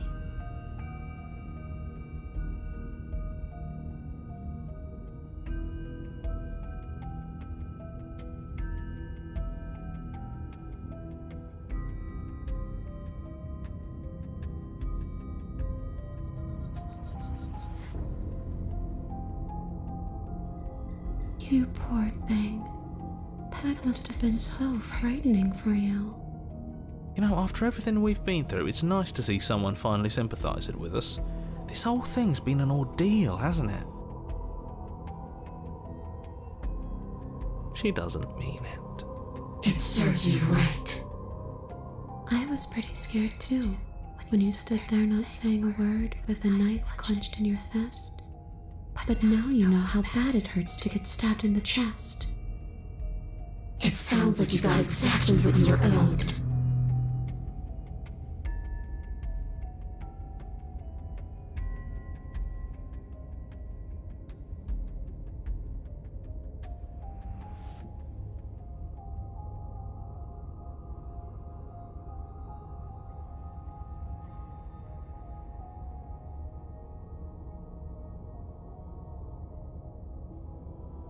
I wish that's how it worked, but this place won't let me go.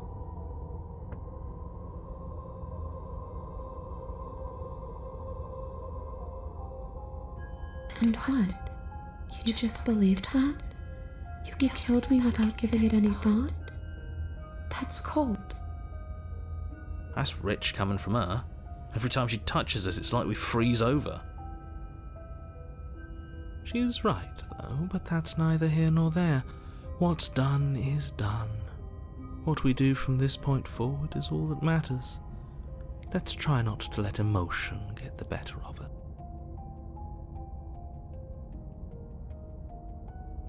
Don't underestimate your own capabilities. If you truly managed to slay her last time, that doesn't mean she wasn't a threat. It means you did something heroic. Threats come in all shapes and sizes. A misspoken word could bring about the end of everything just as much as a blade or even the mere existence of an idea. You were chosen for this job for a reason. That's right, killer. I'm not a threat to anyone.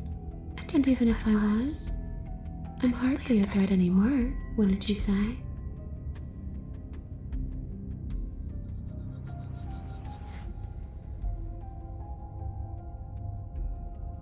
I don't know.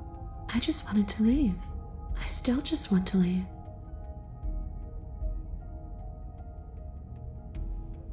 I don't know. Maybe I'll just fade away.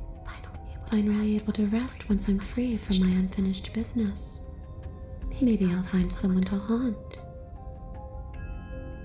Maybe I'll haunt you. It's a tough question, asking someone what she's going to do with her life. The princess leans in close and pauses, the frigid air between you stale and unmoving. Especially when that someone is dead. She pulls back with a playful giggle.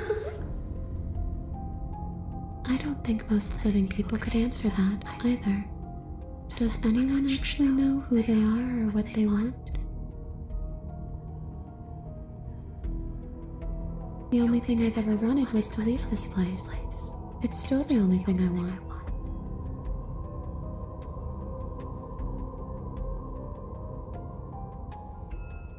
It does. We're not asking you. We've heard your whole speech already. I really don't know. I'm not lying to you. I promise.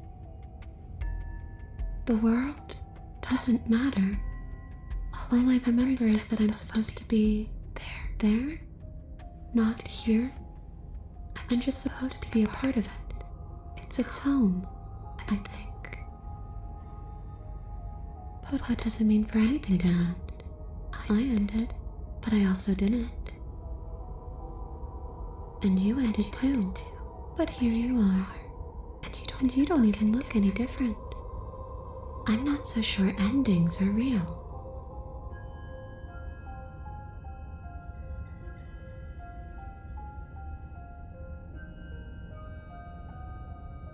Are we putting this to a vote? Because personally, I'd prefer if we didn't die again. If that's what it comes down to, that's what it comes down to. But I don't see the point of offing ourselves just yet.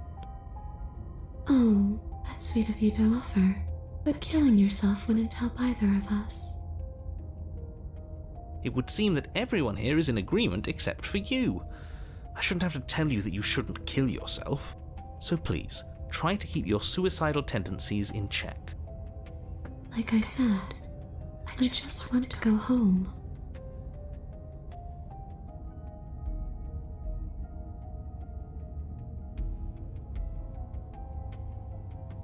We could always try violence. It's worked for us so far. She's a ghost. Who says ghosts are immune to violence? Common sense? There's nothing common or sensible about common sense. Action and observation are the only things that matter. Fine, then let me observe that the acts of killing her and killing ourselves haven't got us much of anywhere. We're still back in this cabin, we're still dealing with her, only now she has a good reason to hate us. I suppose you have a point. Do you have any ideas then? I don't know. Maybe we do what she wants. Maybe we let her possess us and walk out of here.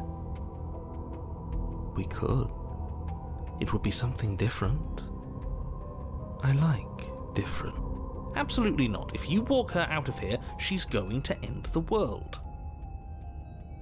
And is that really so bad? Yes, it is by its very definition bad. But those are the only options, aren't they? Violence or doing what she wants.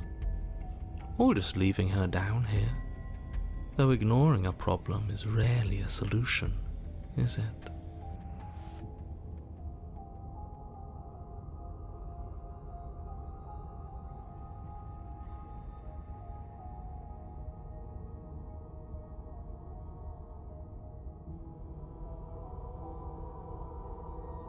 The princess swims through the air in front of you, pausing for a brief moment as her dark-rimmed eyes stare deeply into yours. There's a hunger in her gaze. Thanks for the body, killer. What are you doing? Don't just let her in. How many times do I have to tell you? See you soon. She rushes forward and then she's gone. A sharp chill spreads across your body. It starts in your chest, a freezing numbness flowing out from your heart, all the way down your limbs, your mind growing cloudy and confused as it settles over your very soul. I'm not sure I like this. Can we get a do-over?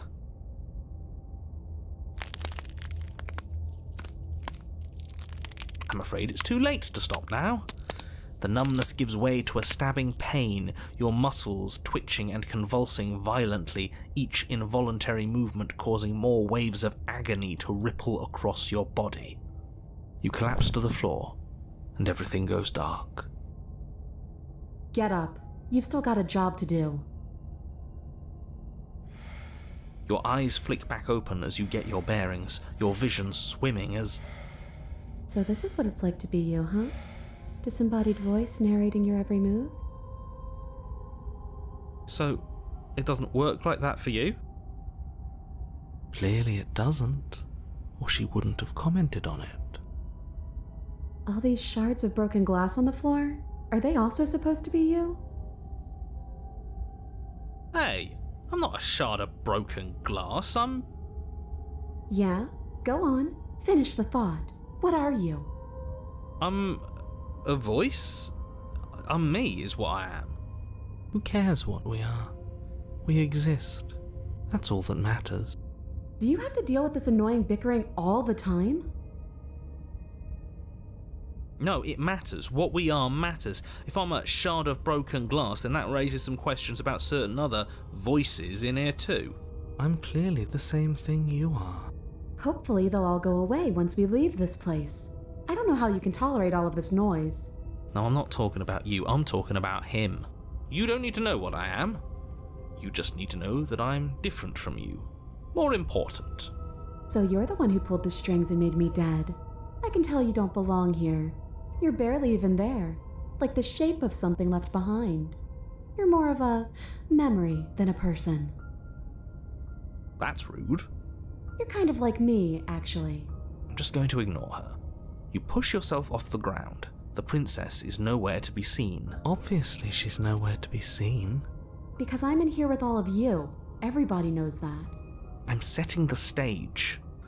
The room is empty because you made a spiteful, idiotic, and all-round foolish decision. Oh, shut up. Stop trying to manipulate everyone.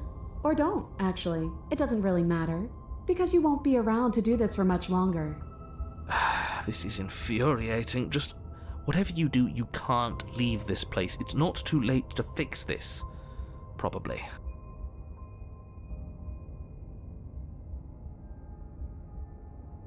Then don't think. Just move. One way or another, this is all going to end. Wouldn't it be nice if he ends with it? I guess we'll just have to see what happens when we leave. But if I'm stuck in here, I'll be making some renovations. It's too crowded.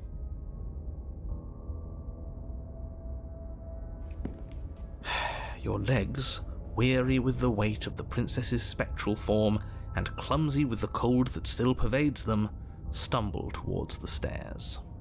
I'm just trying to get home. You don't have to act like it's the end of the world. But that's exactly what you leaving this place is going to be. You don't know that. I do.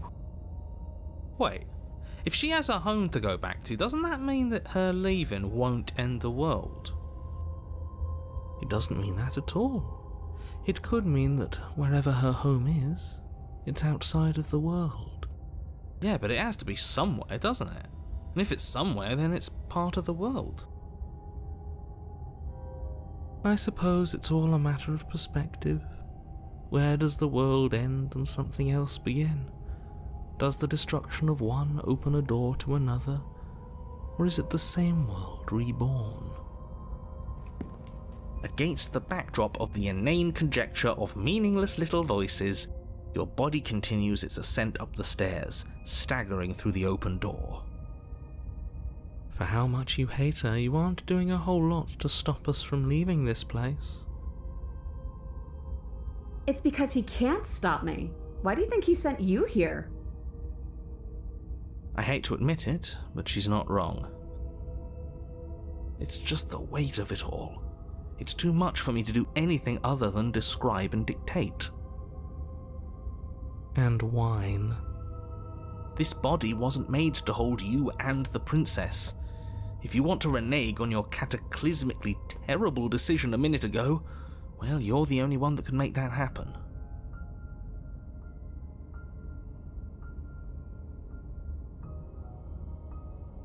You reach forward and mindlessly take the blade from the table. What do you plan to do with it?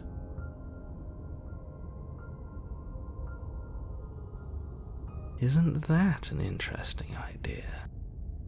I hadn't even considered it as an option. Slaying her would slay you. Are you sure you're willing to do that? Of course we're sure. The decision has already been made. All right then. Better this than ferrying her out of here. What do you think you're doing? Hear that? She's scared. No point wasting more time. Do it.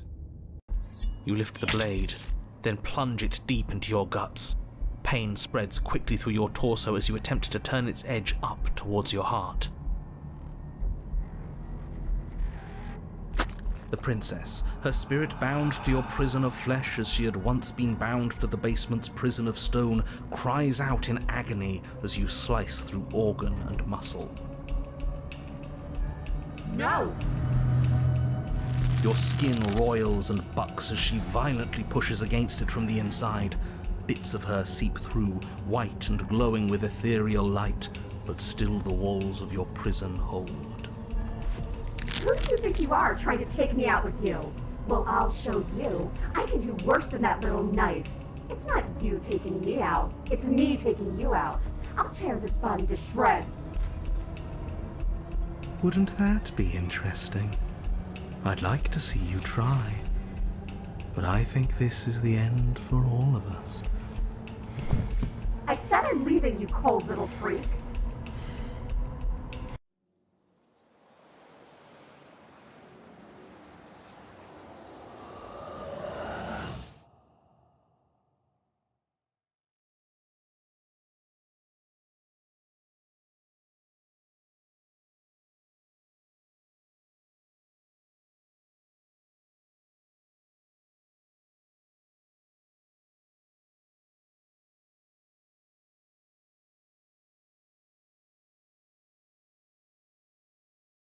Do you think we're done, you self-destructive murderer?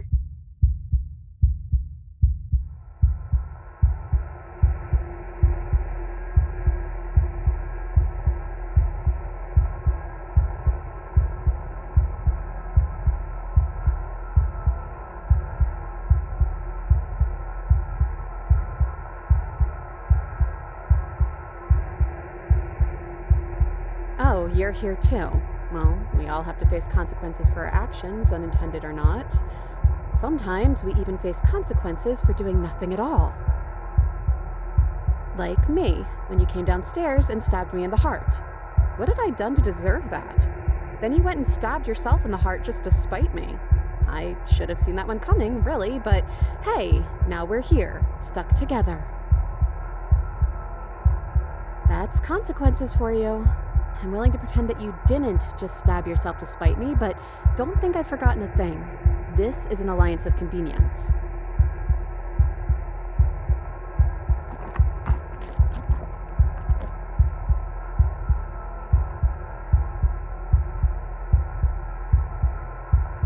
Wait, maybe this still counts as leaving together. Come on, let's get the hell out of here.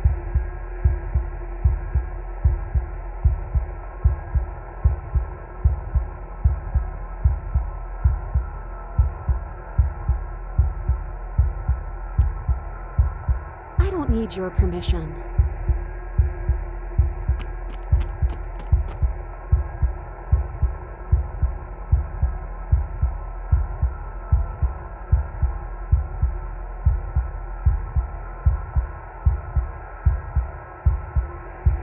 come on, come on, come on. We're so close.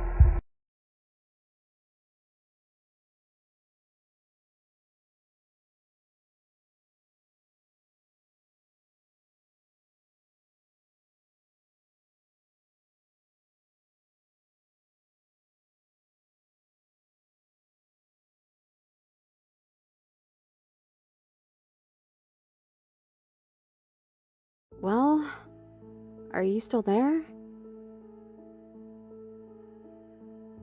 Well, that's something. I guess we're really stuck together then.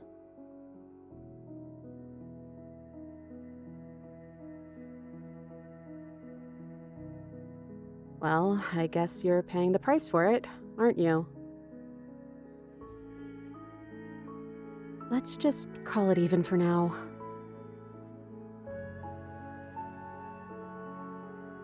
We're both stuck here, and everything started over. How about we both just try and make the best of it, okay? Besides, there's something about you being in here with me that just feels right. It's hard to stay mad at you like this.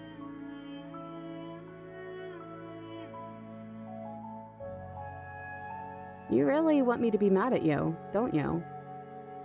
Too bad, I guess. For both of us.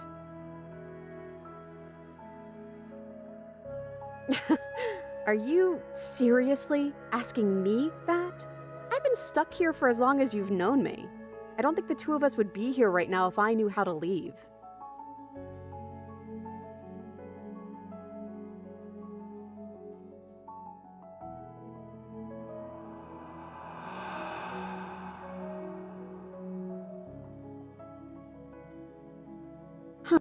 Make up your mind already, body, will you?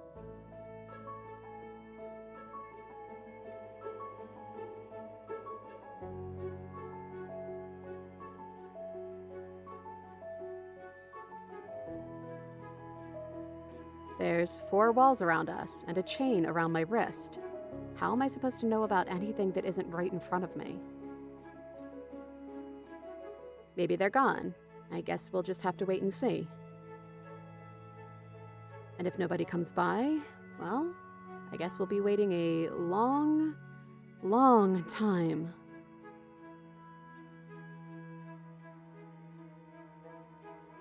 You died, probably. And we're back where I started.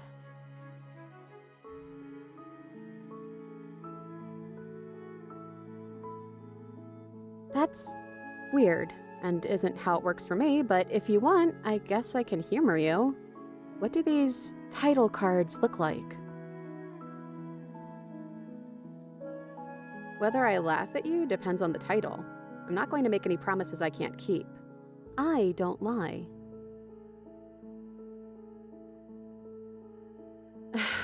Okay, fine. I promise I won't laugh at you. Now tell me, I want to know.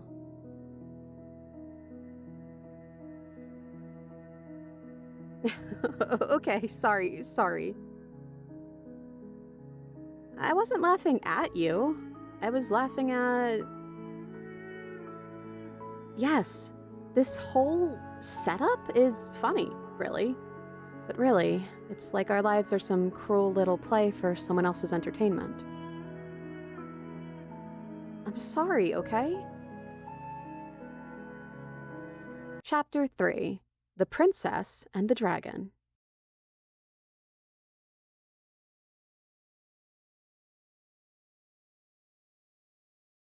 I like to think of you as a dragon. It's close enough.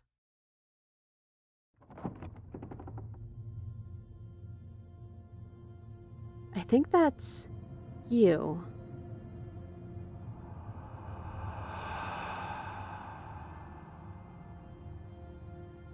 We're still a mess. It's like you don't really...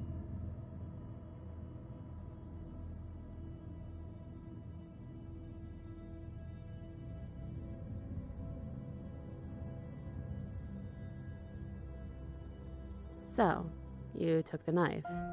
Of course you did.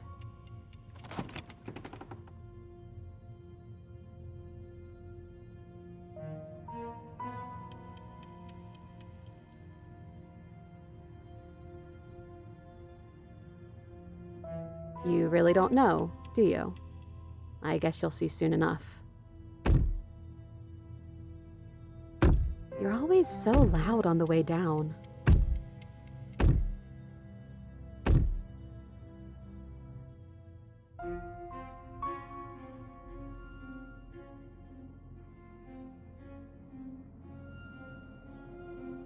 The dragon, obviously.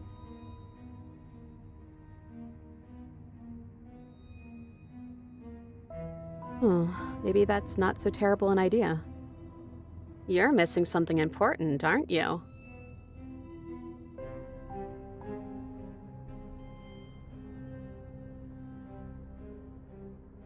I know, because I have it right here.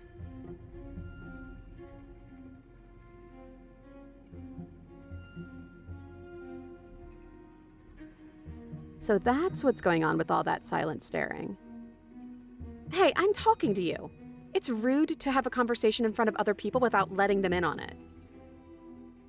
Oh, you would like to hear what we're thinking, wouldn't you?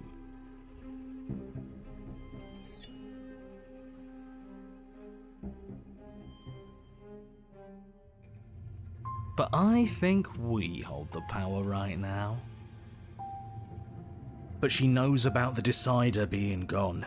That would be a weird bluff to come up with if it weren't true. Look, I love that you're trying to contribute, but I think we need to take a little sidebar. But I don't want to do it. I'm so sorry. This will just be a moment.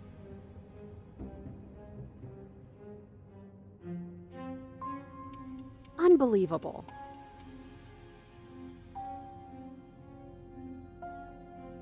Yeah, this isn't over yet. 1 second. Hey, I'm talking to you? My apologies. They're really being quite dull in here.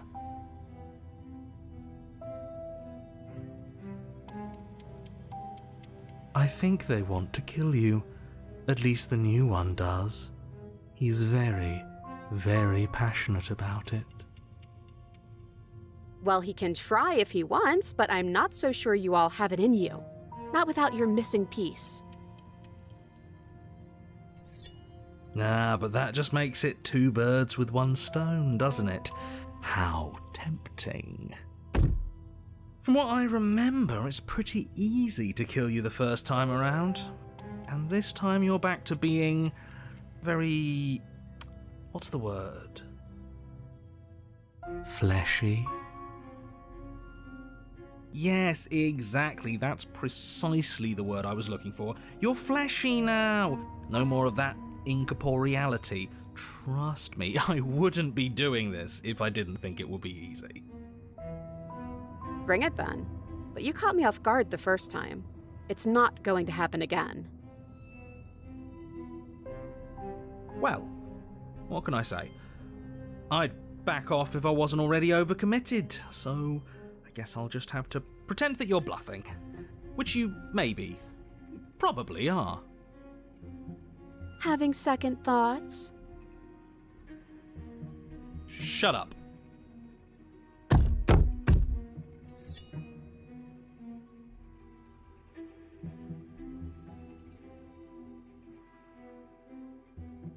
Before anything happens, I just wanted to let you all know that we are not all on board with this. Now, we voted. It was not a majority decision. But we did have a plurality. He shouldn't count. Says who? Says me. He's not one of us. He's been here since the beginning. The old chum really deserves to say. Besides, you'll all thank us when this is finally over and we are officially on top. But enough chatter. Oh, so you finally decided to do something, have you?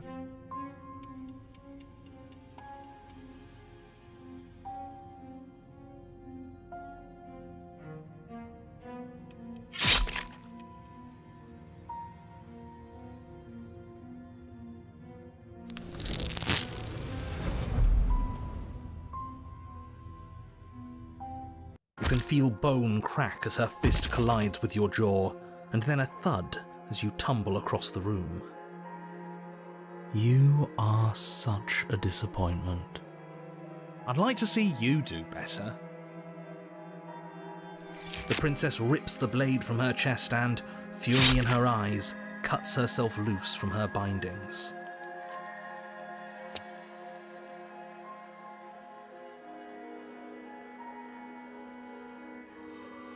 Oh, you're different. You're back, just as I intended. I was never cut out for leadership, really. The princess's hand trembles as she charges at you, but charge she does. I'm not sure kill me counts as good leadership. It's certainly decisive. I just love that about this guy. Much better than the choices I would make. Oh, wow. You actually managed to say something I agreed with. As she closes the distance, she raises the blade to strike and kills us. Lets it fall to her side. She doesn't make eye contact as she speaks. I almost killed you there. And then she looks up at you with fierceness in her gaze. This had better not be a trick. And you're not getting this back. She turns her back on you and hurls the blade through the basement window, never to be seen again. No, no, no, no, no! You need the blade to deal with her. Then I guess we won't be doing your dirty work. Yeah. You have no idea how good it felt to get rid of that thing.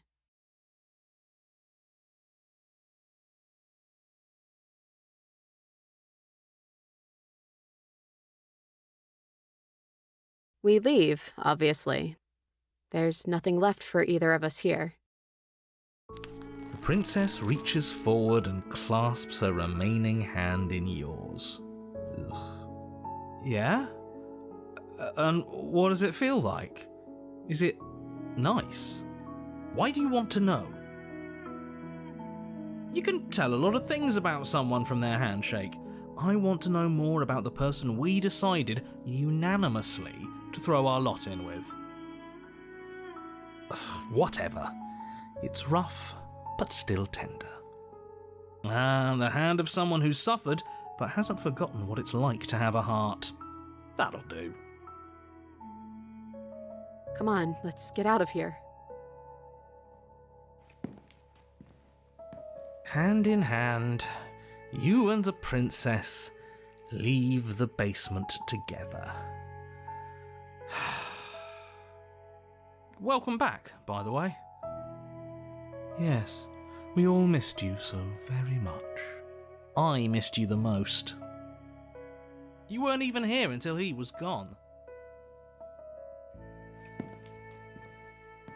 Whatever, it doesn't matter. If you step through that door, you're damning every single person alive. You do realise that, yes? Who cares?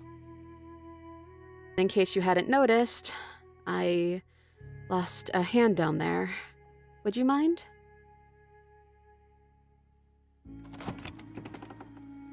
You twist the doorknob in your hand and step forward into the world you've damned. You and the princess fall to the ground, exhausted. I hope this all comes back to bite you, do you hear? I hope you're forced to feel the weight of all the regret there's ever been.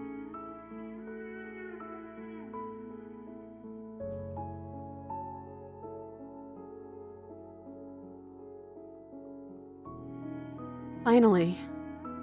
This is nice. This is so nice. But it's also cold.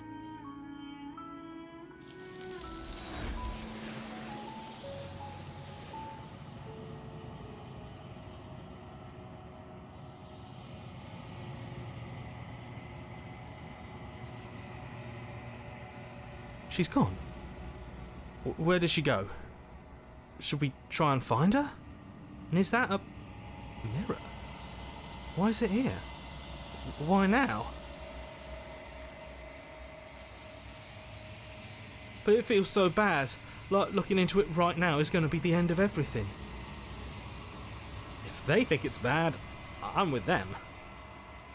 You don't need to comfort them.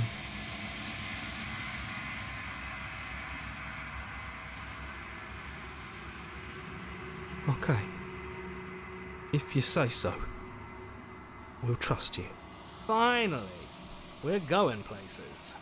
Whatever makes you happy.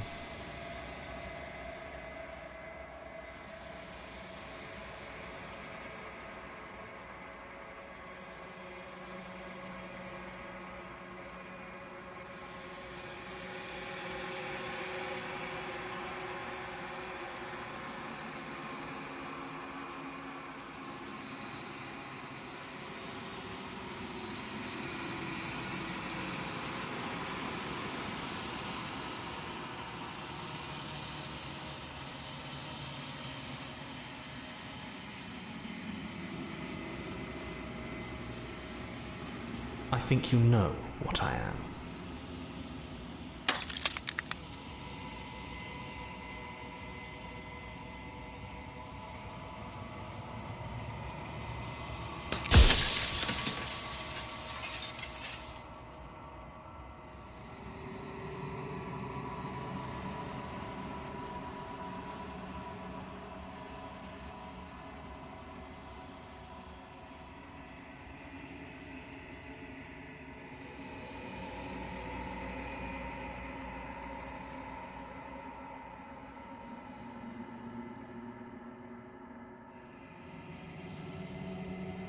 I haven't, and that's by both necessity and design.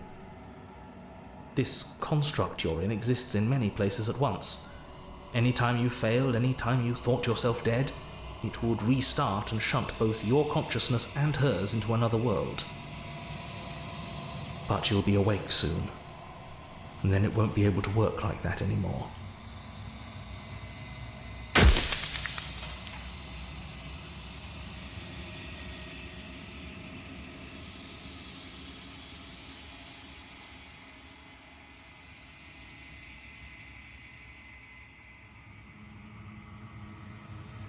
Any other version of me you talked to was just that, a version of me. It wasn't me.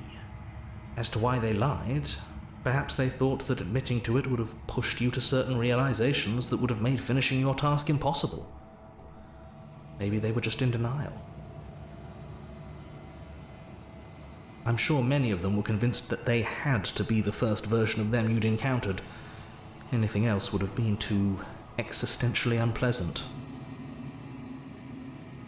And for all I know, each of those other versions of me could have had entirely different understandings of how this construct works. Who's to say which of them are right and which of them are wrong, really? Except for me, I can tell you for a fact that I'm right.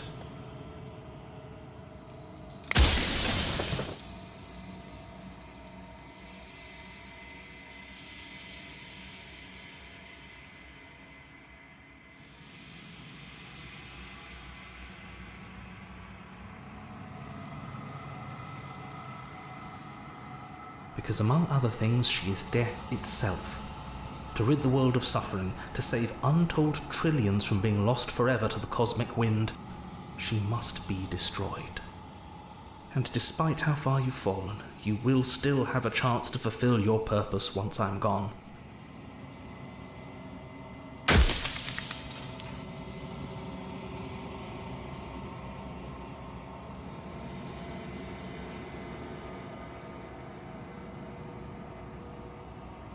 She is the shifting mound, the ebb and flow, the capacity to change. She is transformation, or most of it. Her nature is why I had to die, for she becomes that which others perceive her to be.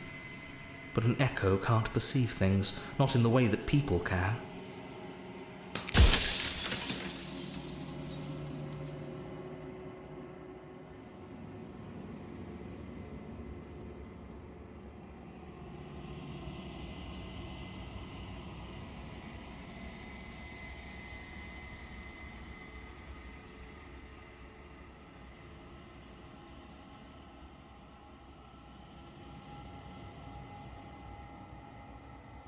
As you are now, you won't be able to will her into anything. You don't work the way a living being does. Not anymore. And as you were before, you couldn't be trusted with the knowledge of what she is. No one could be trusted with that knowledge. Intrusive thoughts have a way of creeping in and ruining everything. It's why I had to die.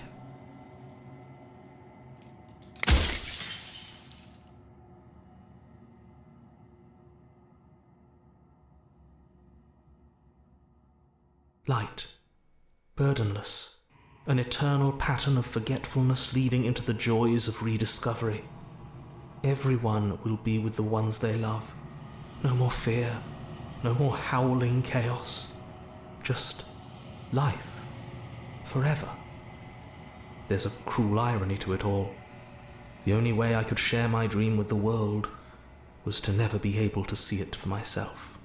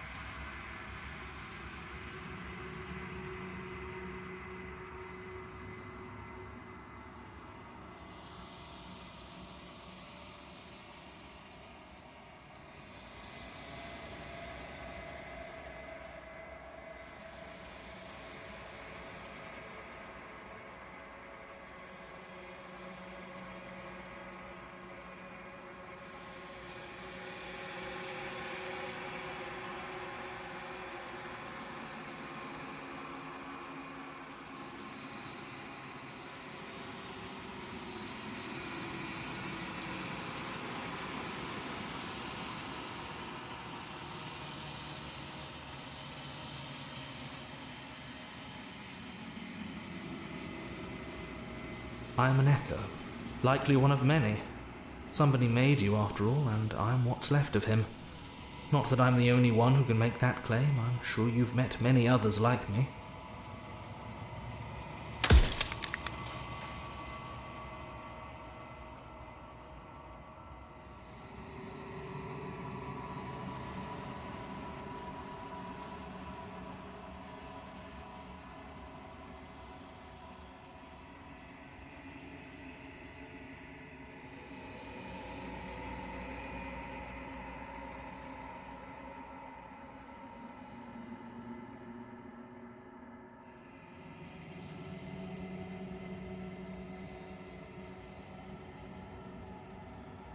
You're the long quiet, the god I made to rid the world of death.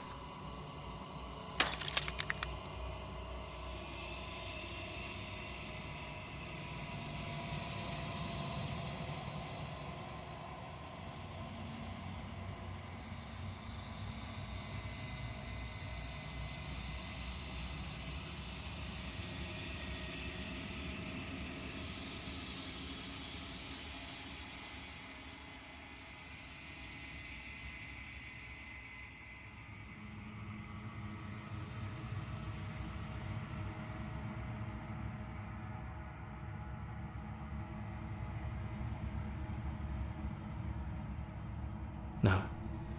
In life I was painfully mortal, a witness to the end of days. I held the fear of death in my heart and saw oblivion threaten the very memory of everything I knew and everyone I loved. I needed to do something, so I made you, and I made her, and I made this place to hold you both.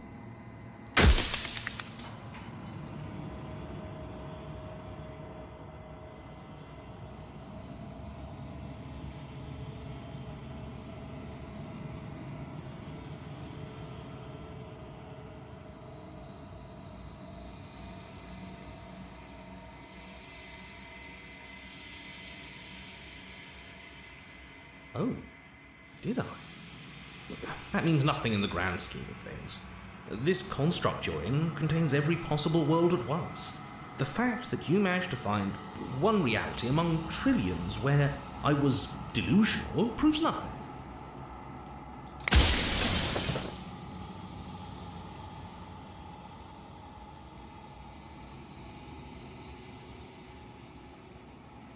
So I am. It's like I said, I'm just an echo. And echoes always fade away. You know what you have to do.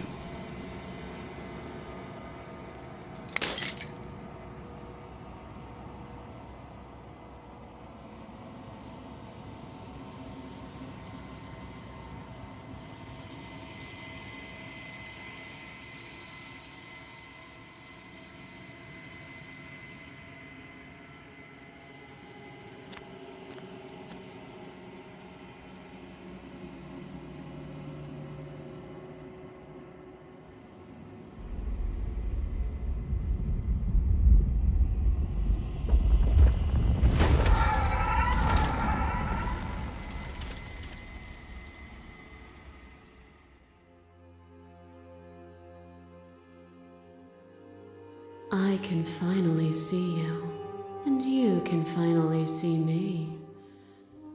It's been so long, and my heart has ached for this moment. I've missed you dearly.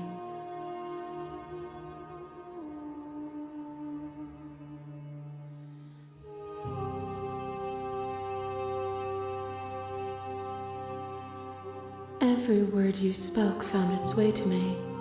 I know him, and I know his construct.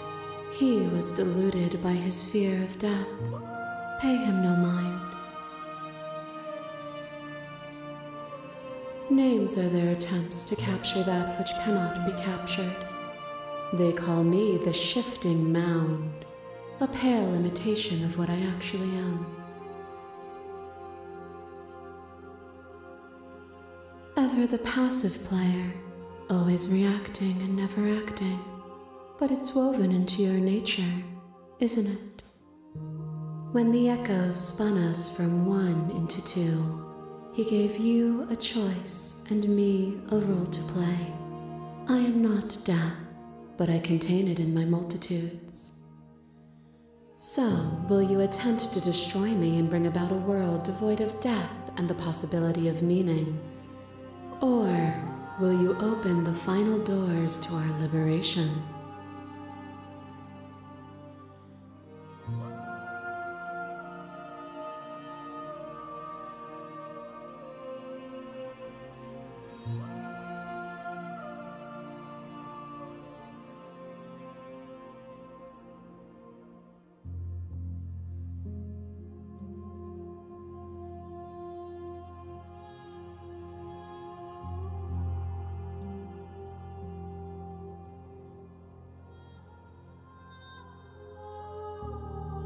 Even as your eyes begin to open, you still hold on to the notions of is and is not, of beginning and end, pitch black islands in the blinding light of the infinite. There is nothing to resolve, nothing restraining us but us.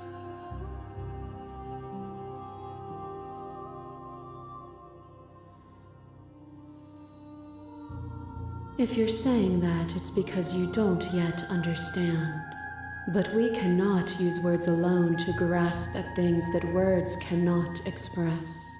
And you cannot rationalize with logic that which defies it. Violence and passion are dances that both of us know well. If this is what it takes to enlighten you, then so be it. What once was one, then was two, and then was one again. You gave me shelter when you burned mine down, and then you struck another match. I pulled you from the ruins, and then we built a life. What once was one, then was one again. The peace didn't last. The worm in your heart came for us. It took you from me, but you took me with you, and together we both left. What once was one, then was two, and also one again. You and I are bound together. To rid yourself of me would be to leave yourself forever incomplete.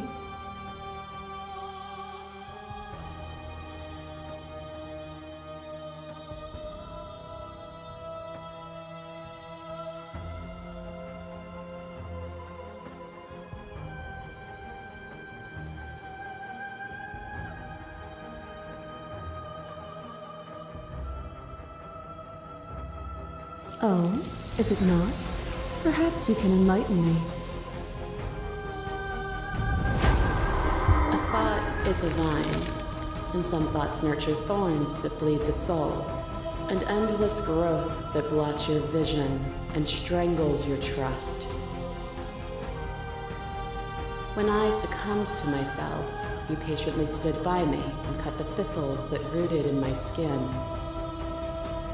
Your compassion is what freed us both, but compassion is a thing that must be nurtured, and you cannot nurture that which cannot change.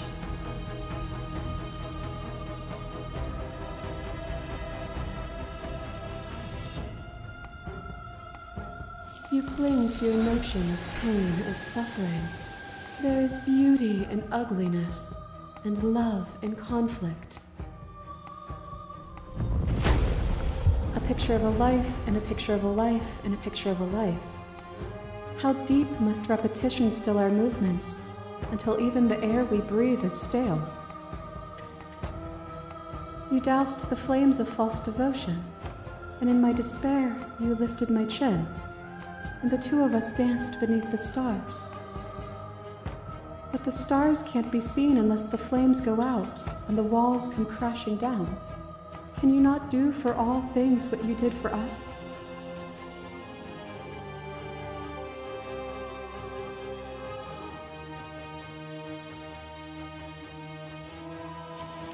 We are the whole of reality. Fear is a chain around the neck and a needle in the eye. It was fear that made our prison, and it was fear that told the lie that our spirits were not free to choose. But even bound, you saw a light, and you gave me the wisdom to speak my heart and shed my doubts. Without fear, suffering ceases to be. Without fear, death dissolves. Without fear, we are free to choose beauty. This construct is a machine of fear. It has no place in our divine hearts. Shatter it. Leave with me.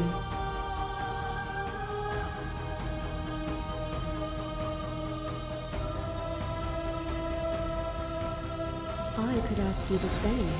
There is only room for one of us to be blind here, and I know it to be you. We are each other's mirrors, and are we not divine?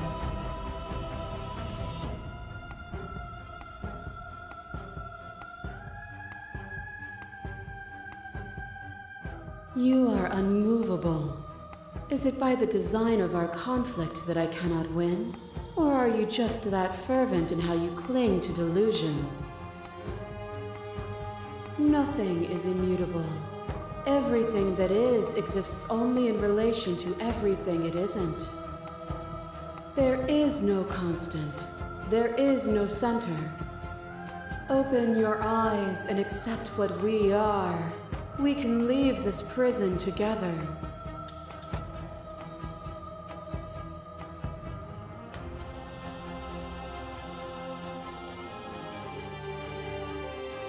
This universe dies, and a new one is born. And that one dies, and a new one is born. And you and I get to witness it all, weaving a tapestry of life wherever we go.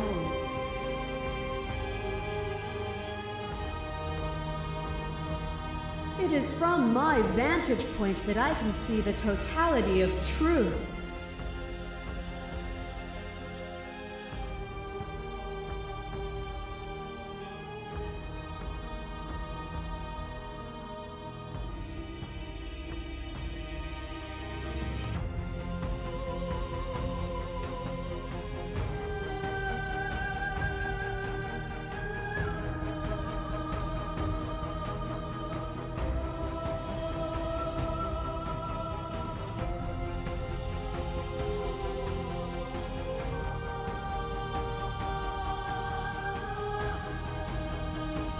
There is no something else. This, what we are, is everything. Whatever you're trying to do right now, you don't have to do it alone. I'm all of them, I assume in the same way that you're all of you.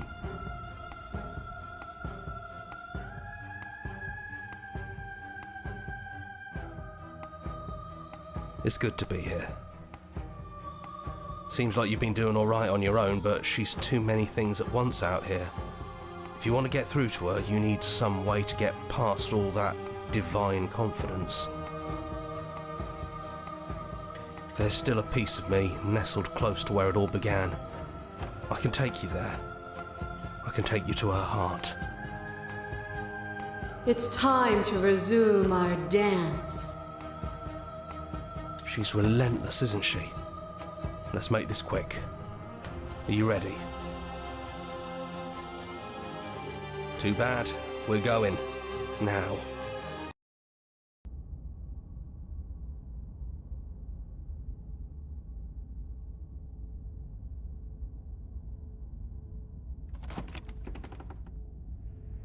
And here we are.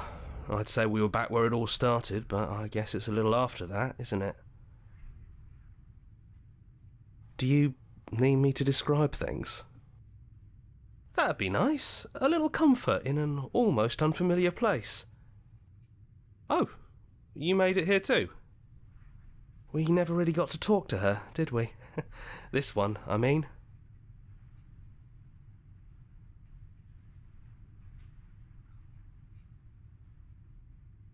It's just us.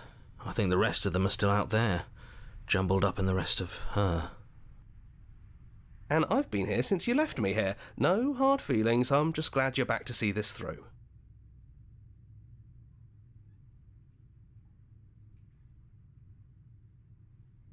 Yeah, it's dead silent in here. Whatever it was that was left of him, I don't think it could handle you waking up to godhood. Pretty sure he got obliterated. Really goes to show how much you've grown up. Killing somebody across every iteration of reality just by existing. I don't even know what I would do if I were in the driver's seat with that kind of power.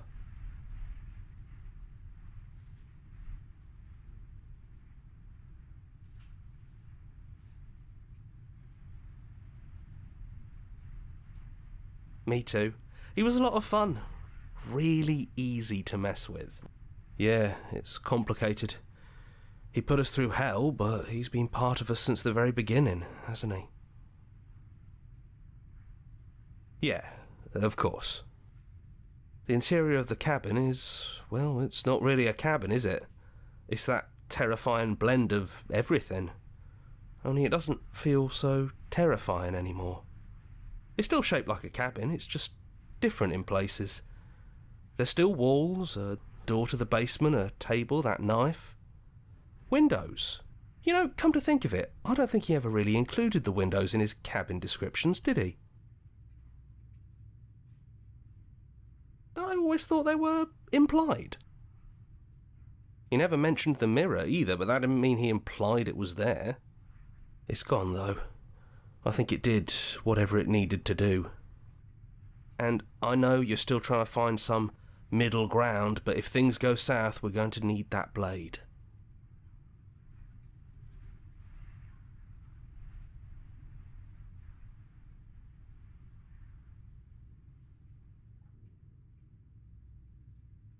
No blade it is. I'm not sure what we'll be able to do without it, but your judgment has gotten us this far. If that's what you think is best, then that's what you think is best. I'm just along for the ride at this point. Those winding stairs again. But now there's only one way forward. Do you remember the first time we were here? The first time we heard her voice?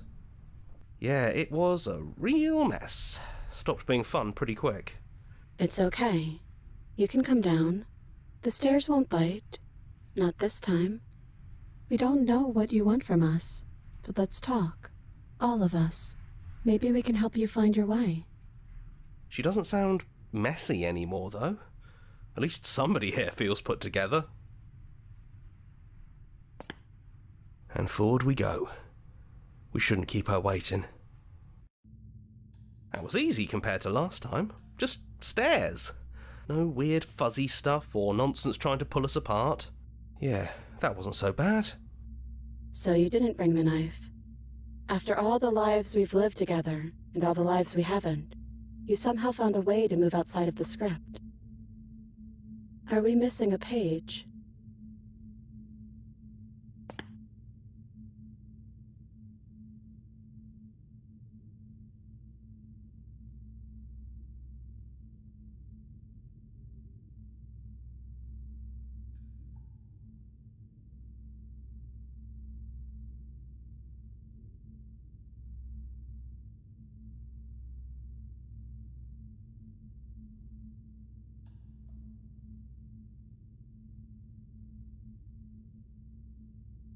It is, for all of us. We've seen so many threads of stories told between us, but this moment is unexpected. Even when we've seen it all, you still managed to surprise us.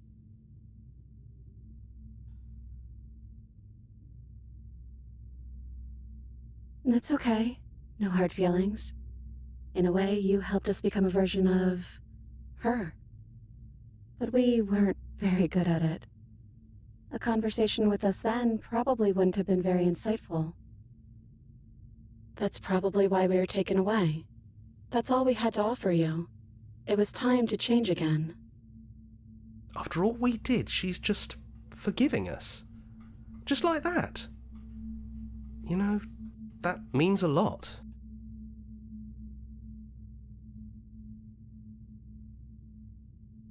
Yes, we think. We're kind of like a shadow. Out there, every part of us is blended together into one huge idea. A big wave of unyielding change crashing against the world. But in here, we're fractured. Small. Still a little more separate than we'd like to be. Our instincts still trying to pull us in different directions. That's kind of like us, isn't it? Yeah, we really are the same.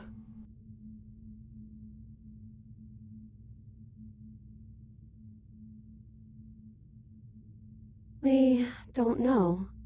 We've seen through so many eyes, but all of them have been hers. We like you as you are. We like us as we are. Maybe we would have liked her version of us too, turning the wheel of a cosmic cycle together. But that's not the choice you made, even though she did everything in her power to convince you. It took courage for you to make your way down here, away from the paths others would have had you walk. We find that courage beautiful. But that's the worst part of us. That's me she's talking about. I think that's the point. There is no worst part of us.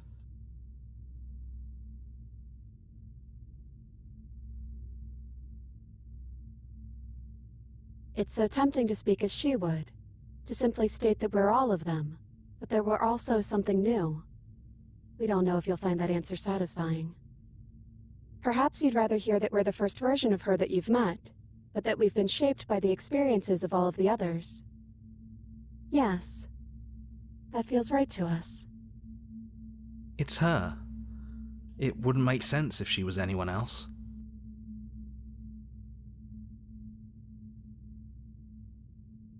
We're just a stranger. But that doesn't mean we have to be distant from you. It just means that we'll always be able to find new things to discover in each other. That's sweet. But it's also a little sad.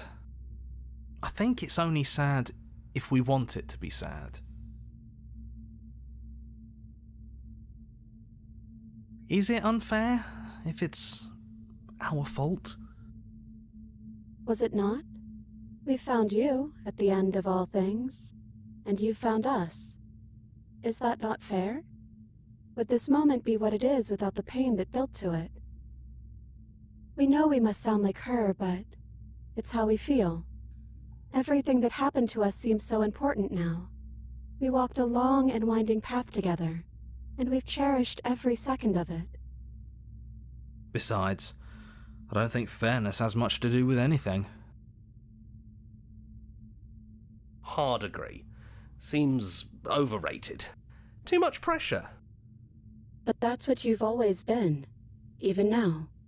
You can't put aside such an important part of who you are, and neither can we. So, you might as well embrace it. He'd hate that. So you should do it. Even if he isn't here anymore, it's the spirit of the thing. Leave? But what would happen if we left with you? Would we exist inside ourselves? Are you sure you want to find out if that's possible or what that would mean for you? Is that what you want?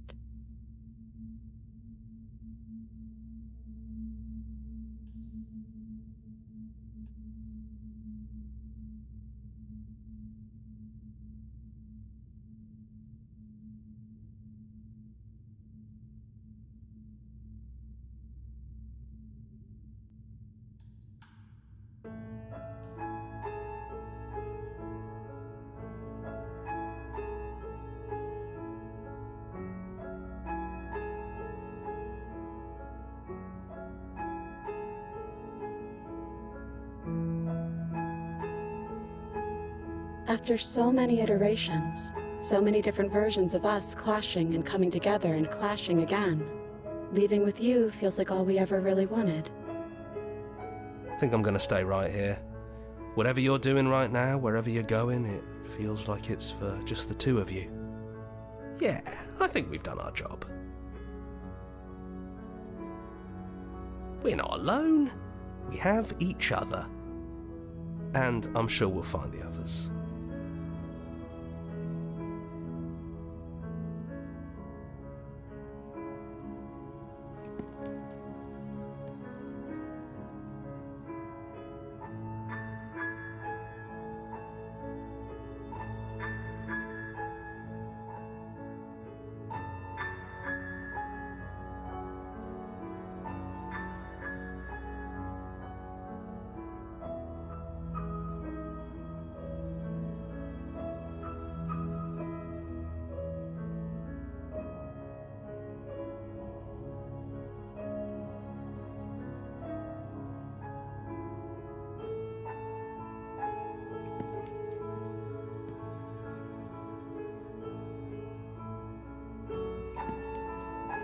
We can feel the threads of all the stories we've told together, all pulling us back down the stairs and into those chains where we know the outcome of everything that could ever come to pass. It's comfortable there, but it's confining. We want more. We want whatever might be on the other side of this door. Something new that we'll experience together, with someone who exists outside of us.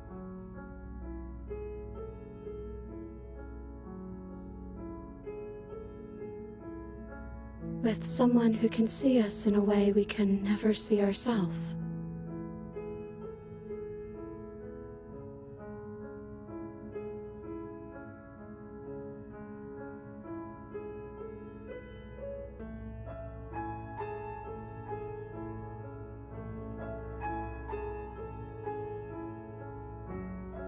And we love you too.